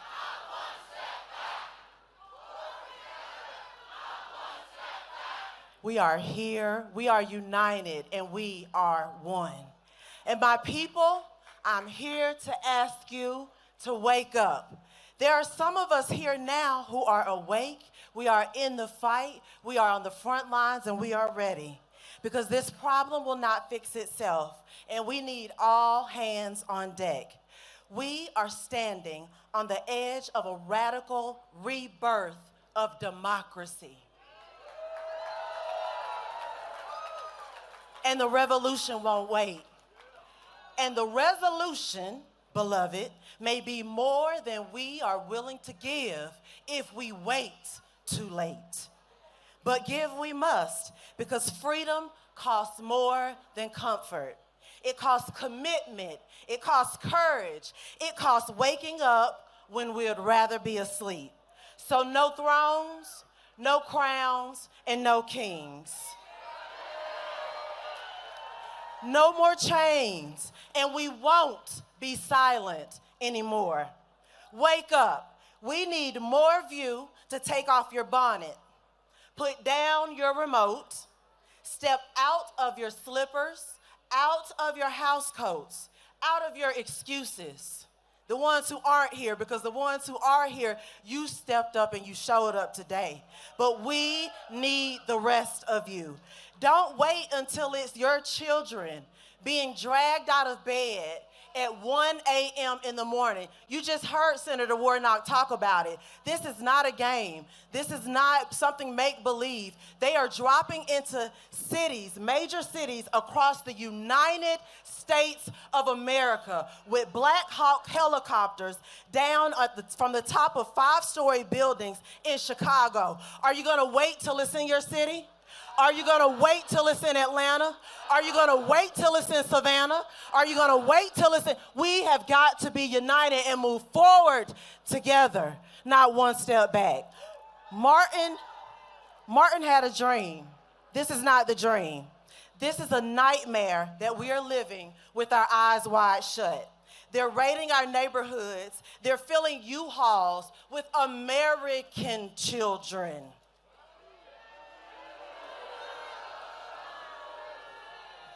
This is not border patrol. This is terror in the major cities, in the hearts of the major cities, in the streets and neighborhoods where we raise our families. They are trying to come and take over. We won't be silent anymore. This is Herod reborn. This is Pharaoh reloaded. It is the same cruel logic that has ruled every empire of oppression from Pharaoh's Egypt to Hitler's Germany.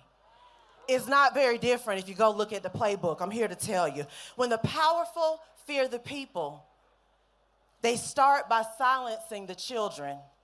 They traumatize them to control their parents. They weaponize fear to destroy the future before it can grow strong enough to resist.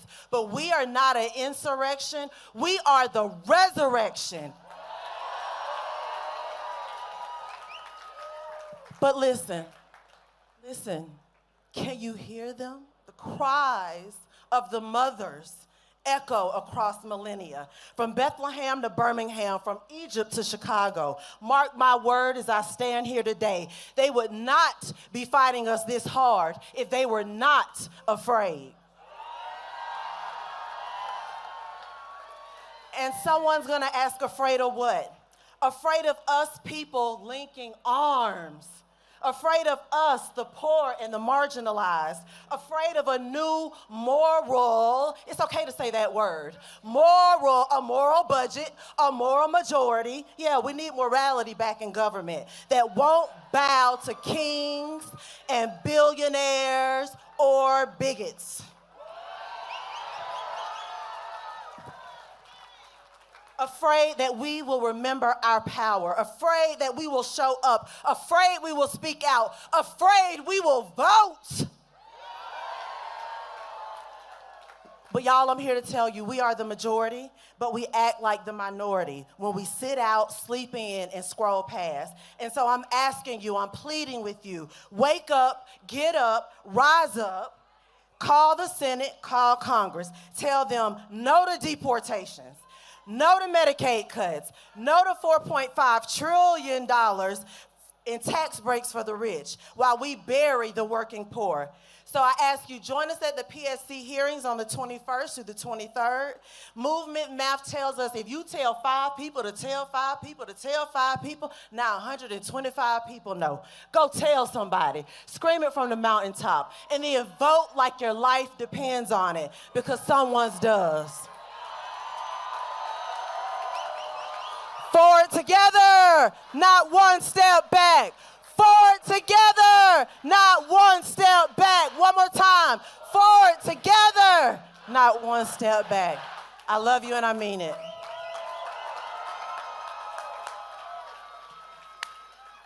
Not one step back. Not one step back. Not one step back. Now look, our next speaker has never taken a step back, okay? She's my leader. She's your leader. She's the former House leader of your capital. Coming to the stage, Stacey Abrams. Stacey Abrams, hey.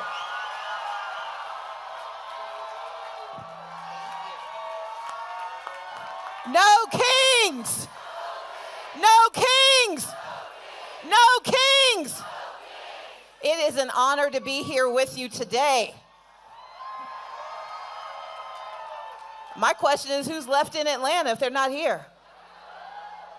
But to the folks who are gathering in Athens and in Savannah, who are gathering in Kansas and in Ohio, who are gathering in Mississippi and in New York, we are in this together. I was recently listening to a podcast, and the commentator, Joshua Doss, said something that stuck with me. He said, it used to be that we were all headed to the same destination, we just had different routes. We all believed in the theory of democracy and what democracy could deliver, but we had some philosophical differences about how we were going to get there.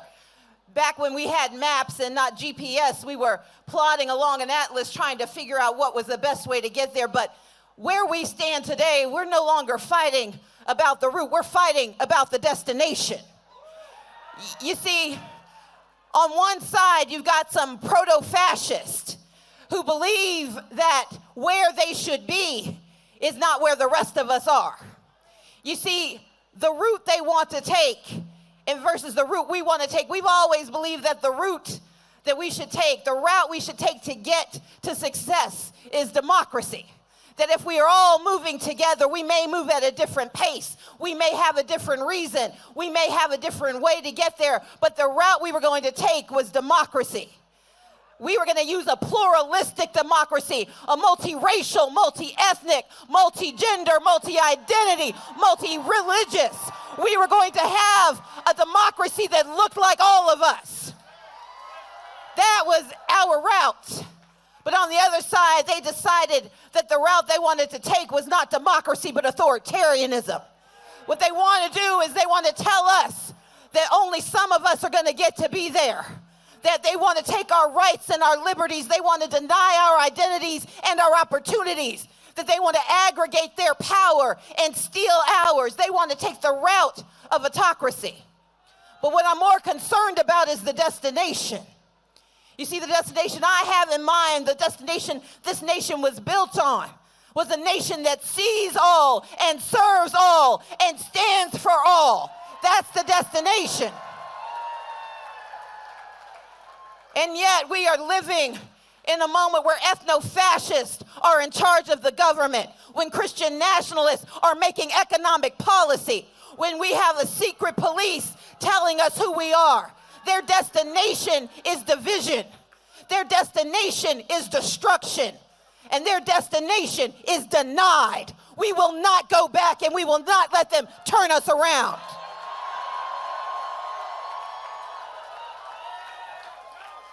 But the way we get there matters, and why we get there matters. I spent the last few months talking about the 10 steps. I know you had Becky Pringle up here. She gave you 7. I'm going to do 10 because I'm an overachiever. There are 10 steps to autocracy. There are 10 steps to authoritarianism, and we've got to recognize them if we want to fight them.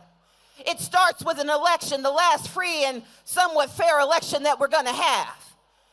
When once they win that election, the person who becomes the executive, the man who takes the power, because it's always a man, that man who takes the power decides he's going to expand it as much as he can, that he's going to ignore the Constitution and the rules and norms and morals and beliefs, that he's going to do what he can to take what he wants, but he's not doing it by himself.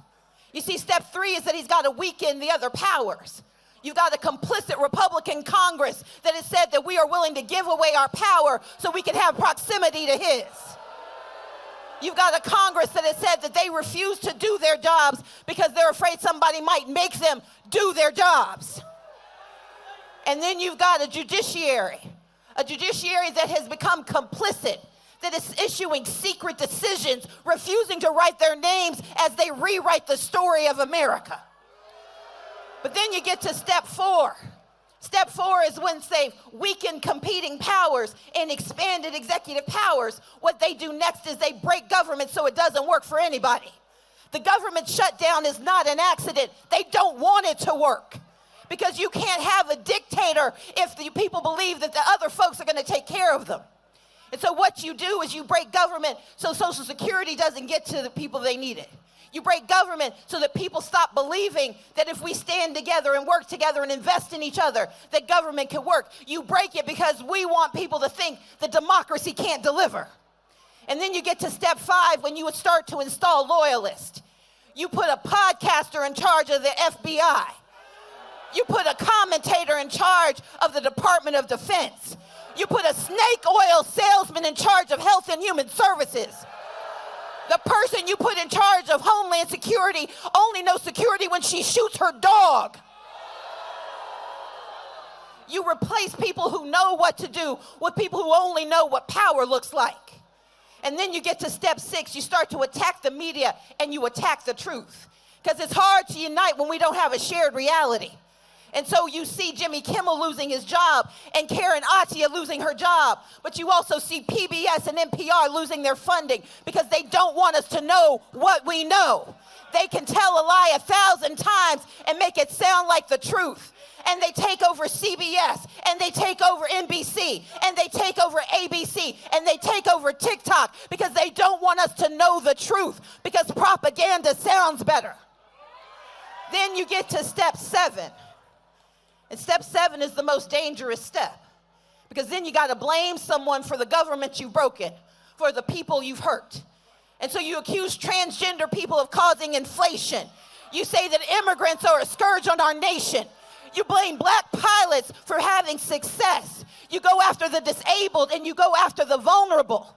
You go after DEI, not because you care about the letters, but because you despise the mission. Diversity means all people. Equity means fair access to opportunity. Inclusion means respect for belonging. They're not mad about the letters. They're mad about the mission. They're mad because they know that DEI is in our DNA. This is a nation built on DEI. This is a country that came into being saying that we are going to do better than our forebears so we can do better by our children. DEI is who we are, and that's why they go after it day after day, time after time, because you can't have a pluralistic democracy if you get rid of the plurals. Then you get to step 8, just in case folks like the ACLU try to sue and protect us, just in case labor unions unite to protect us, just in case universities try to teach us, just in case protesters try to show up and remind us of who we are. They go after step 8. They try to break civil society because they're preparing us for step 9. And step 9 is when they start to normalize violence. You see, I believe in the nonviolent revolution. Because it works. It is the only thing that has ever truly consistently worked. But instead of that, what they want us to do is believe that we're in danger if we speak up, that we're in danger if we aggregate, that if we assemble like the First Amendment tells us we can, that there's a problem. And so we have a paramilitary called ICE that's breaking into houses and arresting people, kidnapping folks off the streets. We have the National Guard occupying our country, occupying our cities. We have a military occupation of Washington, D.C. And if we heard that on the news anywhere else, we would be up in arms. And yet here in America, we're supposed to just take it as normal. We're supposed to believe that it's okay that we have the military invasion of Portland and Chicago, of Memphis, and of L.A. We're supposed to believe that it's normal to have a secret mass police roaming the streets of America. That's not normal. That's intentional. Because what they want us to do is to not notice that they've gotten to step 10. And the step 10 is when we end democracy for everyone. That's why Texas is redrawing its maps. That's why Missouri redrew its maps. That's why Georgia purged 400,000 people from its rolls. That's why they're trying to gut the Section 2 of the Voting Rights Act. Because they want to break democracy forever. We're going to have elections. Russia has elections. Turkey has elections. Venezuela has elections. But if they already know who's going to win, what's the point of showing up? Their destination is to take our country from us. And if there are 10 steps to autocracy and 10 steps to authoritarianism, Atlanta, I'm here to tell you there are 10 steps to freedom and power. That's what we're here for. There are 10 steps to freedom and to power, to health care for all. There are 10 steps to protecting our patriots. There are 10 steps to protecting our democracy. There are 10 steps to protecting our right to control our bodies and control our futures and control our minds. We've got to commit, say commit. We've got to share, say share. We have got to organize, say organize. We've got to mobilize, say mobilize. We've got to litigate, say litigate. We have got to disrupt, say disrupt. We have got to deny them the ability to take our language, say deny. We have got to engage, say engage. We have got to elect, say elect. And when we get those 9 steps done, we are going to demand the nation we deserve. Say demand. Say demand. Say demand. We demand our freedom. We demand our power. We demand our freedom. We demand our power. We demand our freedom. We demand our power. We've got 10 steps to get there, 10 steps to get where we need to be. And it's going to take every one of us walking those steps together. We don't all have to do the same thing, but we've all got to do something. And if we take these 10 steps, if we do this work, then we will claim the destination of pluralism. We will claim the destination of democracy. And we will claim the destination of justice. And we will show them who we are. Thank you so much.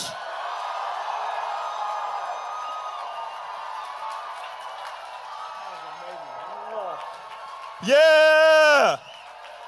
Wow. That was amazing. That was amazing. Y'all are not shouting loud enough. That was Stacey Abrams. Stacey Abrams. Give it up. I love it. Y'all having fun? No kings. No kings. No kings. Next up, we have Mariah Parker for Playfair ATL. Give it up for Mariah.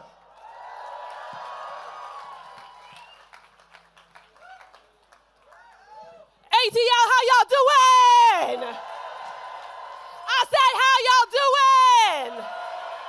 Are y'all feeling mighty?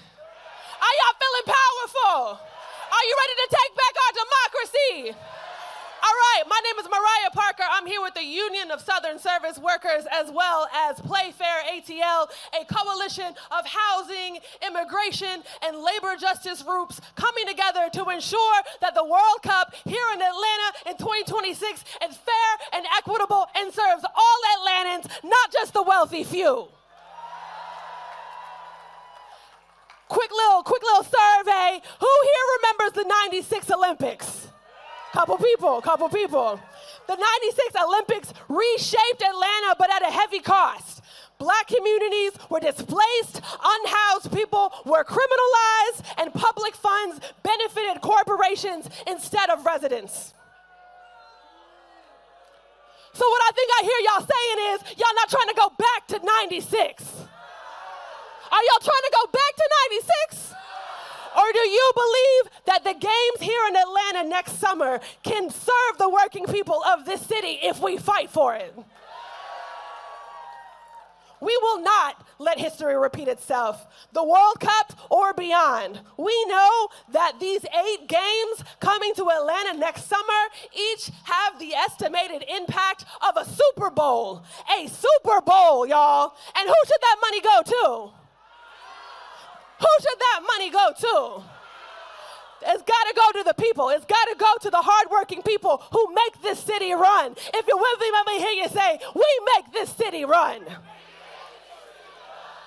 We believe that when the city hosts mega events like these and undertakes big projects like the World Cup, they should create good jobs, prioritize human rights, and protect immigrants, and strengthen, not divide, our communities. We can host a world-class World Cup that reflects our values: good jobs, better transit, environmental protections, immigrant and criminal justice, equity, and a fair city for everyone. That's why we need your help. Atlanta, we can't do it on our own. Are you with us? Atlanta, are you with us? Are you ready to fight for affordable housing, not criminalization? Are you ready to fight with us to end the displacement and arrest of unhoused people? Are you ready to ensure labor rights for all workers involved in the games? And are you ready to fight alongside us to get ICE out of our city? And ensure that local businesses work with our coalition to ensure ICE-free zones. If you believe we can win all that, let me hear you say, I believe that we can win. And don't just talk about it, y'all, be about it. I need y'all to go to playfairatl.com and join our movement so we can make this games in the city what we know working people deserve. So that's, let me hear you say, playfair. ATL.com. Now let me hear you make some noise if you're ready to get in this fight with us.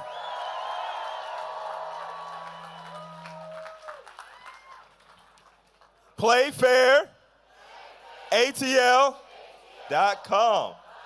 Now look, we've had Senator Warnock coming up. We had Stacey Abrams coming up. Next up, it is my pleasure for your Congressman, Congressman Hank Johnson. Let's go, Congressman. Good afternoon, everybody.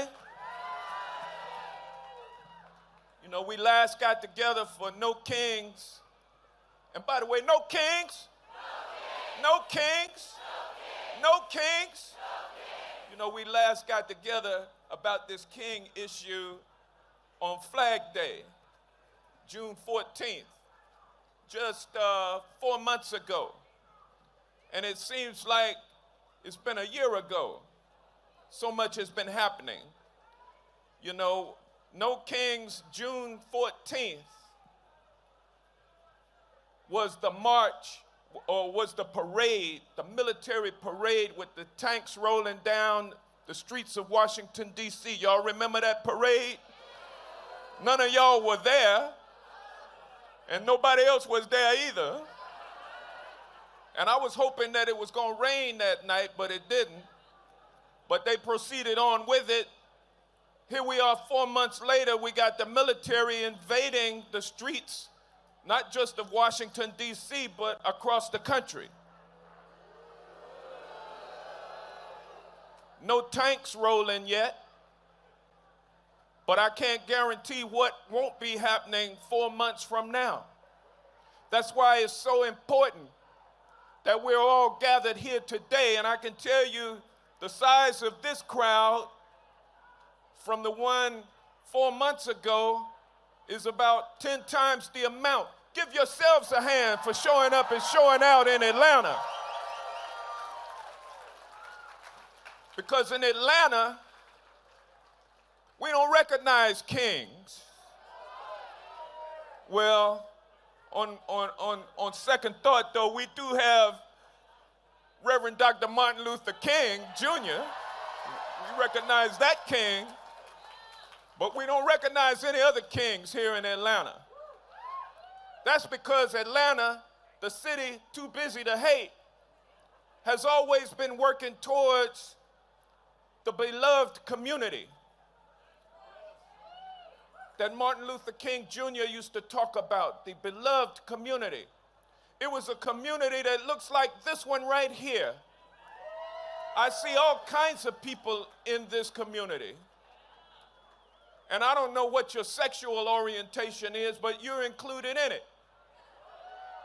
And I don't know whether or not you are Democrat or Republican. And I know we got some Republicans here today because we got some folks like Marjorie Taylor Greene who's starting to change their minds about things. That's a good thing. We welcome all people into the blessed community.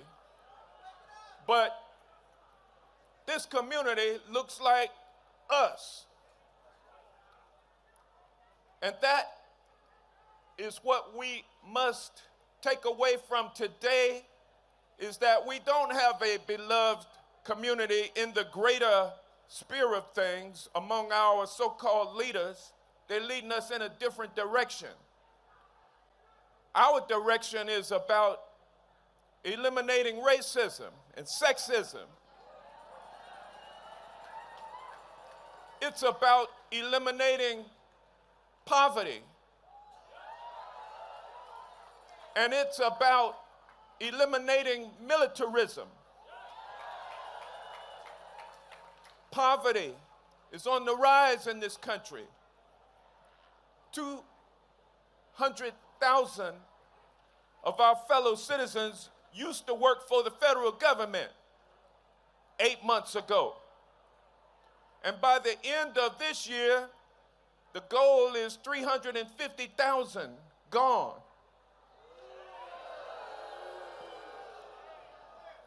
Our relatives, friends, and neighbors are those people who are hurting financially. And then while they're hurting financially, others have been laid off or furloughed due to this government shutdown. So people are hurting because prices had already been going up, continue to go up.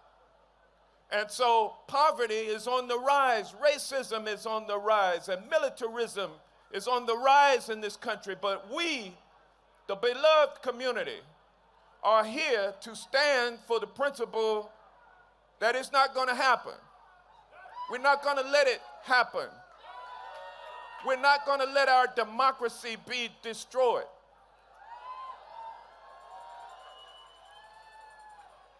We have the courage to understand that there may be some difficult days ahead, and I predict that there will be. Things will get worse before they get better. But as long as we, the people, are together in our beloved community setting, we will win. No kings, no kings, no kings. Ladies and gentlemen, even though the tanks may end up rolling through the streets of this country, that's how deep and dark it might get, like Tiananmen Square. I remember that young man who stood in front of the tank. He was brave. He was fighting for a purpose. And he was willing to give his life for that purpose. Dr. Martin Luther King Jr. and others have fought and died not just for civil rights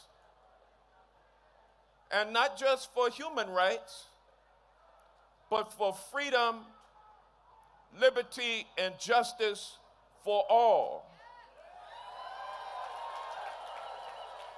That is what America used to stand for, but it has never lived up to that expectation.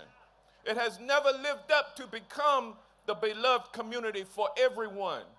That is our task, ladies and gentlemen, as we pick up the wreckage from this capitalist democracy that has not been the beloved community, where poverty, racism, and militarism is on the rise.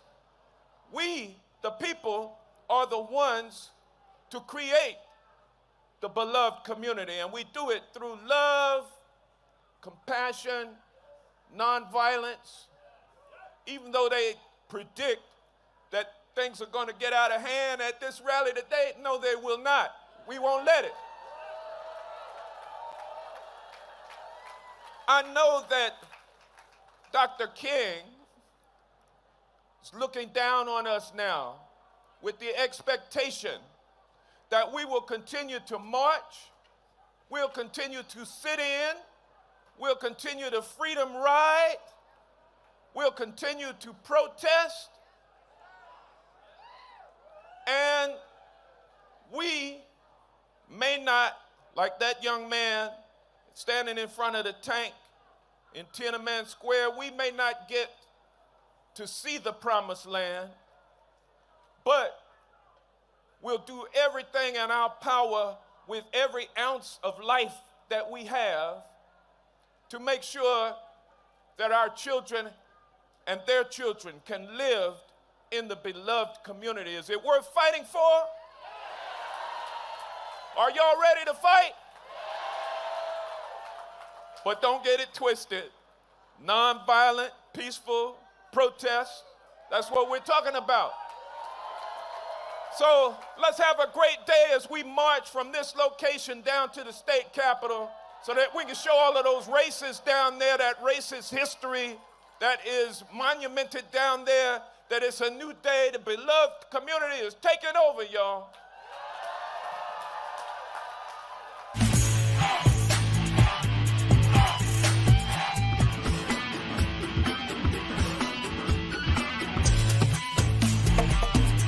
Trump has got to go, hey, hey! Ho, ho! Donald Trump has got to go, hey, hey! Ho, ho! Donald Trump has got to go, hey, hey! Ho, ho! Donald Trump has got to go,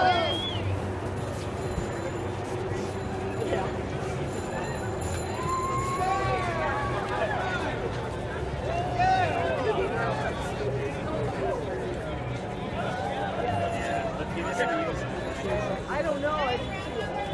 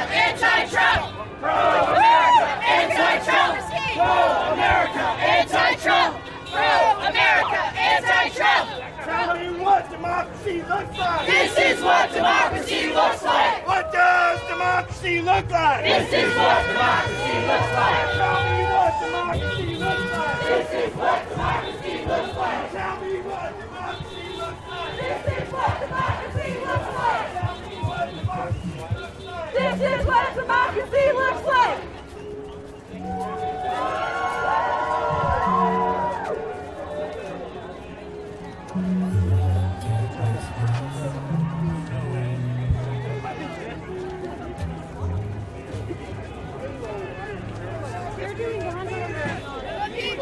United, we'll never be defeated. The people, united. will never be defeated. The people united will never be defeated. The people united will never be defeated. The people united will never be defeated.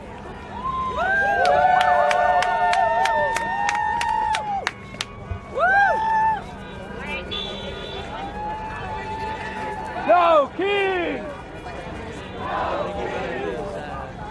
No kings! No kings! No kings! No kings! No kings! Are you by yourself? I'm with my neighbors.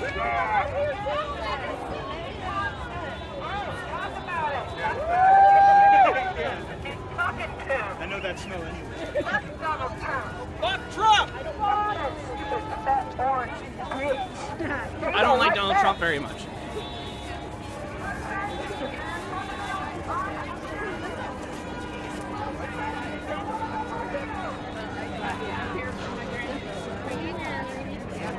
Sorry.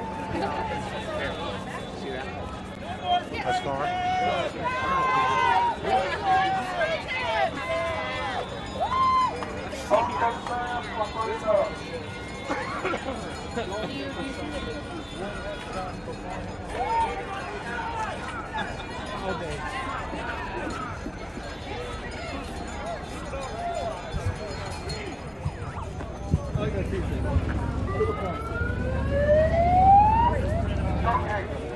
Yeah, I like this.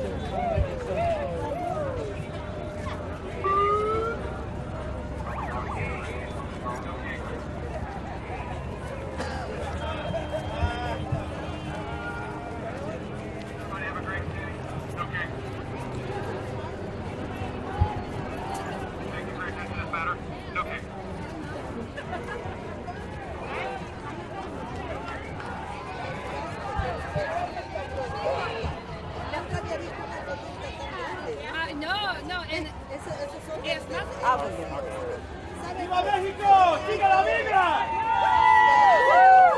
Bueno, se reportan las noticias, eso está más grande.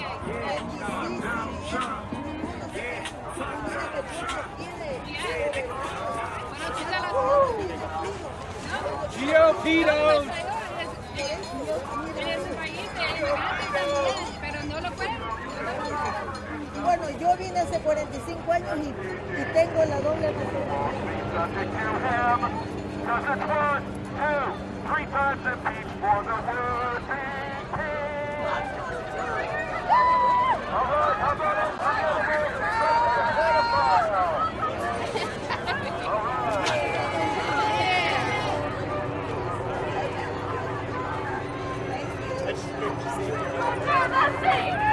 Gaza will be free!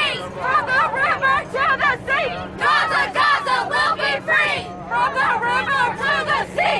Gaza will be free! From the river to the sea! Gaza will be free! From the river to the sea! Gaza will be free! From the river to the sea! Gaza will be free! From the river to the sea! Gaza will be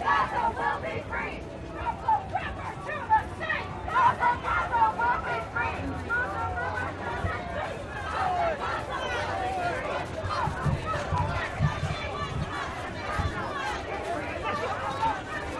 the sea! This is what democracy looks like!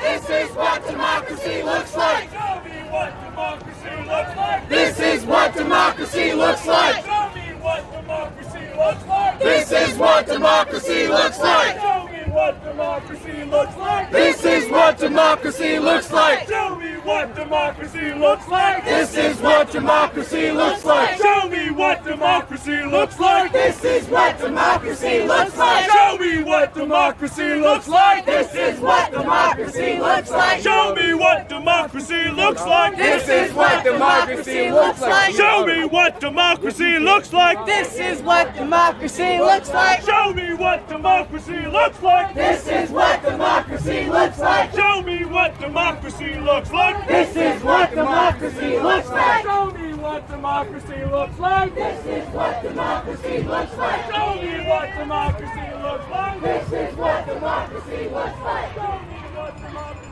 looks like. This is what democracy looks like.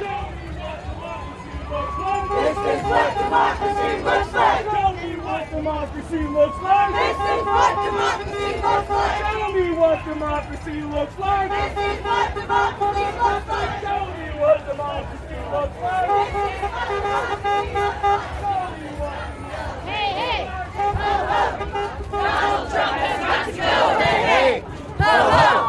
Donald Trump has got to go. Hey, hey, ho, ho.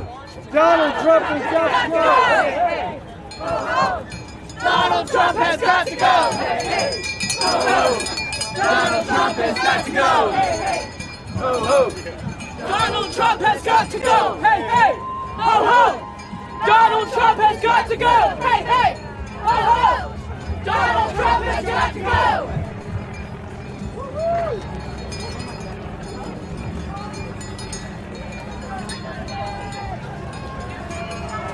ho,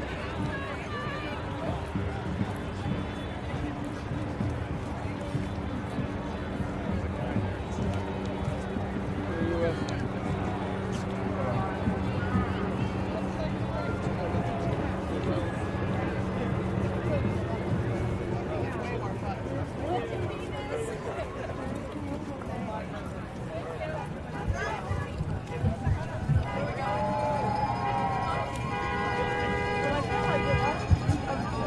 go. Hey,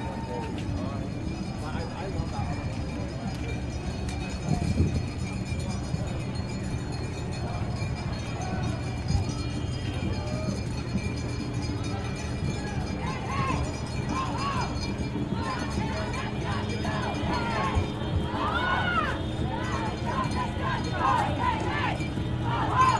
ho, ho.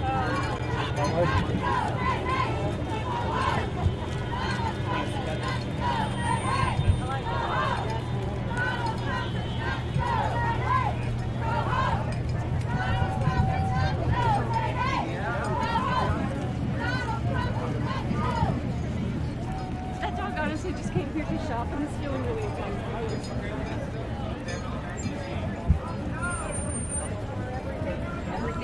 No, that would be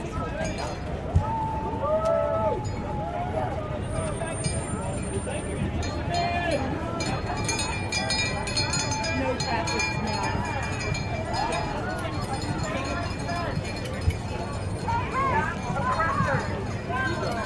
We got a good one, right? Donald Trump has got to go!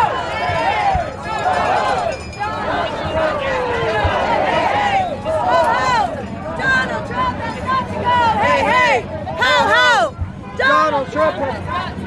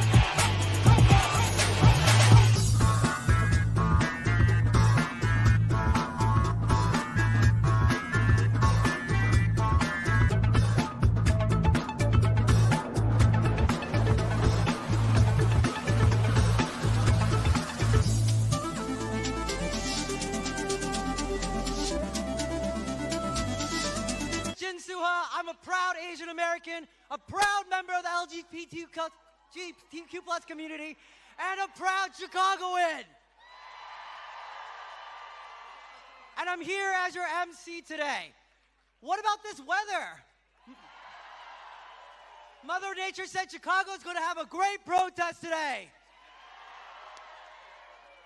These have been challenging times, but it is so powerful to see so many of you here today in community.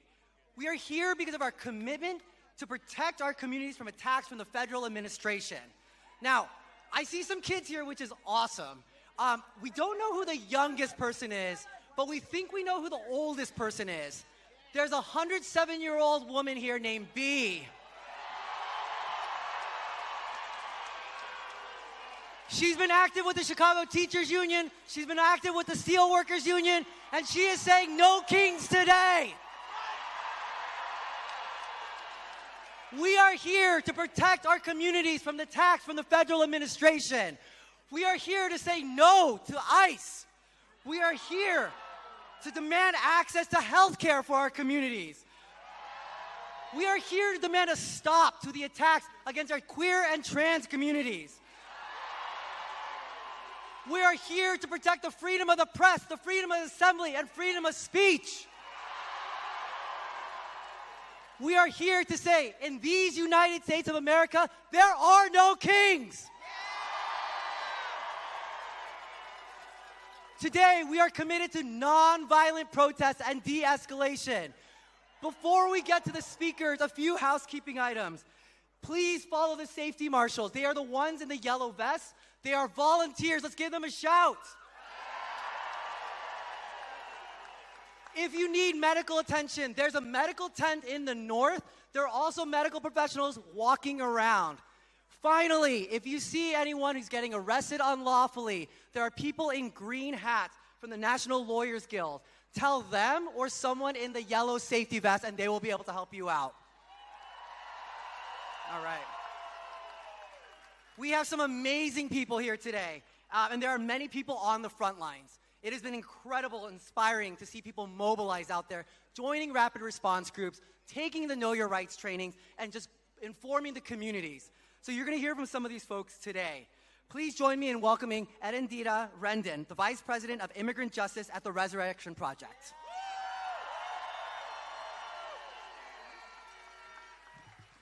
Buenas tardes. Yo me llamo Erendira Rendon, and I am with the Resurrection Project. I am a proud Mexican immigrant.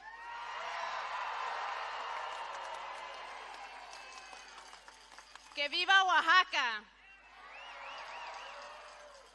I really wish that I could stand here and talk to you from a place of power.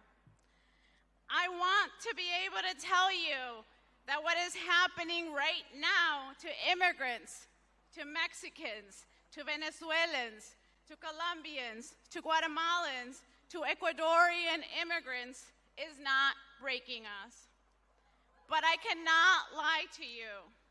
This has been the most horrific month of our lives. Our dads and grandpas are being kidnapped for going to work to build American homes. Men with masks.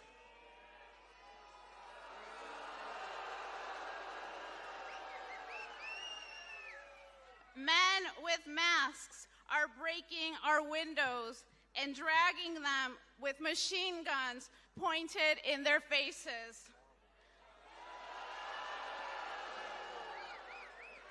Our moms are being kidnapped when they go to the grocery store, when they are dropping their kids off at school, when they are selling tamales to make a living. These moms are pleading with the masked men to let them go home to their kids.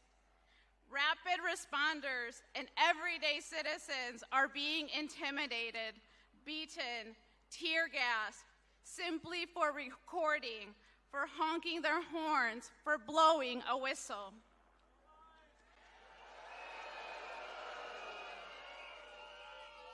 Our families, our dreams, the immigrant spirit to, despite all odds, make a better future for the next generation. It may feel like it is being crushed, but I am a dreamer.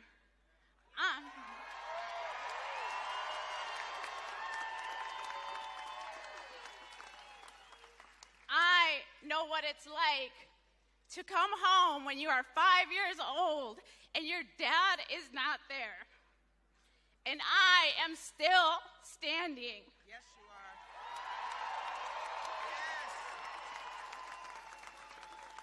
And I am prouder than ever to be an immigrant.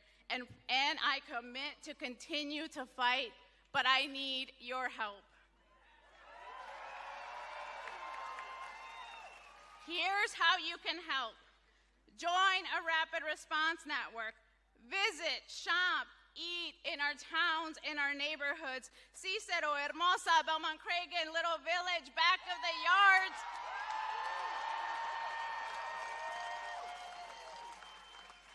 Elgin, Waukegan, Aurora.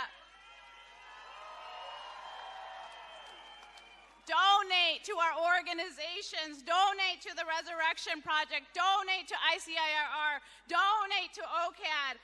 Buy your whistle and take it everywhere you go.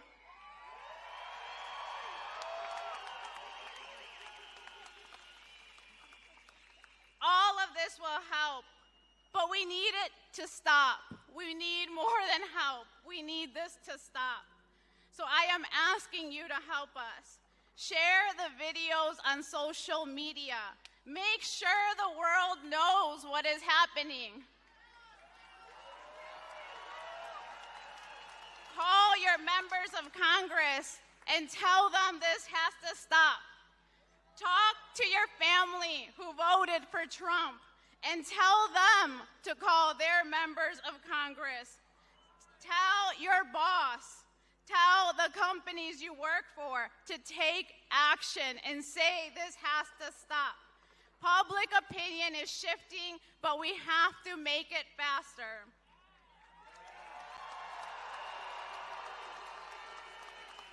So now, I have a favor to ask. Our people are at home right now, and they are in a lot of pain.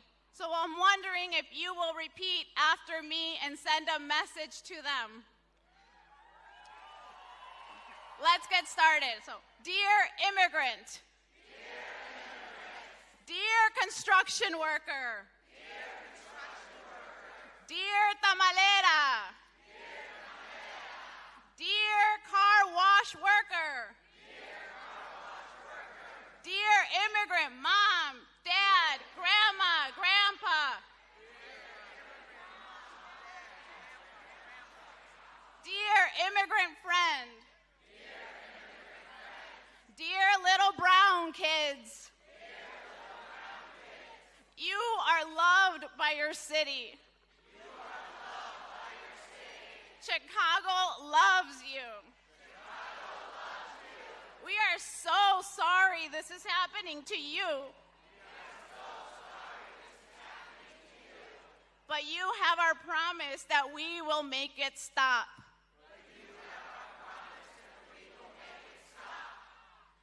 Inmigrantes, Proyecto Resurrección está con ustedes. Lamentamos tanto lo que está pasando, pero saldremos de esto juntos. ¡Que viva los inmigrantes! Thank you.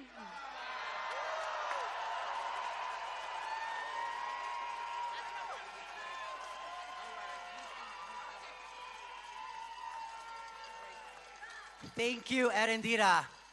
Our next speaker has been working to protect all Chicagoans. He has signed executive orders to resist these attacks and these unlawful attacks from the federal government. Please join me in welcoming the mayor of the great city of Chicago, Mayor Brandon Johnson.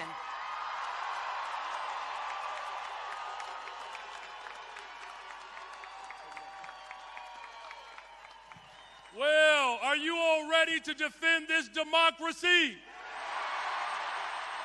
Are you ready to fight fascism? Are you prepared to destroy authoritarianism once and for all? Well, let the world hear you. No kings. Now listen, there are those in this country that have decided, after the behest of this president, to declare war on Chicago and American cities across this country. They have clearly decided that they want a rematch of the Civil War. But we are here to stand firm, to stand committed, that we will not bend, we will not bow, we will not cower, we will not submit to the authoritarianism that is coming down.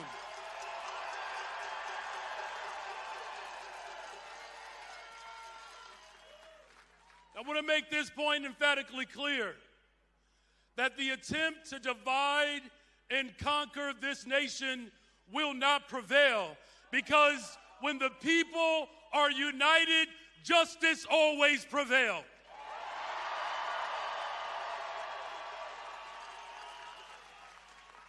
Donald Trump is using ICE as his private, militarized, occupying force. The only other entities that are funded greater than ICE are the United States military and China's military. But we are saying emphatically clear, we do not want troops in our city.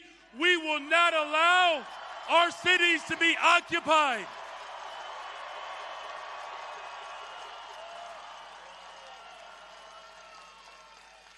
Now here's the last and final point. We have to be absolutely clear of not just what we're fighting for, but what we are looking to tear down. Donald Trump just shifted the largest concentration of upward wealth into the hands of the ultra-rich and large corporations in the history of this country. This is a fight for working people across this country and across this globe to stand up to billionaires in the interests of corporations.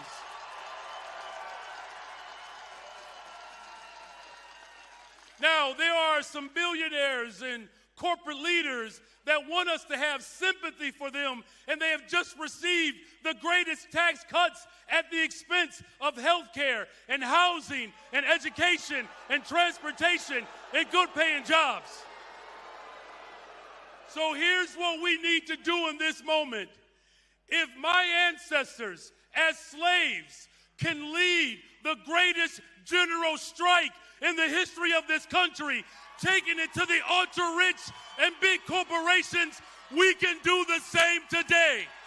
I'm calling on black people, white people, brown people, Asian people, immigrants, gay people from around this country to stand up against tyranny and to send a clear message to the ultra-rich and big corporations.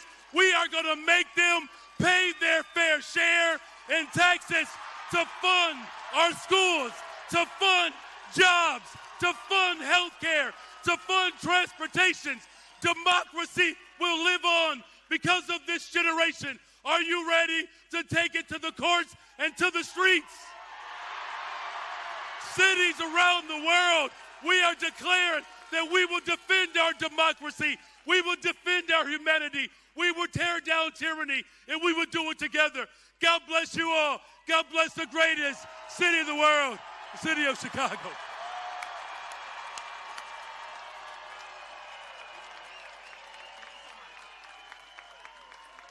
Let's give it up for Mayor Johnson. In addition to City Hall, we need fighters in Congress. This is a congressperson who has been fighting for transparency and fighting against the unlawful occupation of our cities. Please join me in recognizing and welcoming Jonathan Jackson, Congressman Jonathan Jackson. We're here today because we've had enough of watching federal agents zip-tie women, zip-tie children, zip-tie hardworking Americans. We have seen far too many unmarked vehicles rolling around the streets of American cities, arresting people who are actually American citizens with no identification and no due process. And if anybody thinks that this gathering is about blowing off steam, They have grossly underestimated the severity of this moment. And better still, they have misunderstood the determination that we have not to allow this country to become a racist dystopia where cruelty destroys the rule of law. We did not come here to have a picnic. We came here to draw a line in the concrete. And if the enemies of democracy think that we are going quietly into the night, let them see the size of this gathering and remind them of who's really in charge.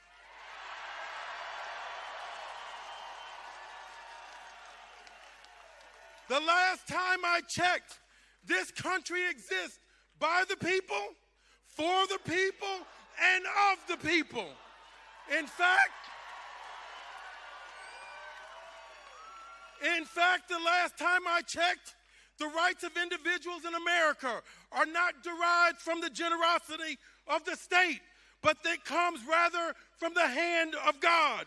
So let us hear today, because we come here, we refuse to hand this country over to a bunch of wannabe tyrants who are as mediocre as they are uninformed.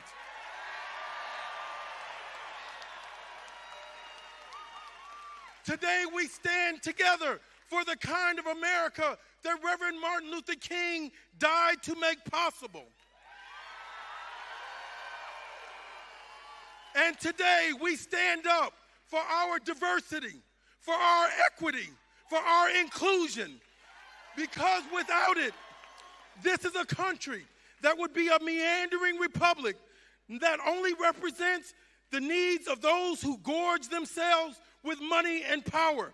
How many times do we have to tell America that DEI is not a pathway to privilege for the few, but it is rather how this nation should seek to correct the mistakes of the many?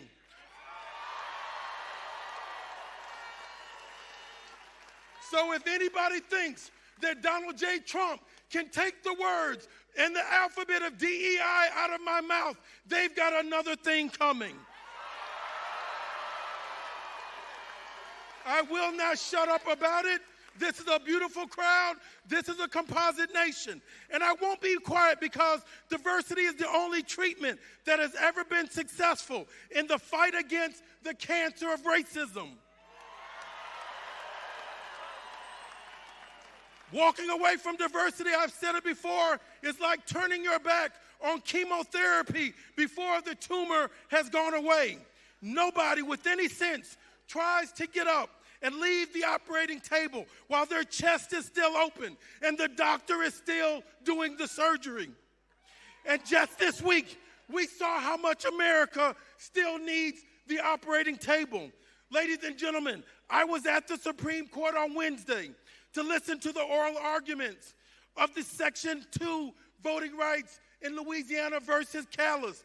They are trying to turn back the hands of time. These conservative justices are poised to erase 160 years of progress. It is almost as if these people are not tethered to reality. Didn't they see what happened in Texas just a few months ago and how the Texas legislature erroneously erased the legislative districts simply because there were majority black and brown districts? There was no compelling interest to redraw those districts other than that folks that wanted to gerrymander so they could hold on to power. This is exactly what black folks and African Americans fought for and against 160 years ago. But let me tell you about diversity. When I was in the Supreme Court on Wednesday, there have been 116 justices in American history. There have only been 6 women who says we've had too much diversity. Ladies and gentlemen, we're going to protect the Voting Rights Act with every phone and every fiber in our body.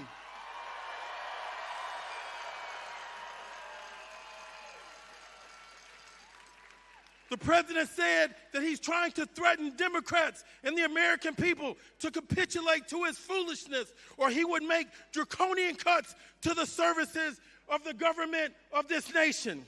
I can't speak for the rest of my colleagues, but I can tell you I'm not a child. Nobody can threaten me to get what they want. I'm too grown for that. If the President of the United States wants to sit down and act like an adult, then I'm sure the leaders of the Democratic Party are willing to meet him at the table. We're not going to kowtow and capitulate to threats. We are one America. If it means we have to come out and vote for our interests, we're going to do it. If it means we have to leave room in our struggle for joy, we're going to have joy. If it means we can't allow racism to change who we are. Ladies and gentlemen, we've come too far.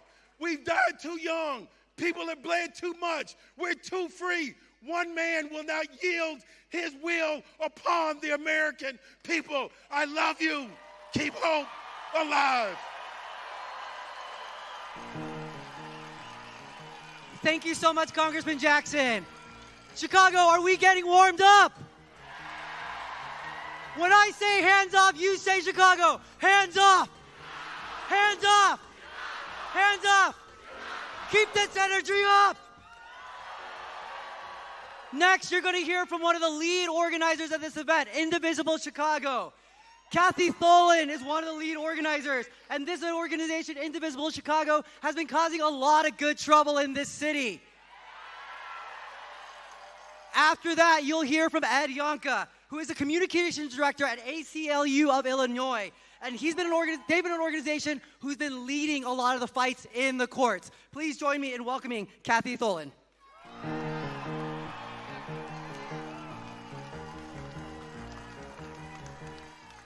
Good afternoon. I'm here to take 1 minute for a shout out for the volunteers and activists of Chicago.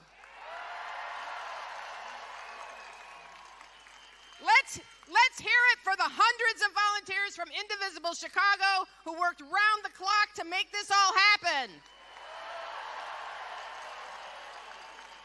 To the safety marshals and the medics who are here to keep us safe. To the many volunteers from many organizations who are here today helping. We want to especially recognize our partners with Hands Off Chicago, the ACLU, and the more than 70 organizations co-sponsoring this event. There is only room for some of them on the stage today, but as you march, watch for others along the route who will be sharing information and music and art with you. It'll be great. As ICE and other federal agents continue to invade our neighborhoods and terrorize our neighbors, we want to say thank you to the multitudes of people in rapid response teams across the city. All of those working to document what's happening, and everyone who is providing help and support to our neighbors. And a special shout out to those who are keeping us all informed of what's really happening. In particular, the nonprofit and independent media on the streets every day, including Block Club Chicago, Unraveled Press, and The Tribe, to say a few. We need all of you to support them. And we want to recognize all of you. It takes all of us, but together we will stop the wannabe king.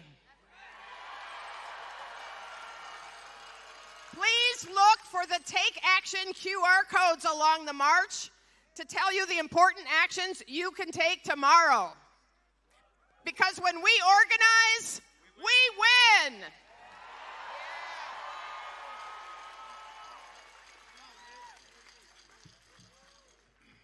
Good afternoon, Chicago. My name is Ed Yonka, and I am with the ACLU of Illinois, and I am so happy to stand with old friends, with neighbors, and with just complete strangers in defiant opposition to the policies of the current White House. You know, there's been a lot of talk from the White House and the president's sycophants over the past few days about these rallies. They have said that we and you hate America. They say that we and you hate American values. These are sad little people, because they will never understand that we are here because we love America and because we stand for American values.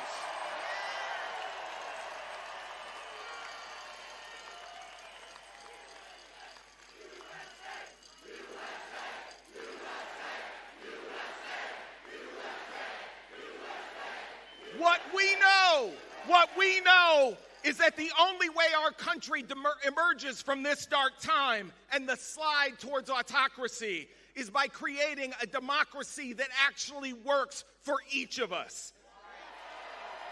We love our country enough to say no to masked, heavily armed ICE agents rampaging through our streets, firing off tear gas and threatening families and children who are part of our community. We love our country enough to say that no to the use of troops, whether military or federalized National Guard, in our city, in an attempt to force communities like Chicago to bend the knee to the politics of hate and division.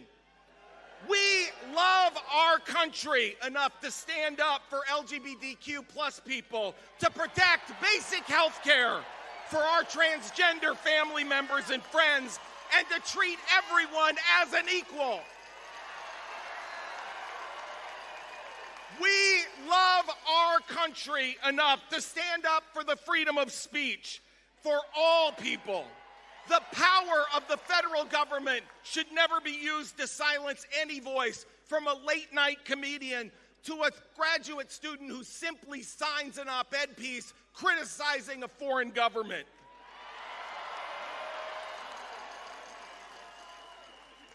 We love our country enough to insist that everyone follow the Constitution, including the president. To insist that the president cannot cut off funds provided by Congress on a political whim, whether it's gutting foreign aid or trying to dismantle Head Start. They say that dissent is the highest form of patriotism. My goodness, am I seeing a lot of patriotism today. When we stand together, we make clear this is what democracy looks like.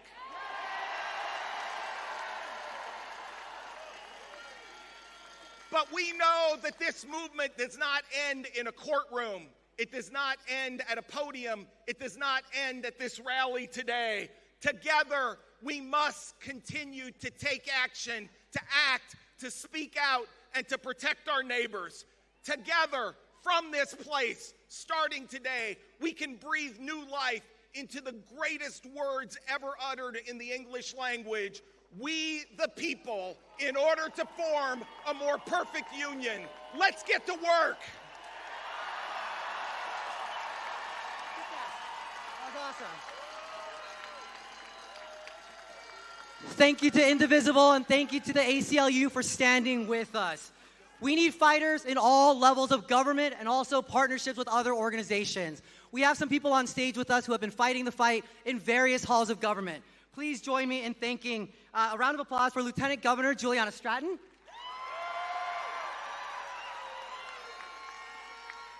In addition to Congressman Jonathan Jackson, we also have Senator Dick Durbin up here as well.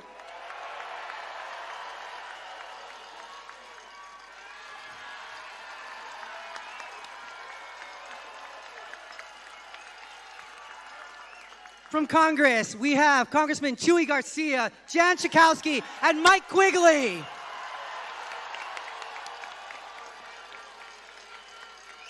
Additionally, we have Cook County President Preckwinkle right here behind me as well.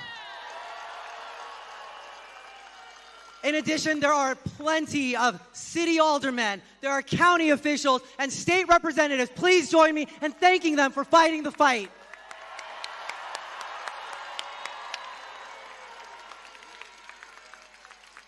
Next, I have the honor of introducing Juliet de Jesus Alejandra. She's the executive director at Palenque LSNA. It's another organization doing the work on the ground. She's going to join us up here and recite a poem.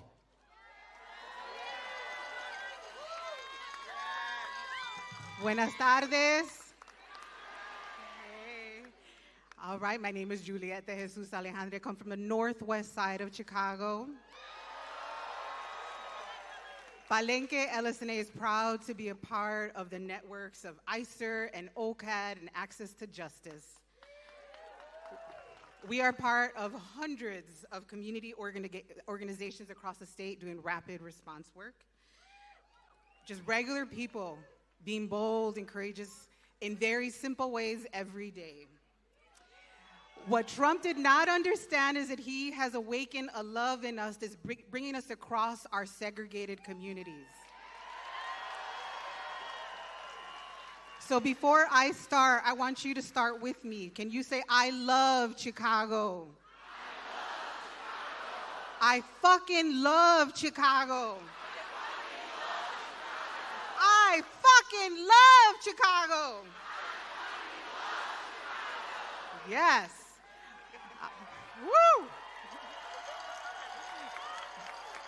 That's not it. Hold on. I have never loved my city more than I do now. Every block, every tiendita, street vendor, child going to school, every father in a work truck, every viejita and viejito is my grandparents.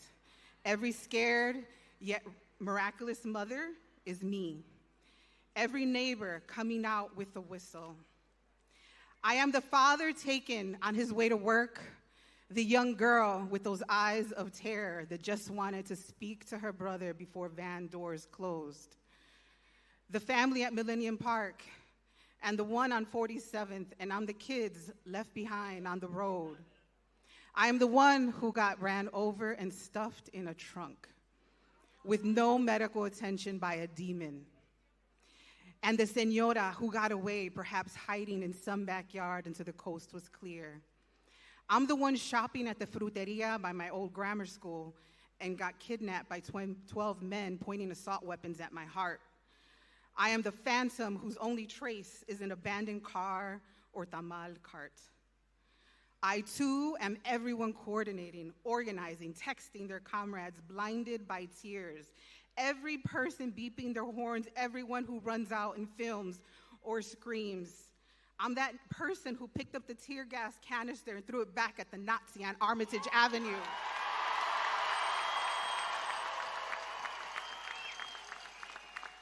And I'm that guy on Fullerton who yelled, "Block their asses in." I'm that food delivery guy on the bike that got away that Sunday.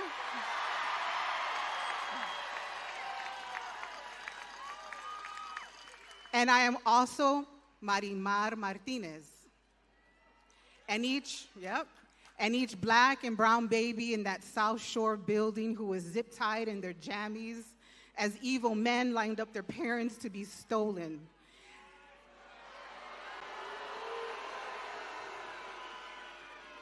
And the black woman who yelled, "Te quiero, Pepe," as the military men disappeared her friend or lover at pre-dawn. The guy on the west side who got choked out in Garfield Park, and everyone who understood in that very moment that they're coming for us all. I am senadoras running to warn their neighbors, wearing heels, and alderwomen protecting their patients in Humboldt Park.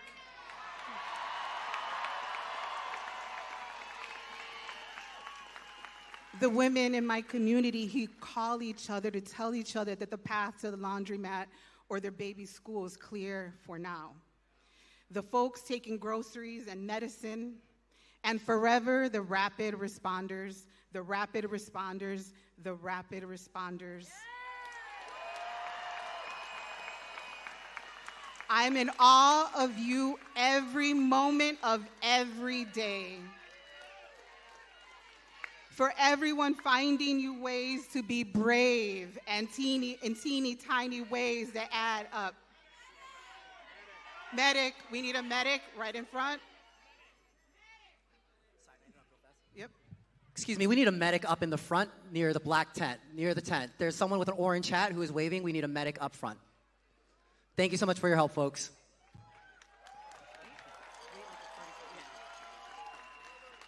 We take care of each other.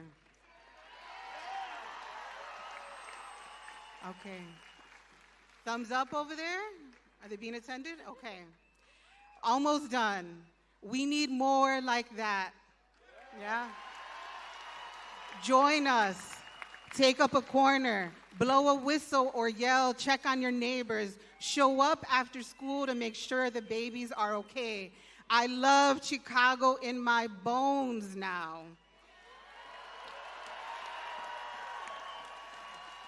Te amo un chingo, like my Mexican comadres say. Let's walk one another home. I love us so fucking much. Thank you.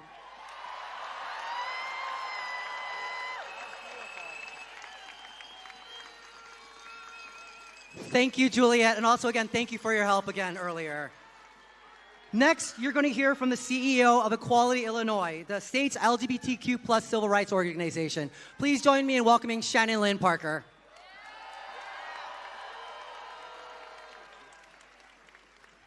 All right, hey y'all.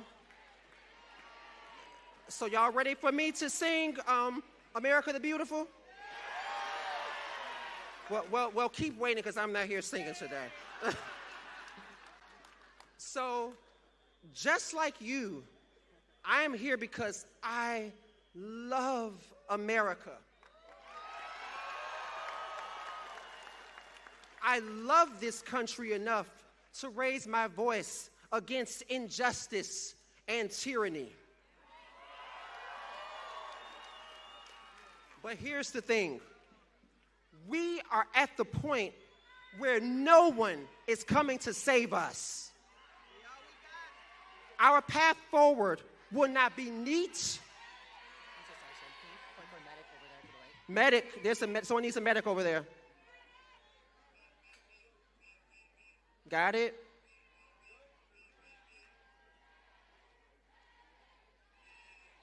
All right. Y'all ready? They taken care of? Not yet. That's okay. You're welcome. All right. So like I just was saying, as you see right now in real time, our path forward will not be neat or tidy. And it is no longer protected by the guardrails of the Constitution. Because to this administration, that document has become an inconvenience, an obstacle to their growing hunger for absolute control.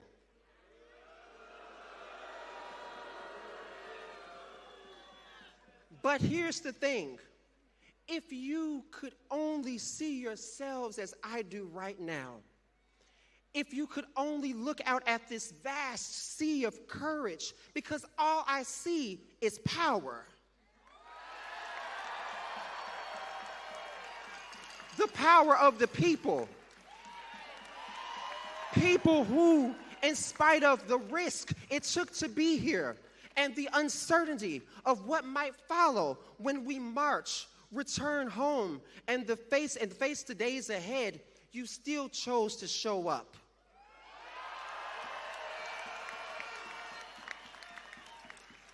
These are frightening times, but I'm going to tell you something. I am not afraid. And if you are, that's all right, because fear is human. But be more afraid of what happens if we allow this march towards authoritarianism to continue unchecked.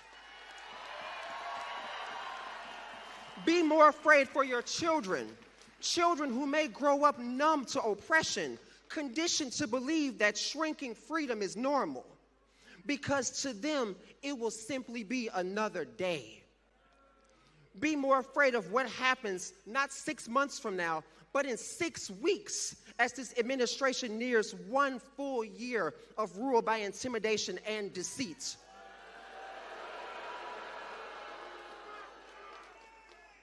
I stand here today and I say boldly and proudly, I am not a domestic terrorist.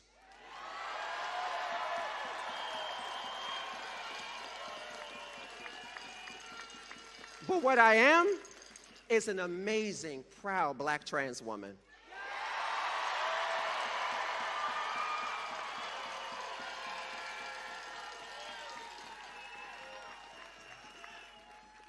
I stood in allegiance with my little hand over my heart, just like millions of children across this nation.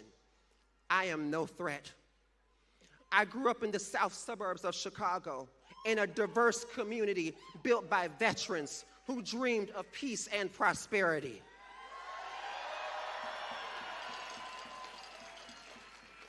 I am the progeny of a woman born only 88 years after slavery, that unforgivable crime that this nation still tries to bury.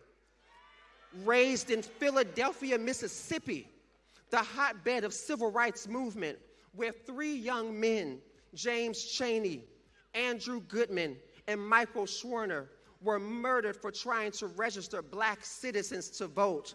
The very Voting Rights Act that they and so many others died for, were lynched for, and is now being dismantled under the name of redistricting.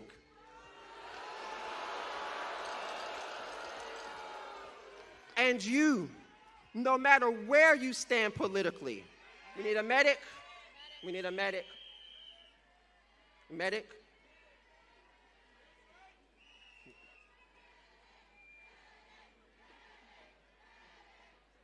Got it? Cool. All right. And you, no matter where you stand politically, know this to be true.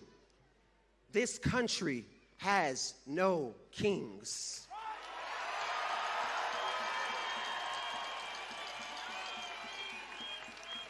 We are not ruled by monarchs or royal decree. Because when those in power weaponize the shutdown of government, not to negotiate, but to smoke out the most vulnerable, like one would drive someone from their own home to reveal who they truly are, they will not save your farms. They will not save your pensions. They will not save your medical care. Their goal is to starve the very people who make this nation work. But we are the people, and those closest to pain should be closest to power.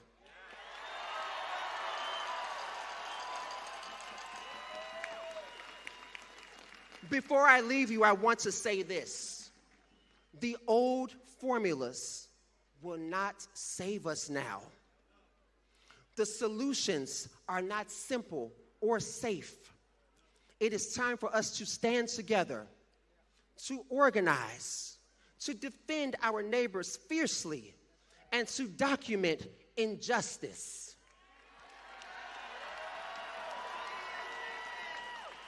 Peaceful disruption. Make your voices heard, louder than the noise that seeks to silence you.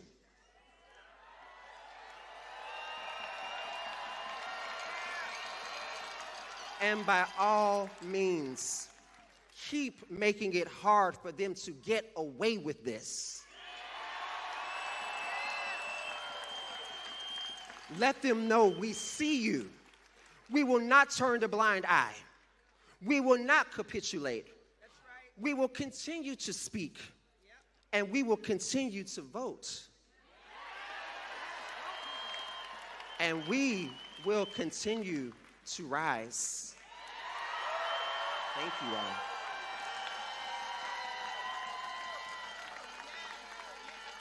Give it up one more time for Equality Illinois CEO, Shannon Lynn Parker.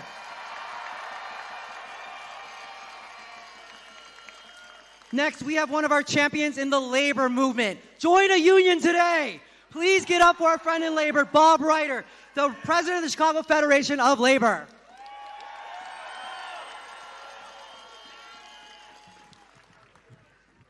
y'all hear me in the back? Oh no, I'm going to say hands off, hands off, hands off, hands off. My name is Bob Ryder. I am president of the Chicago Federation of Labor. The CFL represents 300 unions that represent 500,000 working people right here in the hometown of the American labor movement, Chicago, Illinois.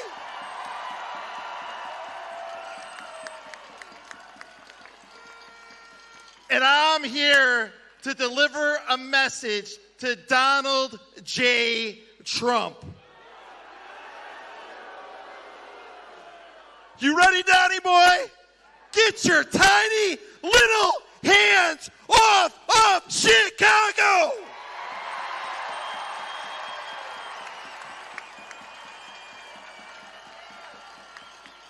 Donald Trump is a joke. His tariffs are jacking up prices and screwing the economy. His attack on labor, his attack on unions, he's destroying the freedoms that workers have to fight for their rights on the job. He's shredding our public services and firing thousands of dedicated union members in the federal government. That makes us less safe. That makes us less secure. And by God, it makes us less free. And we're not going to stand for it.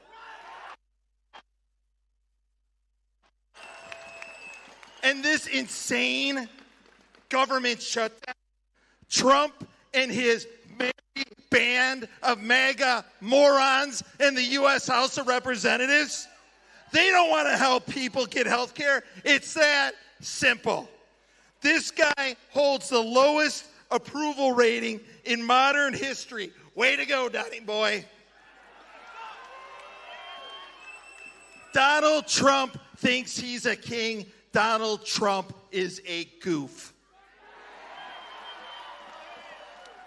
And he doesn't want us here calling him out. And his sock puppet, Mike Johnson, is out there running his mouth. And I got to tell you what, Mike Johnson, you know what you need to do? Release the Epstein files.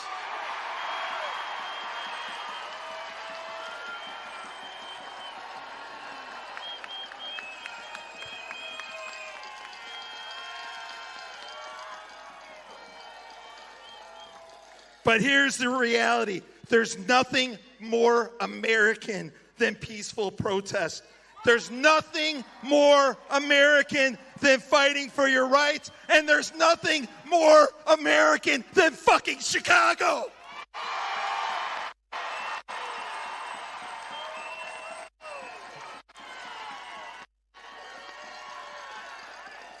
That's why our city is under attack by the federal government. Because Trump knows if he can break Chicago, he can break any city.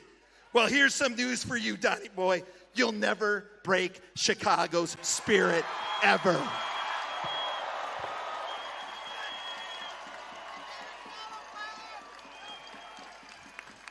Look at this crowd.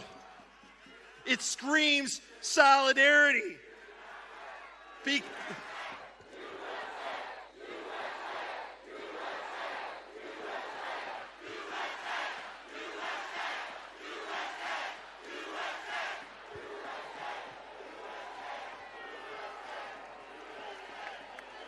That's right. This is our country.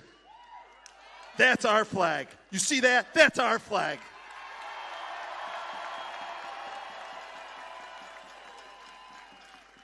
The fight for workers' rights is the fight for immigration.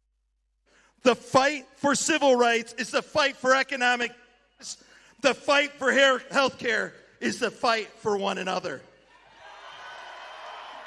And we stand together to say, we love America, and we don't want any twice impeached, convicted, felon, multiple bankruptcy, sexual predator, wannabe kings in our country.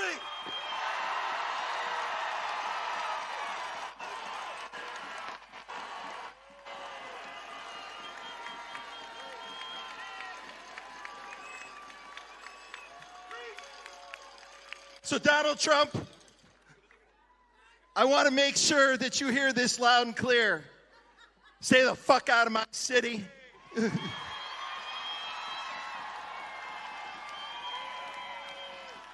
Stop terrorizing our immigrant workers.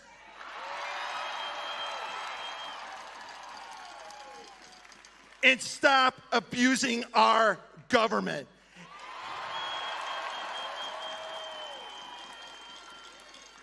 And I'm going to say the first part, you're going to say the second part. Donald Trump, hands off.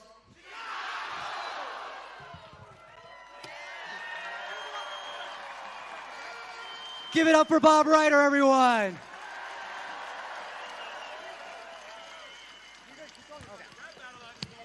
All right. It is my honor to bring someone who needs no introduction. Congresswoman Delia Ramirez is a fierce advocate who recently gave Kristi Noem a draft resignation letter. She is the daughter of Guatemalan immigrants and a champion for our communities in Washington. Please give a big, warm welcome to Congresswoman Delia Ramirez.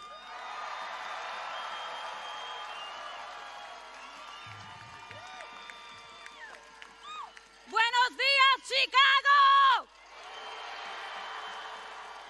Buenas tardes. So listen, I come from organizing, so we start with a chant. When I say people, you say? When I say people, you say power. People! People! When I say people, you say power. People! That's exactly right. May that powerful voice be heard from here to Washington, D.C. and every corner of this country. We need a medic somewhere, I think.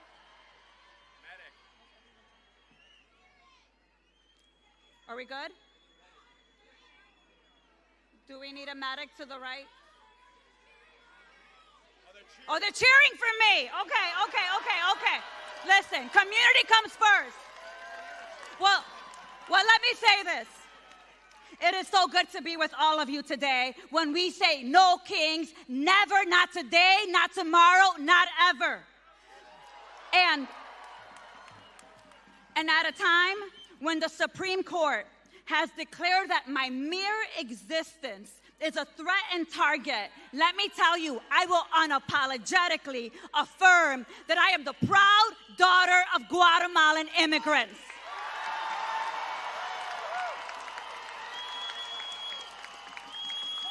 Now, let me say that again in case the president and Noam didn't hear. I'm going to say it again. I am the proud daughter of Guatemalan immigrants, and I will never be ashamed of my roots.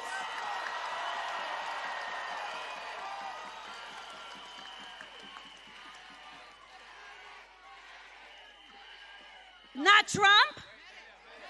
Medic. Now we need a medic. Right here to the right, here, the guy in the salmon orange.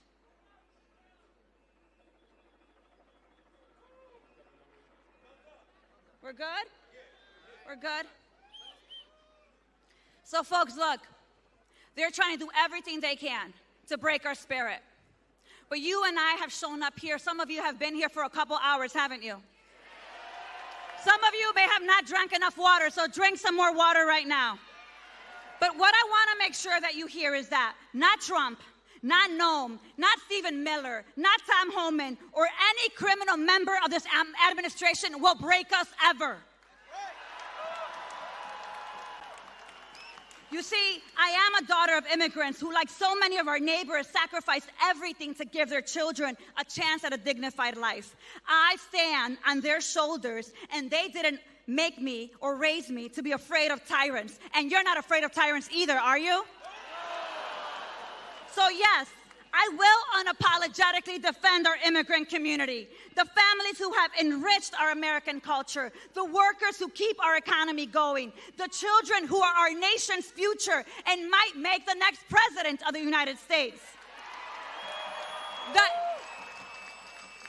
The immigrants who have become public enemy number one in Donald Trump's cruel, xenophobic, racist agenda are here to say hell no to wannabe kings.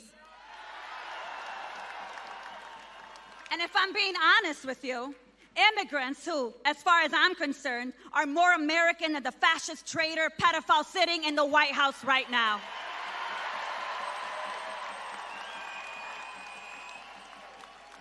You have heard it again and again today. Our democracy is under attack by a wannabe dictator who over the last 9 months has thrown everything to us, trying to break us. Trump, Noam, and the ICE Gestapo police are doing everything they can to destroy our constitutional rights, to force us to accept authoritarian takeover of our country. They want to normalize violence. They want to normalize cruelty. They want us to be okay with what they're doing so that you won't question what they do next. But let me be very clear to Donald Trump and all those criminals. You will not break the city of Chicago, ever.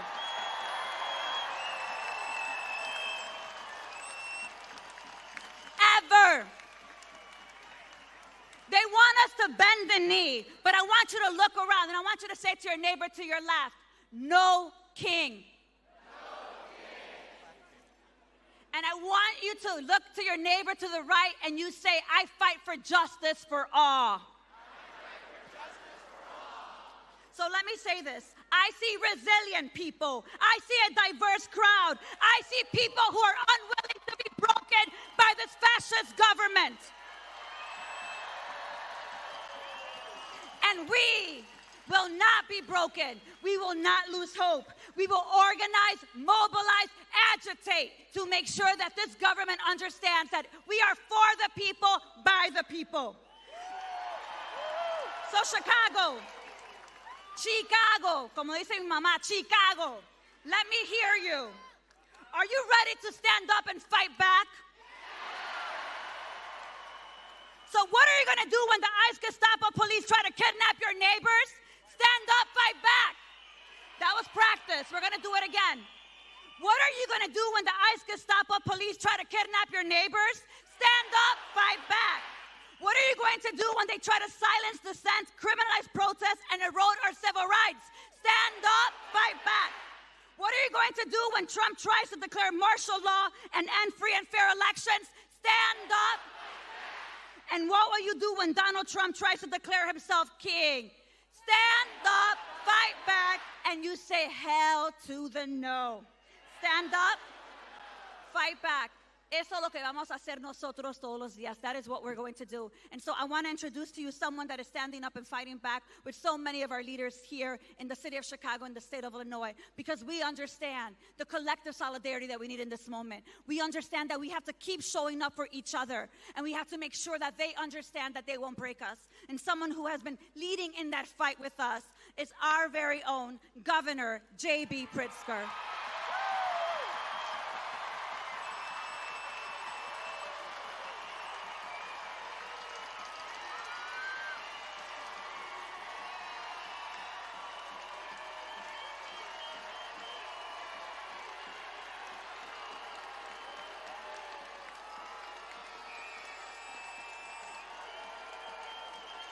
Hello, Chicago!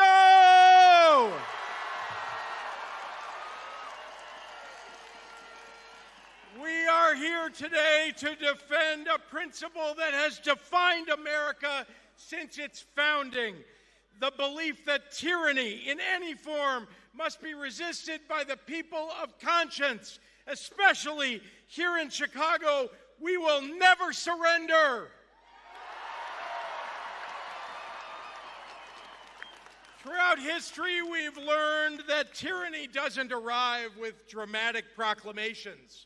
Most times it comes quietly, wrapped in the language of law and order, with fingers pointed at someone who doesn't look like you, promising safety while demanding that we sacrifice our neighbors. Today, we're here to say with one voice that there is an existential threat to our constitutional republic. This is not a political choice. This is a moral imperative.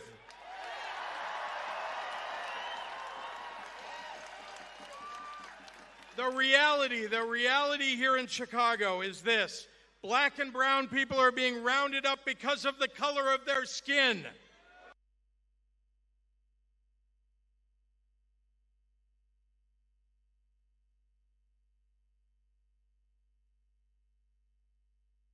zip-tied.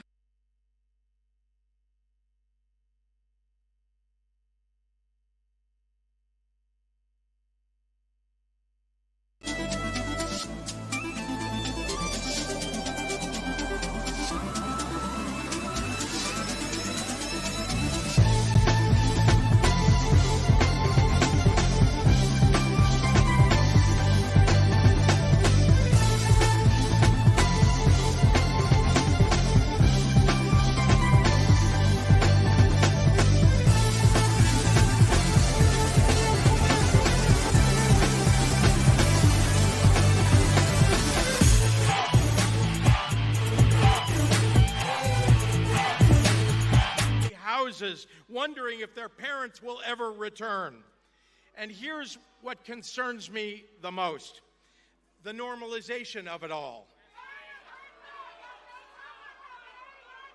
When we accept the idea that the color of your skin is probable cause to detain you, that the government should have unlimited power to round up and imprison people without due process, that Trump can build a massive enforcement apparatus with no constitutional limits, well, then we erode the foundations that protect all of us. Chicago, is that okay with you? History teaches us that powers granted in the name of security are rarely relinquished. The precedents that we set today become the justifications for tomorrow's abuses. When we allow tyrannical policies against any group, we make tyranny possible against every group. Chicago, is that okay with you? We are here today at this rally because Donald Trump and Stephen Miller are already coming for the immigrants and for black and brown people and for LGBTQ people and for their political opponents. The famous Martin Niemöller poem, First They Came, concludes with the words, "Then they came for me, and there was no one left to speak for me." What Trump didn't count on is Chicago coming together to stand up for freedom and individual rights, for American values, because we love America.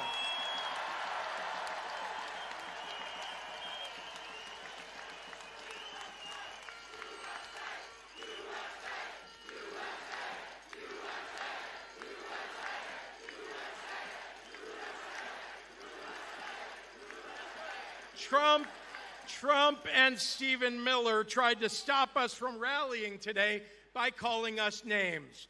Do we care if they call us names? And they're threatening still to bring military troops into Chicago, claiming there's an insurrection here. Is this an insurrection? It's because peaceful democratic resistance is always scary to authoritarians. And Chicago is known for our peaceful resistance, for labor rights and for civil rights. Going all the way back to the 1850 Fugitive Slave Act, requiring cities like ours to capture and return black people fleeing slavery, the city council said no. The people of Chicago said no. Communities of everyday Americans banded together to protect those who had fled slavery, hoping to find freedom in Chicago, because we in Chicago are not afraid to stand up for fundamental American values. Now, the vast majority of Chicagoans are here because our ancestors fought to escape from tyranny. And another great portion of Chicagoans were brought to this country in shackles and had to fight for their literal freedom. Resistance and survival are in our American blood.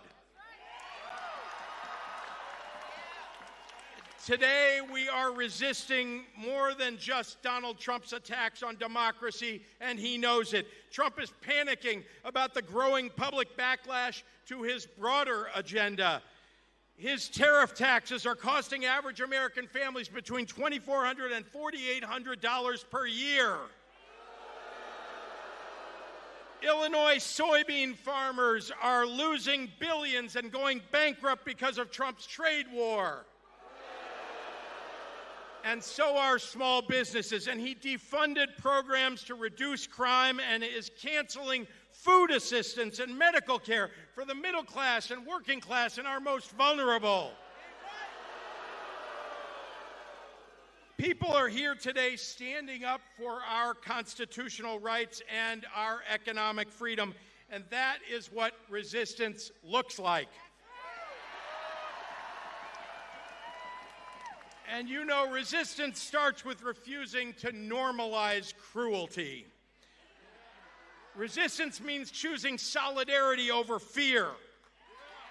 It means recognizing that an attack on free speech, on immigrants' rights, on due process is an attack on everyone's rights. It means understanding that we're either building a society based on human dignity or one based on domination. Which is it? Human dignity. History will judge us by where we choose to stand right now, today. Future generations will ask, what did we do when fellow human beings faced persecution, when our rights were being abridged, when our Constitution was under attack? They'll want to know whether we stood up or we stayed silent, whether we chose compassion. Medic.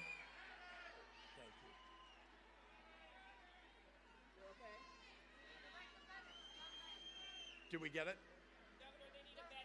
We need a medic over here.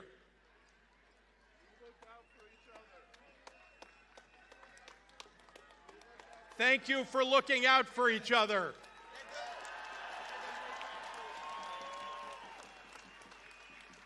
Folks, tyranny requires your fear, your silence, and your compliance. Democracy requires your courage.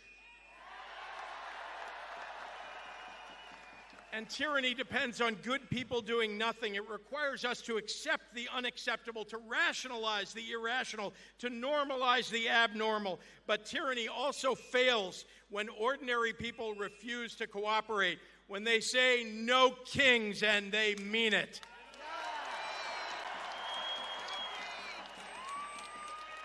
So Donald Trump, stay the hell out of Chicago.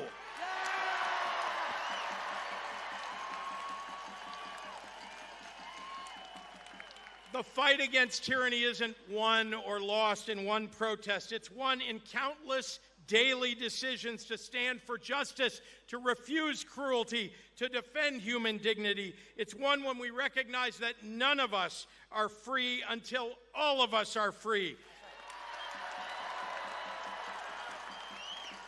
So say it with me. We love America. We love Chicago. And Donald Trump, stay the hell out of our city. Thank you very much. Let's give it up. Unbreakable commitment to protecting every patient is absolutely necessary to heal us in this moment when we are battling the fascist cancer taking over our democracy. So let's give it up for nurses. I also want to share that I am a proud immigrant.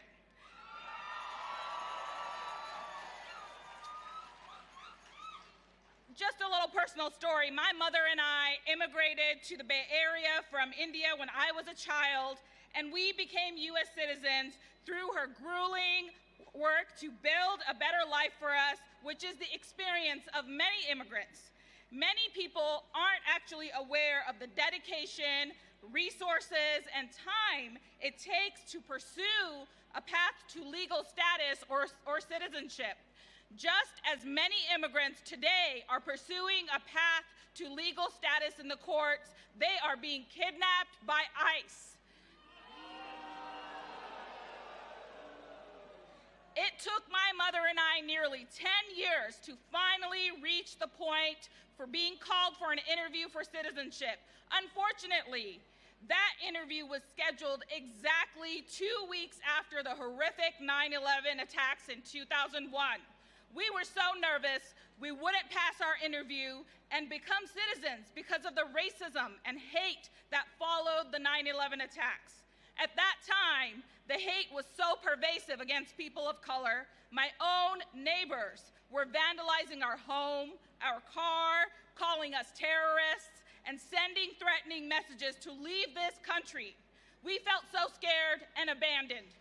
Today, I am filled with so much hope and inspiration because we are not abandoning our neighbors who are the victims of this fascist administration's divisive agenda.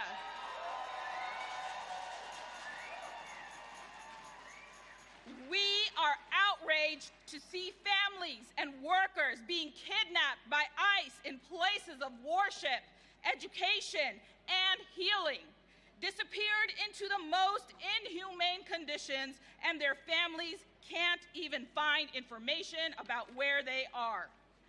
Our mass movement of working people for all backgrounds is appalled that ICE is abducting American citizens, zip-tying children, attacking journalists, and storming into our hospitals armed for war. Are we going to allow this to continue? That's right. There was no question that our union would help lead the charge today. Nurses vow to protect public health. That means standing up to a president who wants to be king, an administration of corrupt loyalists, and all of their billionaire buddies. As Kathy said, the society that they are trying to build is sick.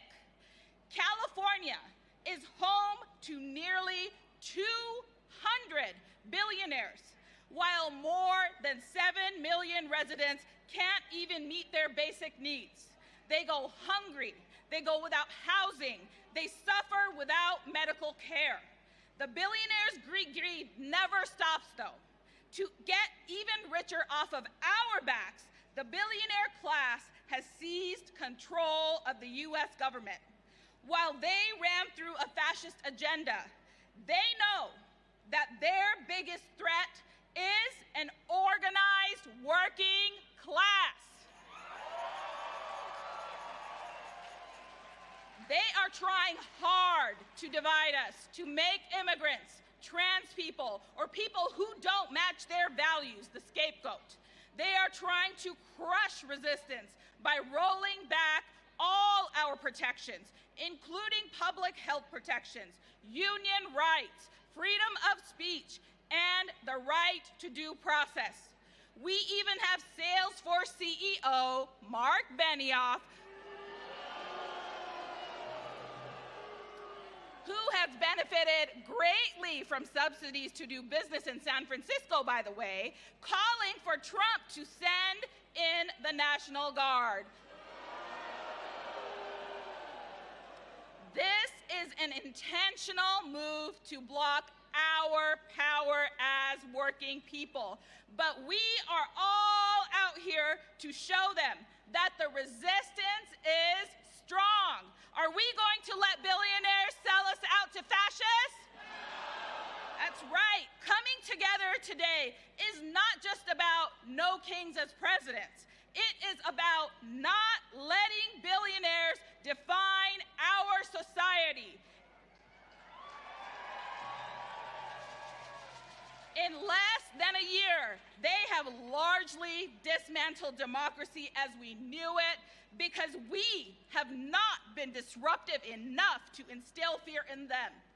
At the end of the day, it is our work that makes the world go round, not theirs. To heal this nation, we are all going to channel the power of union nurses, which means that in an emergency, we're not going to freeze.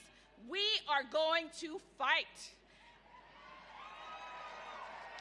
And we must be bold in our demands. while we are fighting to preserve health care, including gender-affirming and reproductive care, to protecting immigrants from ICE terrorists, protecting our democratic freedoms, we must also be clear about the kind of future that we want. We demand a world of Medicare for all, where we abolish ICE. We demand retirement security, fair wages, and safe working conditions for all people. Taking back our democracy means that we, the people, not the billionaires, set the agenda. That means creating a society and government to deliver what working people need, not corporate profit. Throughout history, there have been other democracies sliding into authoritarianism that made a U-turn. But we know that history has shown us that the turnaround is far more successful when there is an organized mass working class movement like here today. It is not easy. No one is coming to save us, but even the billionaires know their agenda is no match for our full collective power. So California, are we going to stay united and fight? Are we all going to take action to counter the right-wing power grab by voting yes on Prop 50? That's right. We are going to continue rising up by the millions to make sure that the billionaires know that when you take on one of us,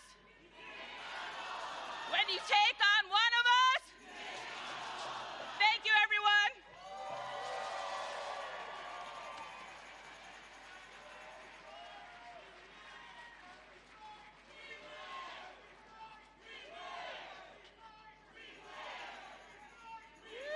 All right, thank you, Puneet. And thank you, National Nurses United, for your leadership today. We're going to do a couple more chants to get us all really excited. When I say X group of people, I'm going to say when workers are under attack, what do? Stand up, fight back. When nurses are under attack, what do? When all of us are under attack, what do? When healthcare is under attack, what do? When labor is under attack, what do? When our city is under attack, what do? All right. Now I have the pleasure of introducing one of my personal heroes, Lorena Gonzalez. Lorena has dedicated her career to expanding workers' rights through organizing, politics, and legislation, from transforming the San Diego region as head of the San Diego Imperial County's Labor Council to passing landmark labor laws in the State Assembly, to her historic leadership at the California Federation of Labor Unions. Lorena has relentlessly championed the cause of the working class. So let's welcome Lorena Gonzalez, President of the California Federation of Labor Unions. So brothers and sisters and siblings, are there any union members in the crowd today? I didn't hear you. That wasn't loud enough. Are there any union members in the crowd today? My name is Lorena Gonzalez, and I'm proud to represent the 2.3 million union members in California, 1,300 different locals from every type of work, from janitors to pilots to nurses to teachers to firefighters. We know that working class folks have to stick together, right? So in the labor movement, there's this famous song. It's from back in the day, but there's this famous song, and they ask, which side are you on? And I think there's never been a time in history when we have to ask ourselves and each other and our neighbors and our family members, which side are you on? Are you on the side of Donald Trump and his... No. And his incompetent cabinet members, people, or are you on the side of the people of California and America who need to fight back?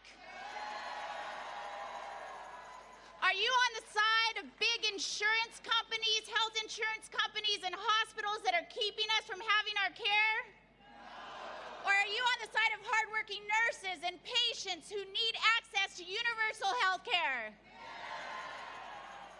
Are you on the side of the religious right that has decided that there should be hatred among all of us just because of somebody you love or how you identify?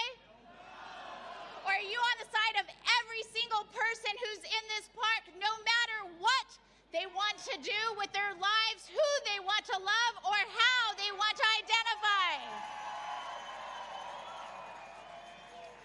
And I have to say, as a daughter of an immigrant, this one's important to me. Are you on the side of fucking ICE? Fuck no! Or are you on the side of immigrants who are hardworking and every day showing up, paying their taxes, sending their kids to school, being part of the fabric of our society?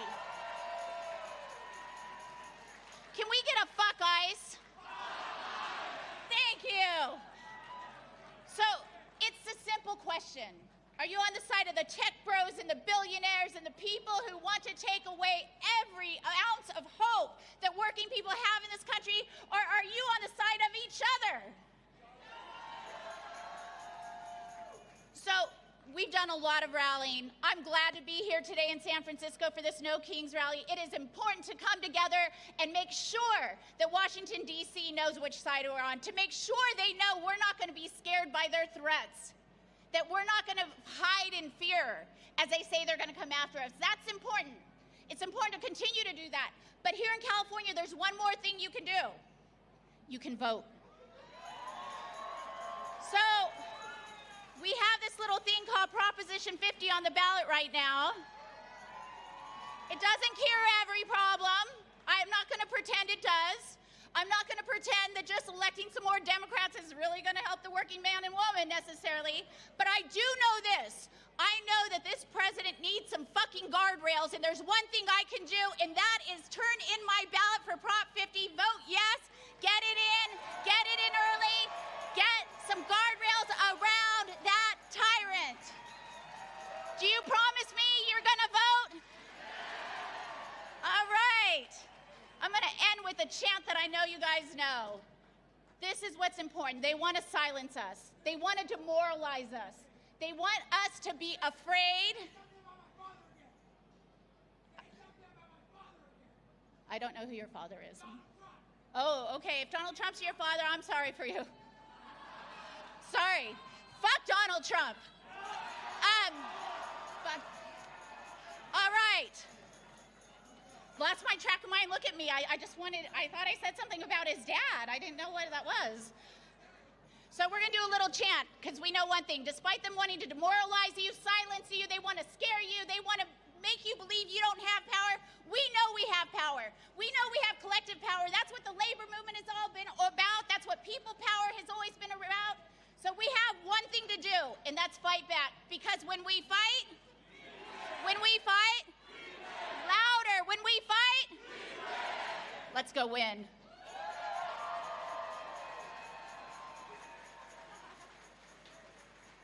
All right, aren't we so blessed to have so many amazing female leaders in our movement? I know that's right. Because when women are under attack, what do? That's right. So next we're going to introduce Arthur Wolf.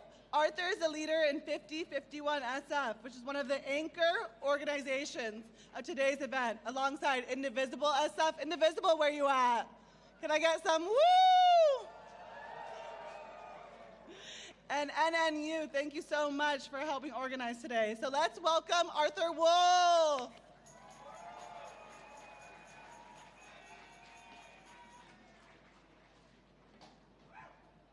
Hello, San Francisco! My people, how are we doing today? Let's take a moment to take this all in. It's an absolutely beautiful sight looking out at you. Standing here, watching all of us together, standing in solidarity with one thing in mind. We have no kings. The last 9 months have been an absolute whirlwind of bad news, oppression, and increasing attacks on our civil liberties. Some of our communities have been targeted and hurt more than others. But an attack on one of us is an attack on all of us. We may not see eye to eye, but this moment in history calls, it begs for our communities to come together and fight for what we have left and fight for the world that we want to live in. I remind you that we have fought fascism before and we have won. We have fought authoritarianism and we have won. We are desperately fighting for the very soul of America, and we will win.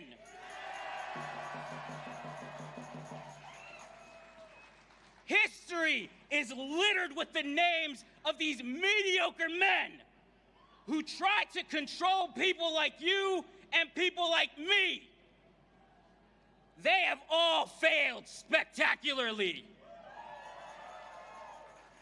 They fear us because we demand accountability. They fear-monger about us because they want to undermine our progress. They want us silent. Are you going to be silent? No. They want us submissive. Are you going to be submissive? No. Because these regimes, they thrive in an apathetic society. They rise to power when the majority stays silent and stays complacent until it is too late to stop them. We will not remain silent. We will not be submissive. We are San Francisco. We are the Bay Area. We are gonna fight back. And we are gonna win. So now you know you're thinking, Arthur, you're talking a big game. What's the plan? What can I do? How do I get involved? Congratulations, step one, you're here. Are you here? Because I can't hear you. Thank you. Seriously, thank you. Now, we need to channel our energy. We need to take this enthusiasm and we need to affect the change that we so desperately need. Targeted boycotts. We know they work. Stop giving these billionaires your money. They are turning it around and they are hurting you with it. Target, Tesla, Amazon, Facebook. Fuck them. You take the fight and you take it to their pocketbooks. That's the only thing they care about. We are taking down the billionaire class. Not for this weekend, not for a month, indefinitely.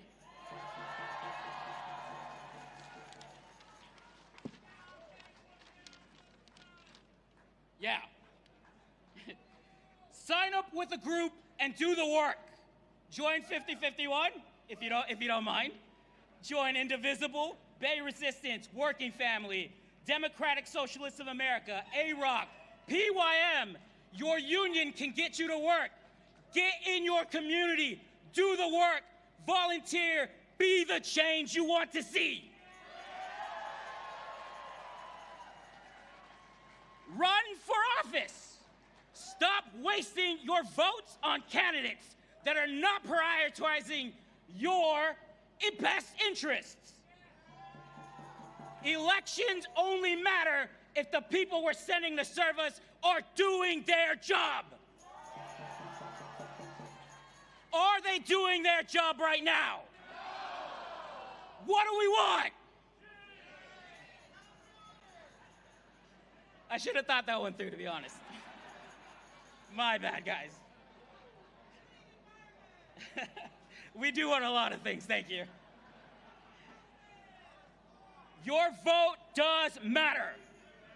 When you do not exercise your right to vote, you are willfully giving away your ability to affect change. Today is just the start. And sadly, I don't have all the time in the world to give you an Activism 101 class. I would, but they're getting ready to pull me off as is. I'm getting side-eye from the side stage.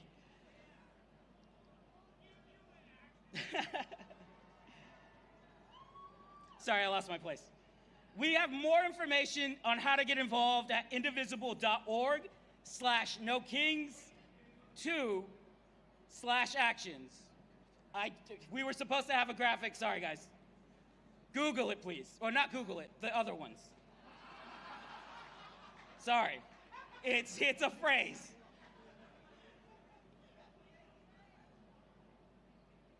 There are also people walking around. I'm not entirely sure if they're in the crowd or if they're still on the avenues, but we have people with call to action signs. They have QR codes. It will take you to the website. Please get involved.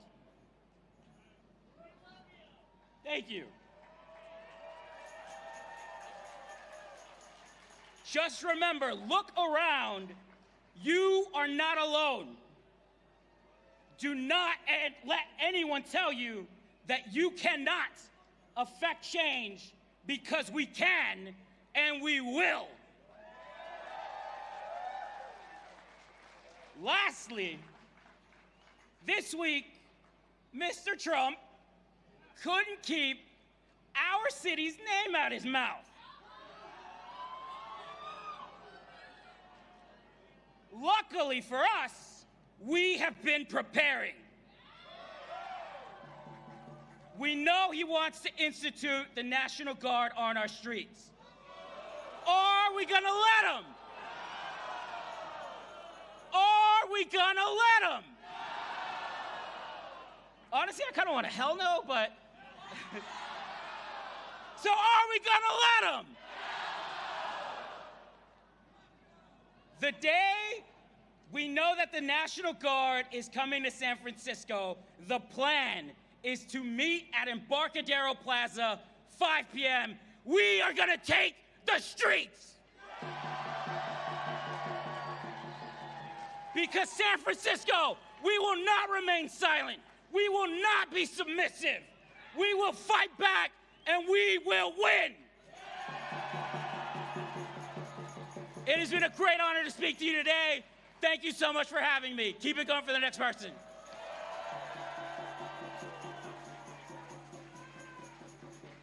Thank you, Arthur. That was amazing. And thank you, 5051 and Indivisible San Francisco, for co-hosting today's event.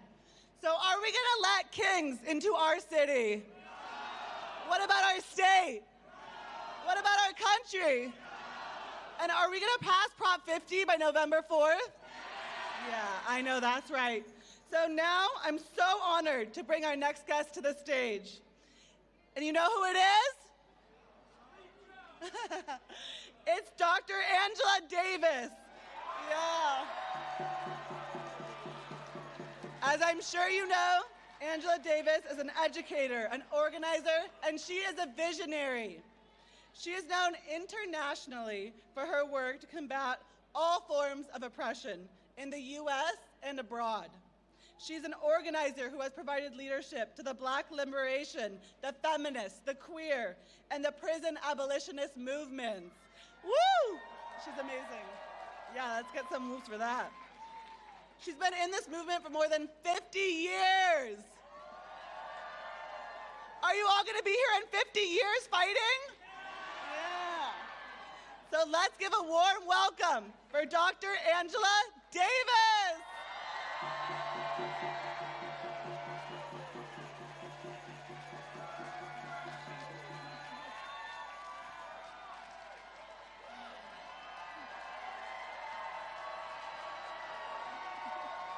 Good afternoon, San Francisco. You are a beautiful sight, and I don't think I can imagine a more beautiful sight than all of us gathered here in San Francisco this afternoon, and all over California, and all over the U.S. to say we actively refuse to be complicit with the illegal actions of the U.S. government.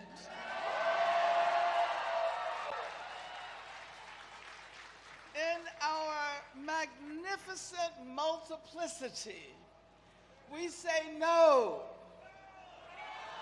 no, no.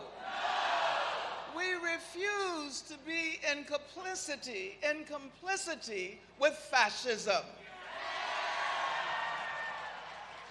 We are people of all racial backgrounds. We are people of all genders.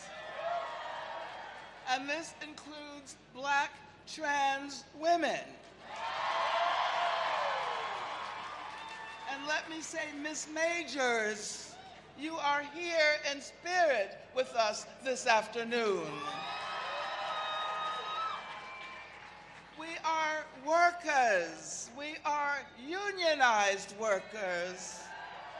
Thank you, Nurses United and the California Nurses Association. And we are union organizers. We are teachers. And we are domestic workers. We are all citizens of the world, regardless of whether we have documents. We are people who have been in prisons, jails, detention facilities, and many remain incarcerated but are here with us in spirit. And let us not forget those who would be here but for the presence of ICE. And so all of us, whoever we are people who believe in freedom. People who believe in freedom, and we who believe in freedom cannot rest until it comes. Trump, I hate even mentioning his name.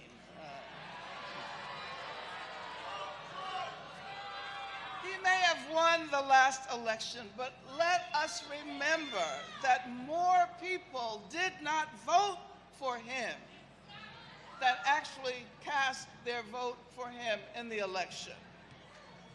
He would not have won if not for the support of the billionaire capitalists.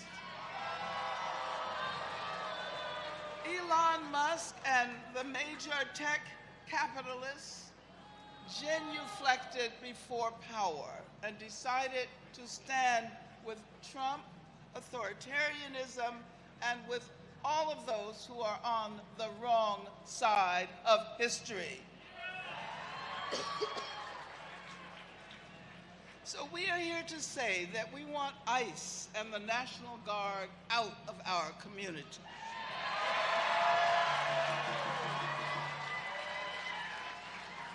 We stand in solidarity with undocumented immigrants.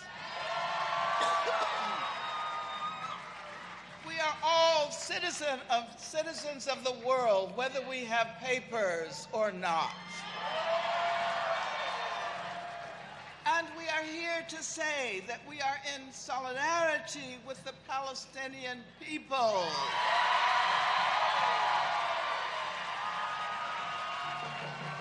And that a ceasefire is not enough. We want an end to the ongoing violence of the Israeli occupation. We want freedom and self-determination in Gaza and the West Bank. And so we are here to say no to racism and no to anti-Semitism and no to the weaponization of anti-Semitism to attack those who stand against genocide. We stand for reproductive justice, the right to abortion, reproductive care, trans justice, and the right to resources for the children we choose to welcome into our lives. And we stand with the people of Haiti and the people of Sudan and the people of Congo and every other place on the planet where there is a fight against capitalism, against empire, and against settler colonialism.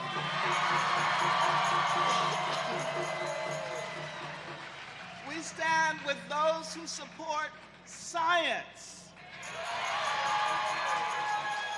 public education,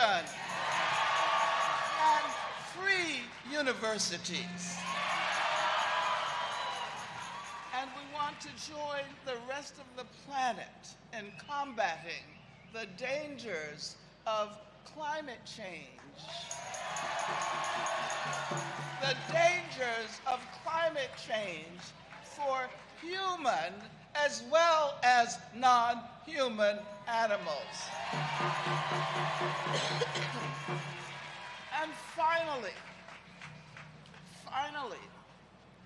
we stand with abolitionists and freedom fighters of the world, and with everyone who not only seeks to dismantle unjust systems, but who is imagining and actively creating new and habitable futures. Free Palestine! Thank you.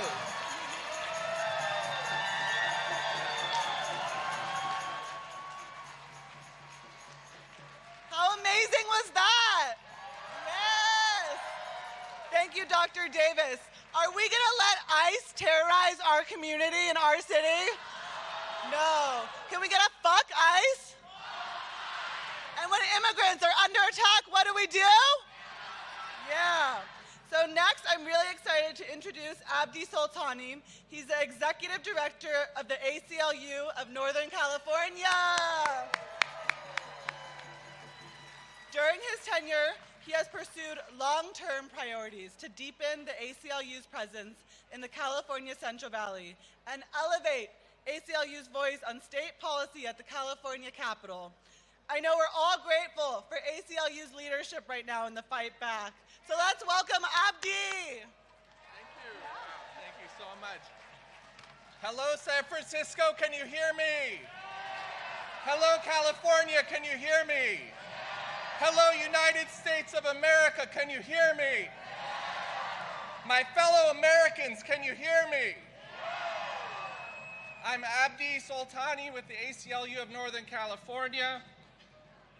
From the streets of Los Angeles to the fields of the Central Valley, to the immigrant detention centers in Louisiana, and to the immigration court just a few blocks from here in San Francisco, we stand shoulder to shoulder with each and every one of you to defend the rights of every person under the Constitution of the United States, citizen and non-citizen alike.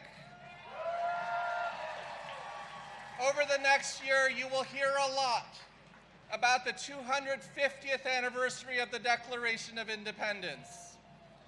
And as we retell the events of the American Revolution let us be clear that Donald Trump plays the part not of George Washington, but of King George III. In the Declaration of Independence, American revolutionaries listed the repeated injuries and usurpations that compelled them to found this nation, and they submitted those facts before a candid world. We have our own facts of the abuse of power by Donald Trump, his administration, and his ministers, and we submit those facts before a candid world. And when I list each one of our grievances, I'm going to ask you if you consent, and you tell me your answer. Donald Trump and his administration have dispatched swarms of masked officers in unmarked vans to abduct people from our streets with no regard to the Fourth Amendment.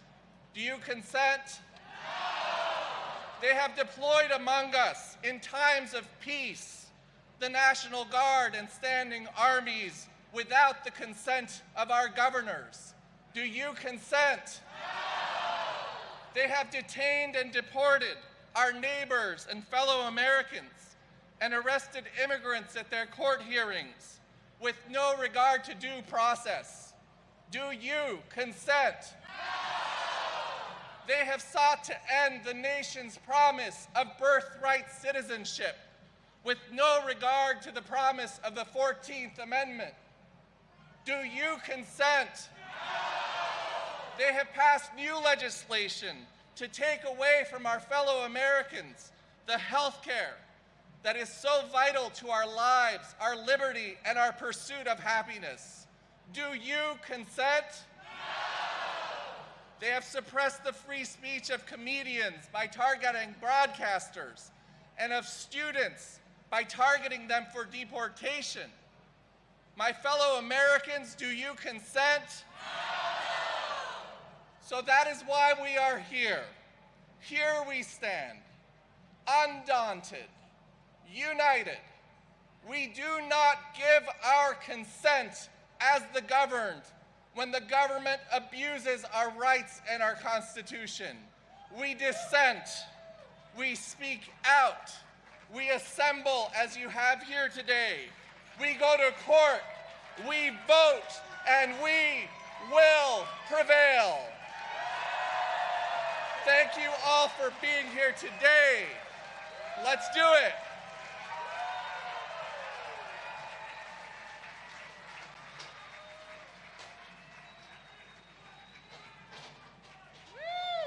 Thank you, Abdi and the ACLU for what you do. That was incredible. Are we gonna protect workers in San Francisco? Yeah. Are we gonna protect workers in California? What about in the country? What about all over the world? Yeah. So we're so welcome knowing that to welcome our next speaker.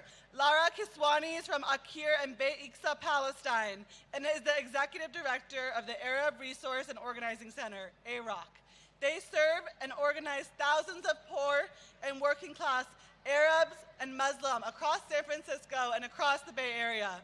AROC leads local, regional, and national campaigns to challenge racism, war, and genocide. Please welcome Lara.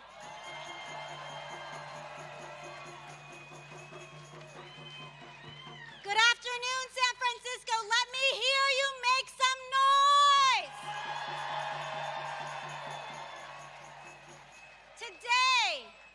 Today we join millions across the United States against fascism, against the attacks on our neighbors, invasions of our communities, and the plunder of public institutions.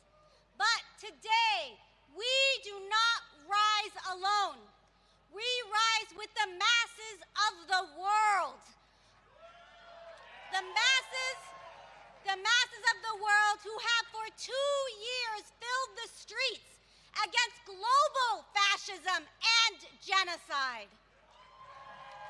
When we today declare no kings here, We declare no kings anywhere. No war anywhere. When we call for a multiracial democracy here in the United States, we call for democracy everywhere. Across the world today, all eyes are on Gaza and the fragile ceasefire, on the immediate humanitarian needs of our people, my people, whether it be in the streets of Palestine or the streets of San Francisco. Make no mistake about it, our struggle continues. Trump has not and will not deliver peace. As he threatens to invade our cities across the country, including San Francisco, he also threatens war against the people of Venezuela. We say no. An end to war and violence at home and abroad will be the work and the victory of the people. While people are crushed by debt and vital services are held hostage, billionaires get free rein in this country. They get tax breaks while working people pay the bill. Our tax dollars are not funding Medicare for all. Our tax dollars are not funding housing and schools. They are propping up right-wing regimes through bailouts and weapon shipments across the world. Public resources are being siphoned into military aid as we speak that continues to be used to kill children and journalists, to torture and imprison healthcare workers, and to level entire neighborhoods in Gaza. My friends, the policies written in distant offices, they land on our classrooms and on our city budgets. The line that runs from a missile over Gaza or a bullet in the West Bank runs through our school boards, runs through our workplaces, and in our streets. Ceasefire or not, U.S. tax dollars continue to move military aid to the apartheid, racist, genocidal state of Israel, including, as we speak right now, including on flights out of U.S. airports and right here at the Oakland International Airport. So today, as we raise our voices against fascism, against war, against racism and occupation of our cities, we also take action in demanding arms embargo now. Our movement is a fight to reorganize the social and political priorities of this country. Our ideals are simple and shared by the majority of people here and around the world. We want health care, we want education, we want empowered workplaces, housing, dignity, and peace for all. Our work today and tomorrow is the unfinished business of our social and labor movements in the fight for human dignity, for self-determination and democracy, not war, not exploitation, and not occupation. The regime and its billionaire backers are trying to silence us. They are trying to kidnap our migrant siblings, target our organizations, erode our civil rights, because they know our struggles are linked. They know the power of solidarity threatens their narrow rule. Solidarity breathes life into our struggle for justice, our struggle for democracy, and our struggle for peace. When we build a movement as we are today, where everyone understands the stakes and everybody has a role, it will spread like wildfire. It opens horizons.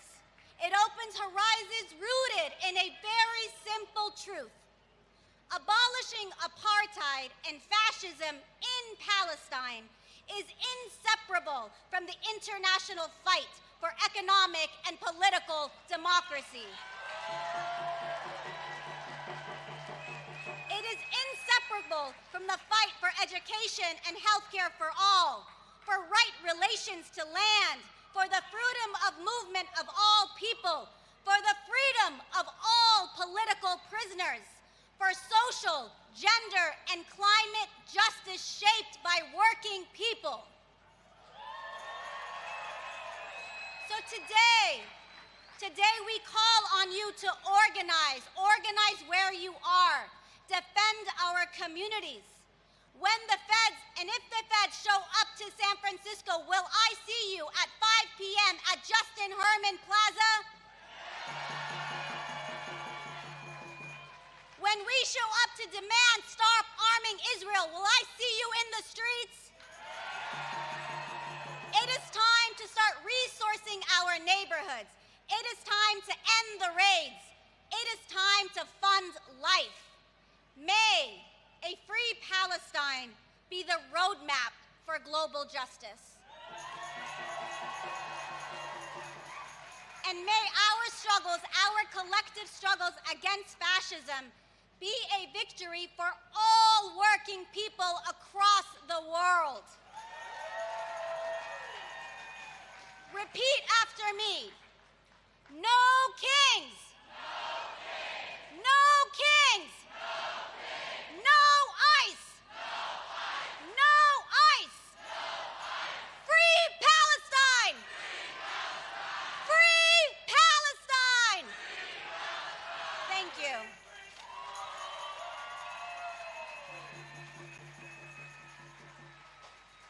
Thank you, Lana. That was amazing. Are we going to let this tech billionaire class ruin our city and destroy our communities? No. Are we going to keep fighting back?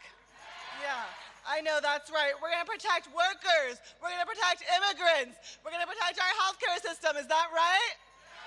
Yes. So we're so honored to introduce our next speaker. You know, today we're building a movement. Is that right? We're building an intergenerational, an interclass. We're building an interracial. We're building a queer liberation movement. Is that right? Yes. So we're so honored to introduce Cleve Jones. Cleve has been organizing for peace and justice since the late 1960s. How about that? Can I get a ow, ow? He was mentored by pioneer LGBTQ hero Harvey Milk. Heard of him? He marched with Cesar Chavez and the farm workers and was among the first to recognize the threat of HIV and AIDS. He co-founded the San Francisco AIDS Foundation and is the originator of the AIDS Memorial Quilt. For the past 20 years, Cleve has worked as a political and community organizer for Unite Here International Union, which represents hospitality and food service workers throughout the U.S. Can we scream for workers and worker power? We're all workers, and we're all in the struggle together. Is that right? So Cleve has an award-winning memoir. It's called When We Rise, My Life in the Movement, and it was published in 2016 with an ABC miniseries that inspired it and aired the following year. He lives in Sonoma County, which had its own incredible No Kings Day today, and he's 71 years old and still marching. Are you all going to be marching when you're 71? Yes. Let's welcome Cleve.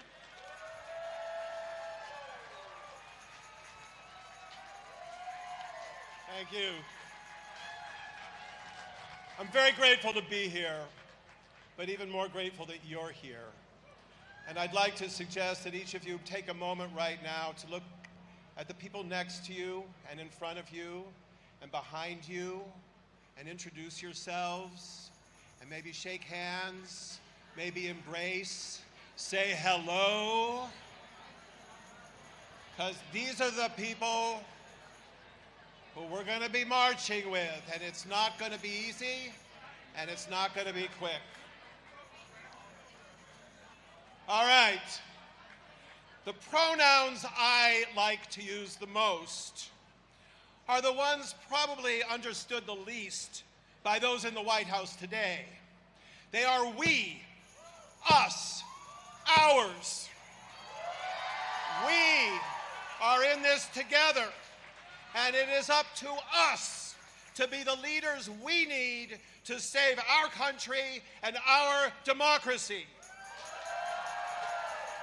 We come to this place this afternoon from many separate journeys.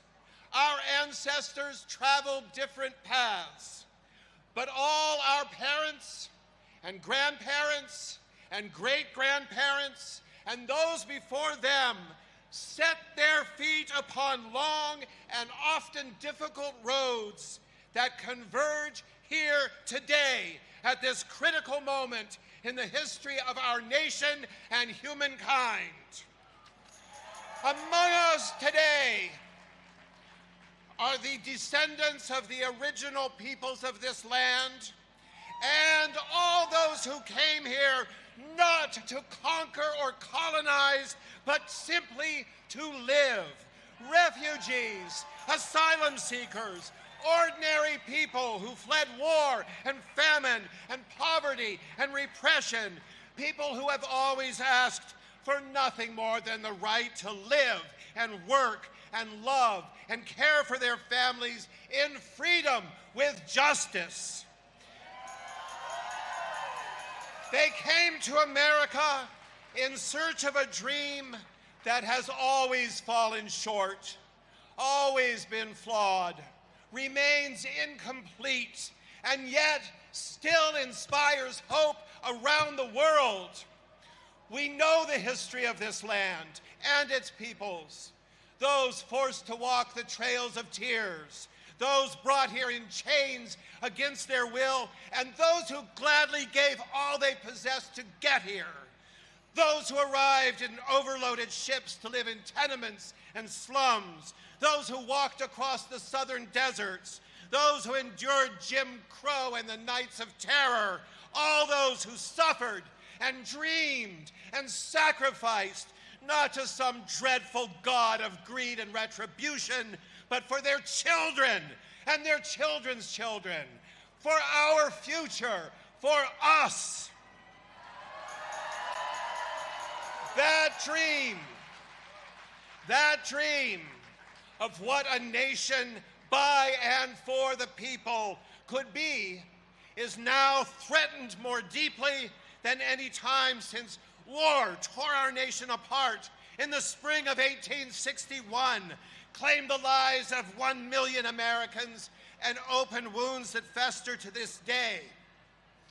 A fascist regime has taken power. Their billionaire cronies are further enriched. Working people are denied health care. Protections of our land and water and air are abandoned, as are freedoms of speech and due process. Grift and cruelty and racism are celebrated. Women are denigrated and denied control of their bodies. Sexual and gender minorities are demonized. The military is deployed in American cities to combat fictional foes. Masked and unidentified thugs terrorize and abduct immigrants and native-born alike. They threaten sovereign nations from Denmark to Venezuela to Canada with war and invasion. They control much of the media, the voting systems of 27 states, both houses of Congress, the Supreme Court, and the White House, but they blame the Democrats for the shutdown of our government while they continue to build prisons and detention camps across the land. They did not come to govern, they came to destroy, and they claim we are the ones who hate America. Almost every one of us use devices every day that link us to platforms that have become our primary means of communication, where we learn the news, connect with each other, and plan every aspect of our personal, professional, and political lives. Every one of those devices and platforms are owned and operated by men who dined at the White House just 6 weeks ago and lavished the president with praise. My friends, The peril before us is grave, and the danger to our lives and liberty is very real. The beast is at the door. The hinges are strained. The locks are sprung. The frame is splintered and creaking. And yet we rise. We do not despair. We will not surrender. We will not comply. This is our country.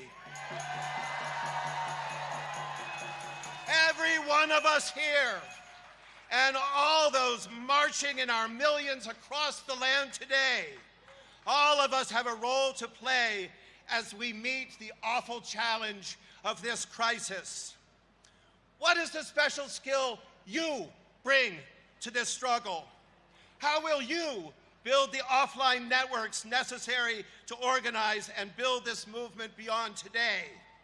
Which are the communities and neighborhoods you will organize and defend? What will you do to strengthen labor unions, academia, the courts, and other institutions of a free and democratic society?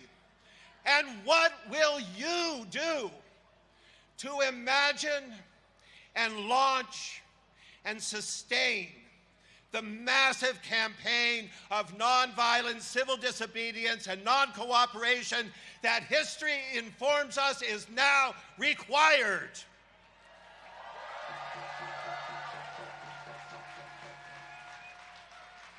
Look to your hearts and find the abiding strength that dwells there.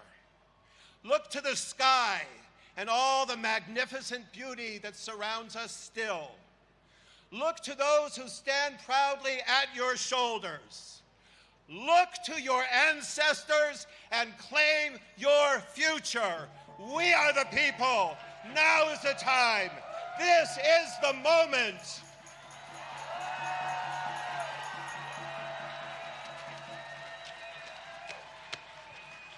Thank you. Be strong.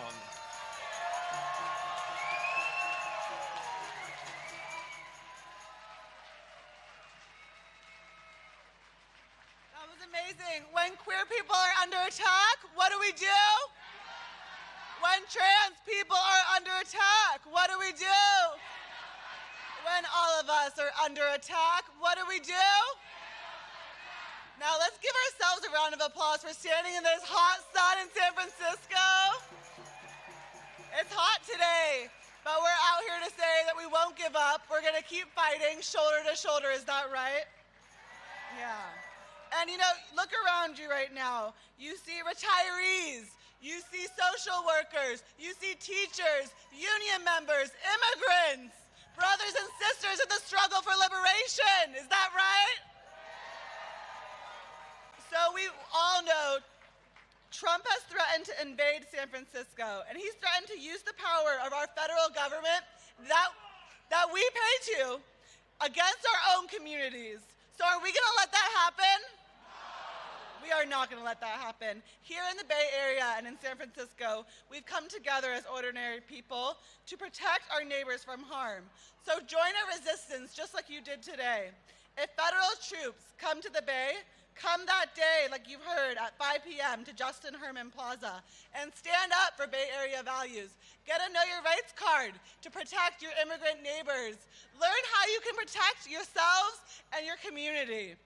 And sign up for text alerts at bayresistance.org to get involved. Follow SF Labor to see how union members are leading the way in our struggle for liberation and freedom from the tyranny. And we say no kings, right?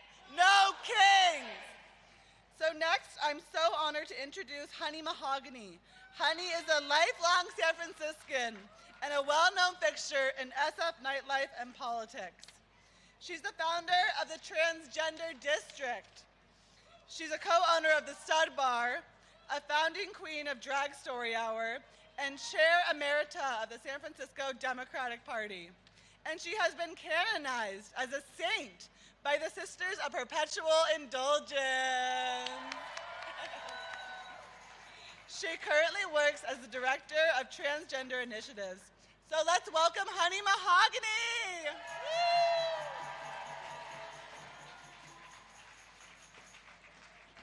All right, good afternoon.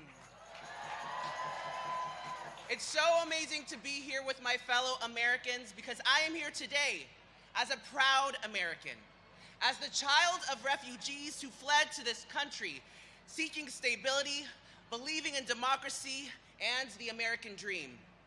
I am here today as a transgender person who believes in America's promise of freedom and the pursuit of happiness. I am here as a daughter of San Francisco, having grown up at a time when diversity was an American value. You see, I was taught that it is our inclusivity as a nation, our embrace of diversity, and our pursuit of progress that made this nation great. Seeing those words, those foundational values turned into slurs and weapons against us both breaks my heart and calls me to action. For too long, the oligarchs who seek to control us, who are afraid of our freedom and our collective power, have played a game of divide and conquer, hoping that we will turn on each other if they just turn up the heat. Well, it's time to put them on notice, that we see them for who and what they are: techno-fascists, liars, exploiters, thieves, and wannabe kings. No thrones, no crowns, no kings. These so-called Christians say we should turn away immigrants, that we should disappear trans people from public life, that we should deny health care and food and housing to the needy. But you see, I went to 13 years of Catholic school, and I can confirm that those are not Christian values. Those are not American values. I'm from San Francisco, and as a founder of the Transgender District, I also know a thing or two about history. I know that this is a nation that has been built on the backs and in the blood of indigenous people, people of color, and immigrants. And baby, unless you are a member of an indigenous tribe, you too are an immigrant. Catch that tea. People have come to this place from every corner of this world, and guess what? In every corner of this world, there are trans people. From the Hijras of India, to the Fa'afafine and Fakaleti of Samoa and Tonga, the Mahus of the Hawaiian Islands, the Mushes of Mexico, the Berneshas of Eastern Europe, and the Two-Spirit people of this land. Trans people are here, we have always been here, and we will always be here.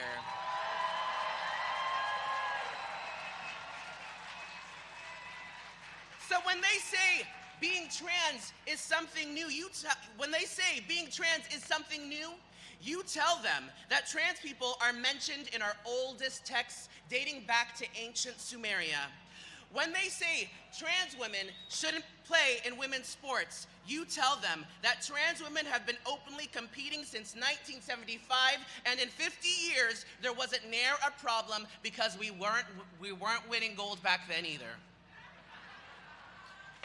When they tell you that banning trans women from bathrooms protects women, you tell them that the people who are being hurt most by these trans exclusionary policies are cisgender women who now have to prove their womanhood. When they tell you that banning trans healthcare is about protecting children, you tell them that trans healthcare is about saving lives, and that those life-saving decisions should stay between children and their parents and their doctors.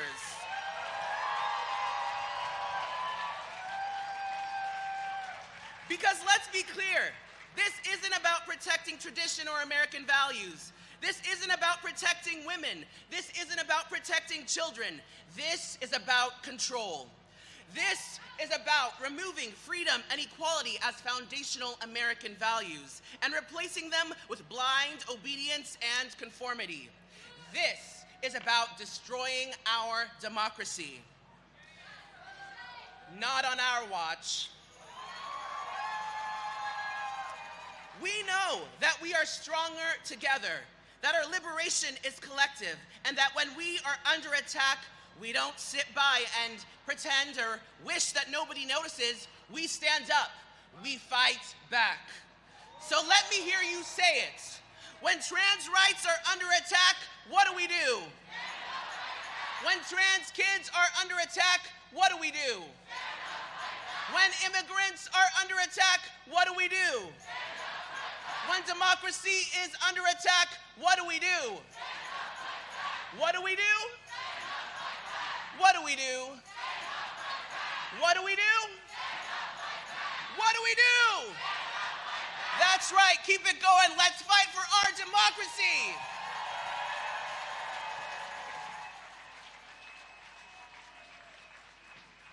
All right, who's inspired today? Yeah. Who's gonna go to bayresistance.org and get involved? Woo! Who's gonna follow SF Labor and get involved?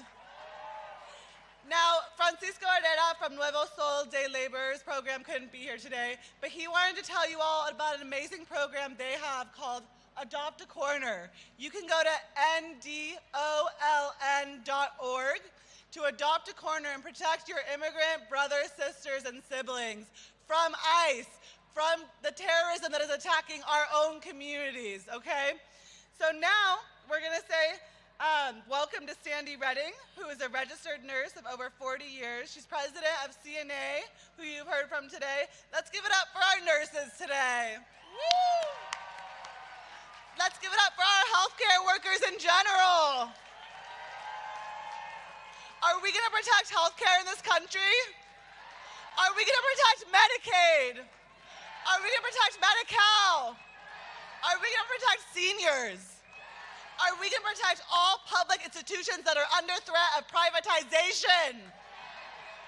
So now, knowing that, let's welcome Sandy. She's the president of CNA NNU Organizing Committee, and she's the vice president of National Nurses United. Let's welcome Sandy. Hello, San Francisco. I have good news. No, sir, he's still in office. I'm the last speaker, so we're almost there, right? And I heard that there was 50,000, that's probably a conservative estimate, in the march today. So, yippee! Again, my name is Sandy Redding. I'm a registered nurse. I'm an operating room nurse, still working, and president of the CNA VP of NNU. Most importantly, I'm a community member, and titles mean nothing unless you do something with them, right? So I've been canvassing in my area. I live in Bakersfield, California, and I've been knocking doors to flip those seats. Maybe I wasn't supposed to say that. Okay, what a day this has been. Can you please give it up for all of our speakers, for yourselves, for marching, and for just being here, and for those that worked for us so we could be here. I came today from Bakersfield because our union, CNA, NNOC, NNU, that's quite a mouthful, believes in leading by example. And we want our example to be action, just like the action you all took to be here today. Is this enough? No, we gotta do stuff, right? So earlier this year in Glendale, ICE brought someone they had detained in for treatment at one of our hospitals and camped out there for weeks. While they were treated, federal agents sat behind desks in the hospital lobby, threatening patient safety. And when this happens, we nurses know what it means. It means patients aren't gonna come to the hospital. They're afraid, and we wanna make sure that everybody is taken care of. I joined those nurses in Glendale to demand that we keep ICE out of our hospitals in California. And I wasn't afraid to do it. They wouldn't let me in, but they'd let the ICE agents in. So I just went on Instagram, and after that, they let me in.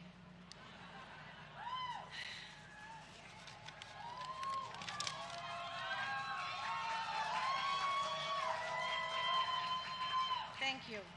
But it needed to be done. Oh, I did a press conference too, yeah. My corporation wasn't too happy about it. But that's not all. We're fighting against, right? In our communities, they're pulling funding from hospitals that already need more resources and are now in danger of being closed. Millions of people stand to lose their health insurance because President Trump is defunding healthcare. For us as nurses, that means millions more impossible conversations about medication, a procedure, a hospital stay that someone can't afford to skip, but also can't afford to pay. It means suffering and death. Does that have to be our future? No. We can fight for our neighbors, for our rights, and fight for a world where every single person gets the health care they deserve as a human right. As proud union nurses, we say it with me, no kings. No kings. And we say, union yes. We say no to profiteering health care, and yes to universal health care. Yes to Medicare for all and CalCare. We say no to hospital shutdowns. No to fascist crackdowns. While we say yes to democracy, and yes to making our voices heard in places like this, in places everywhere. And we have to stand up for the vulnerable and not be afraid. Today's No King event may be almost over, but this fight didn't start this morning, and it doesn't end tonight. Whether you're a nurse or not, join NNU to keep fighting back at nnu.org/fundcare, or find a nurse in red and ask us.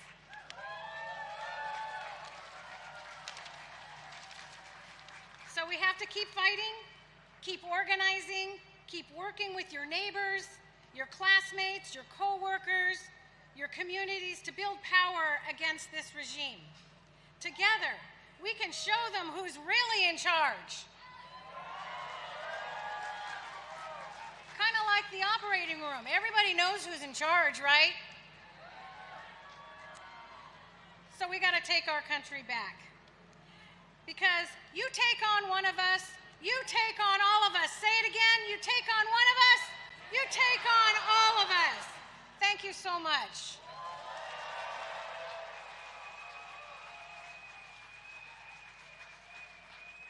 All right, our program is wrapping up, but our movement is not wrapping up. So let's say no kings, no fascism, up with the workers, down with the bosses, and up with all of us. Let's all give ourselves a round of applause for being here, standing in the heat, standing together in the struggle. So although our rally program has concluded, we encourage you to keep up the fight. You know, follow SF Labor, follow Bay Resistance, follow Indivisible, get involved, join your union today, join a union today, fight for your siblings, for your community members. And we encourage you to exit to nearby public transit today. As you can see on the screen, Civic Center BART station.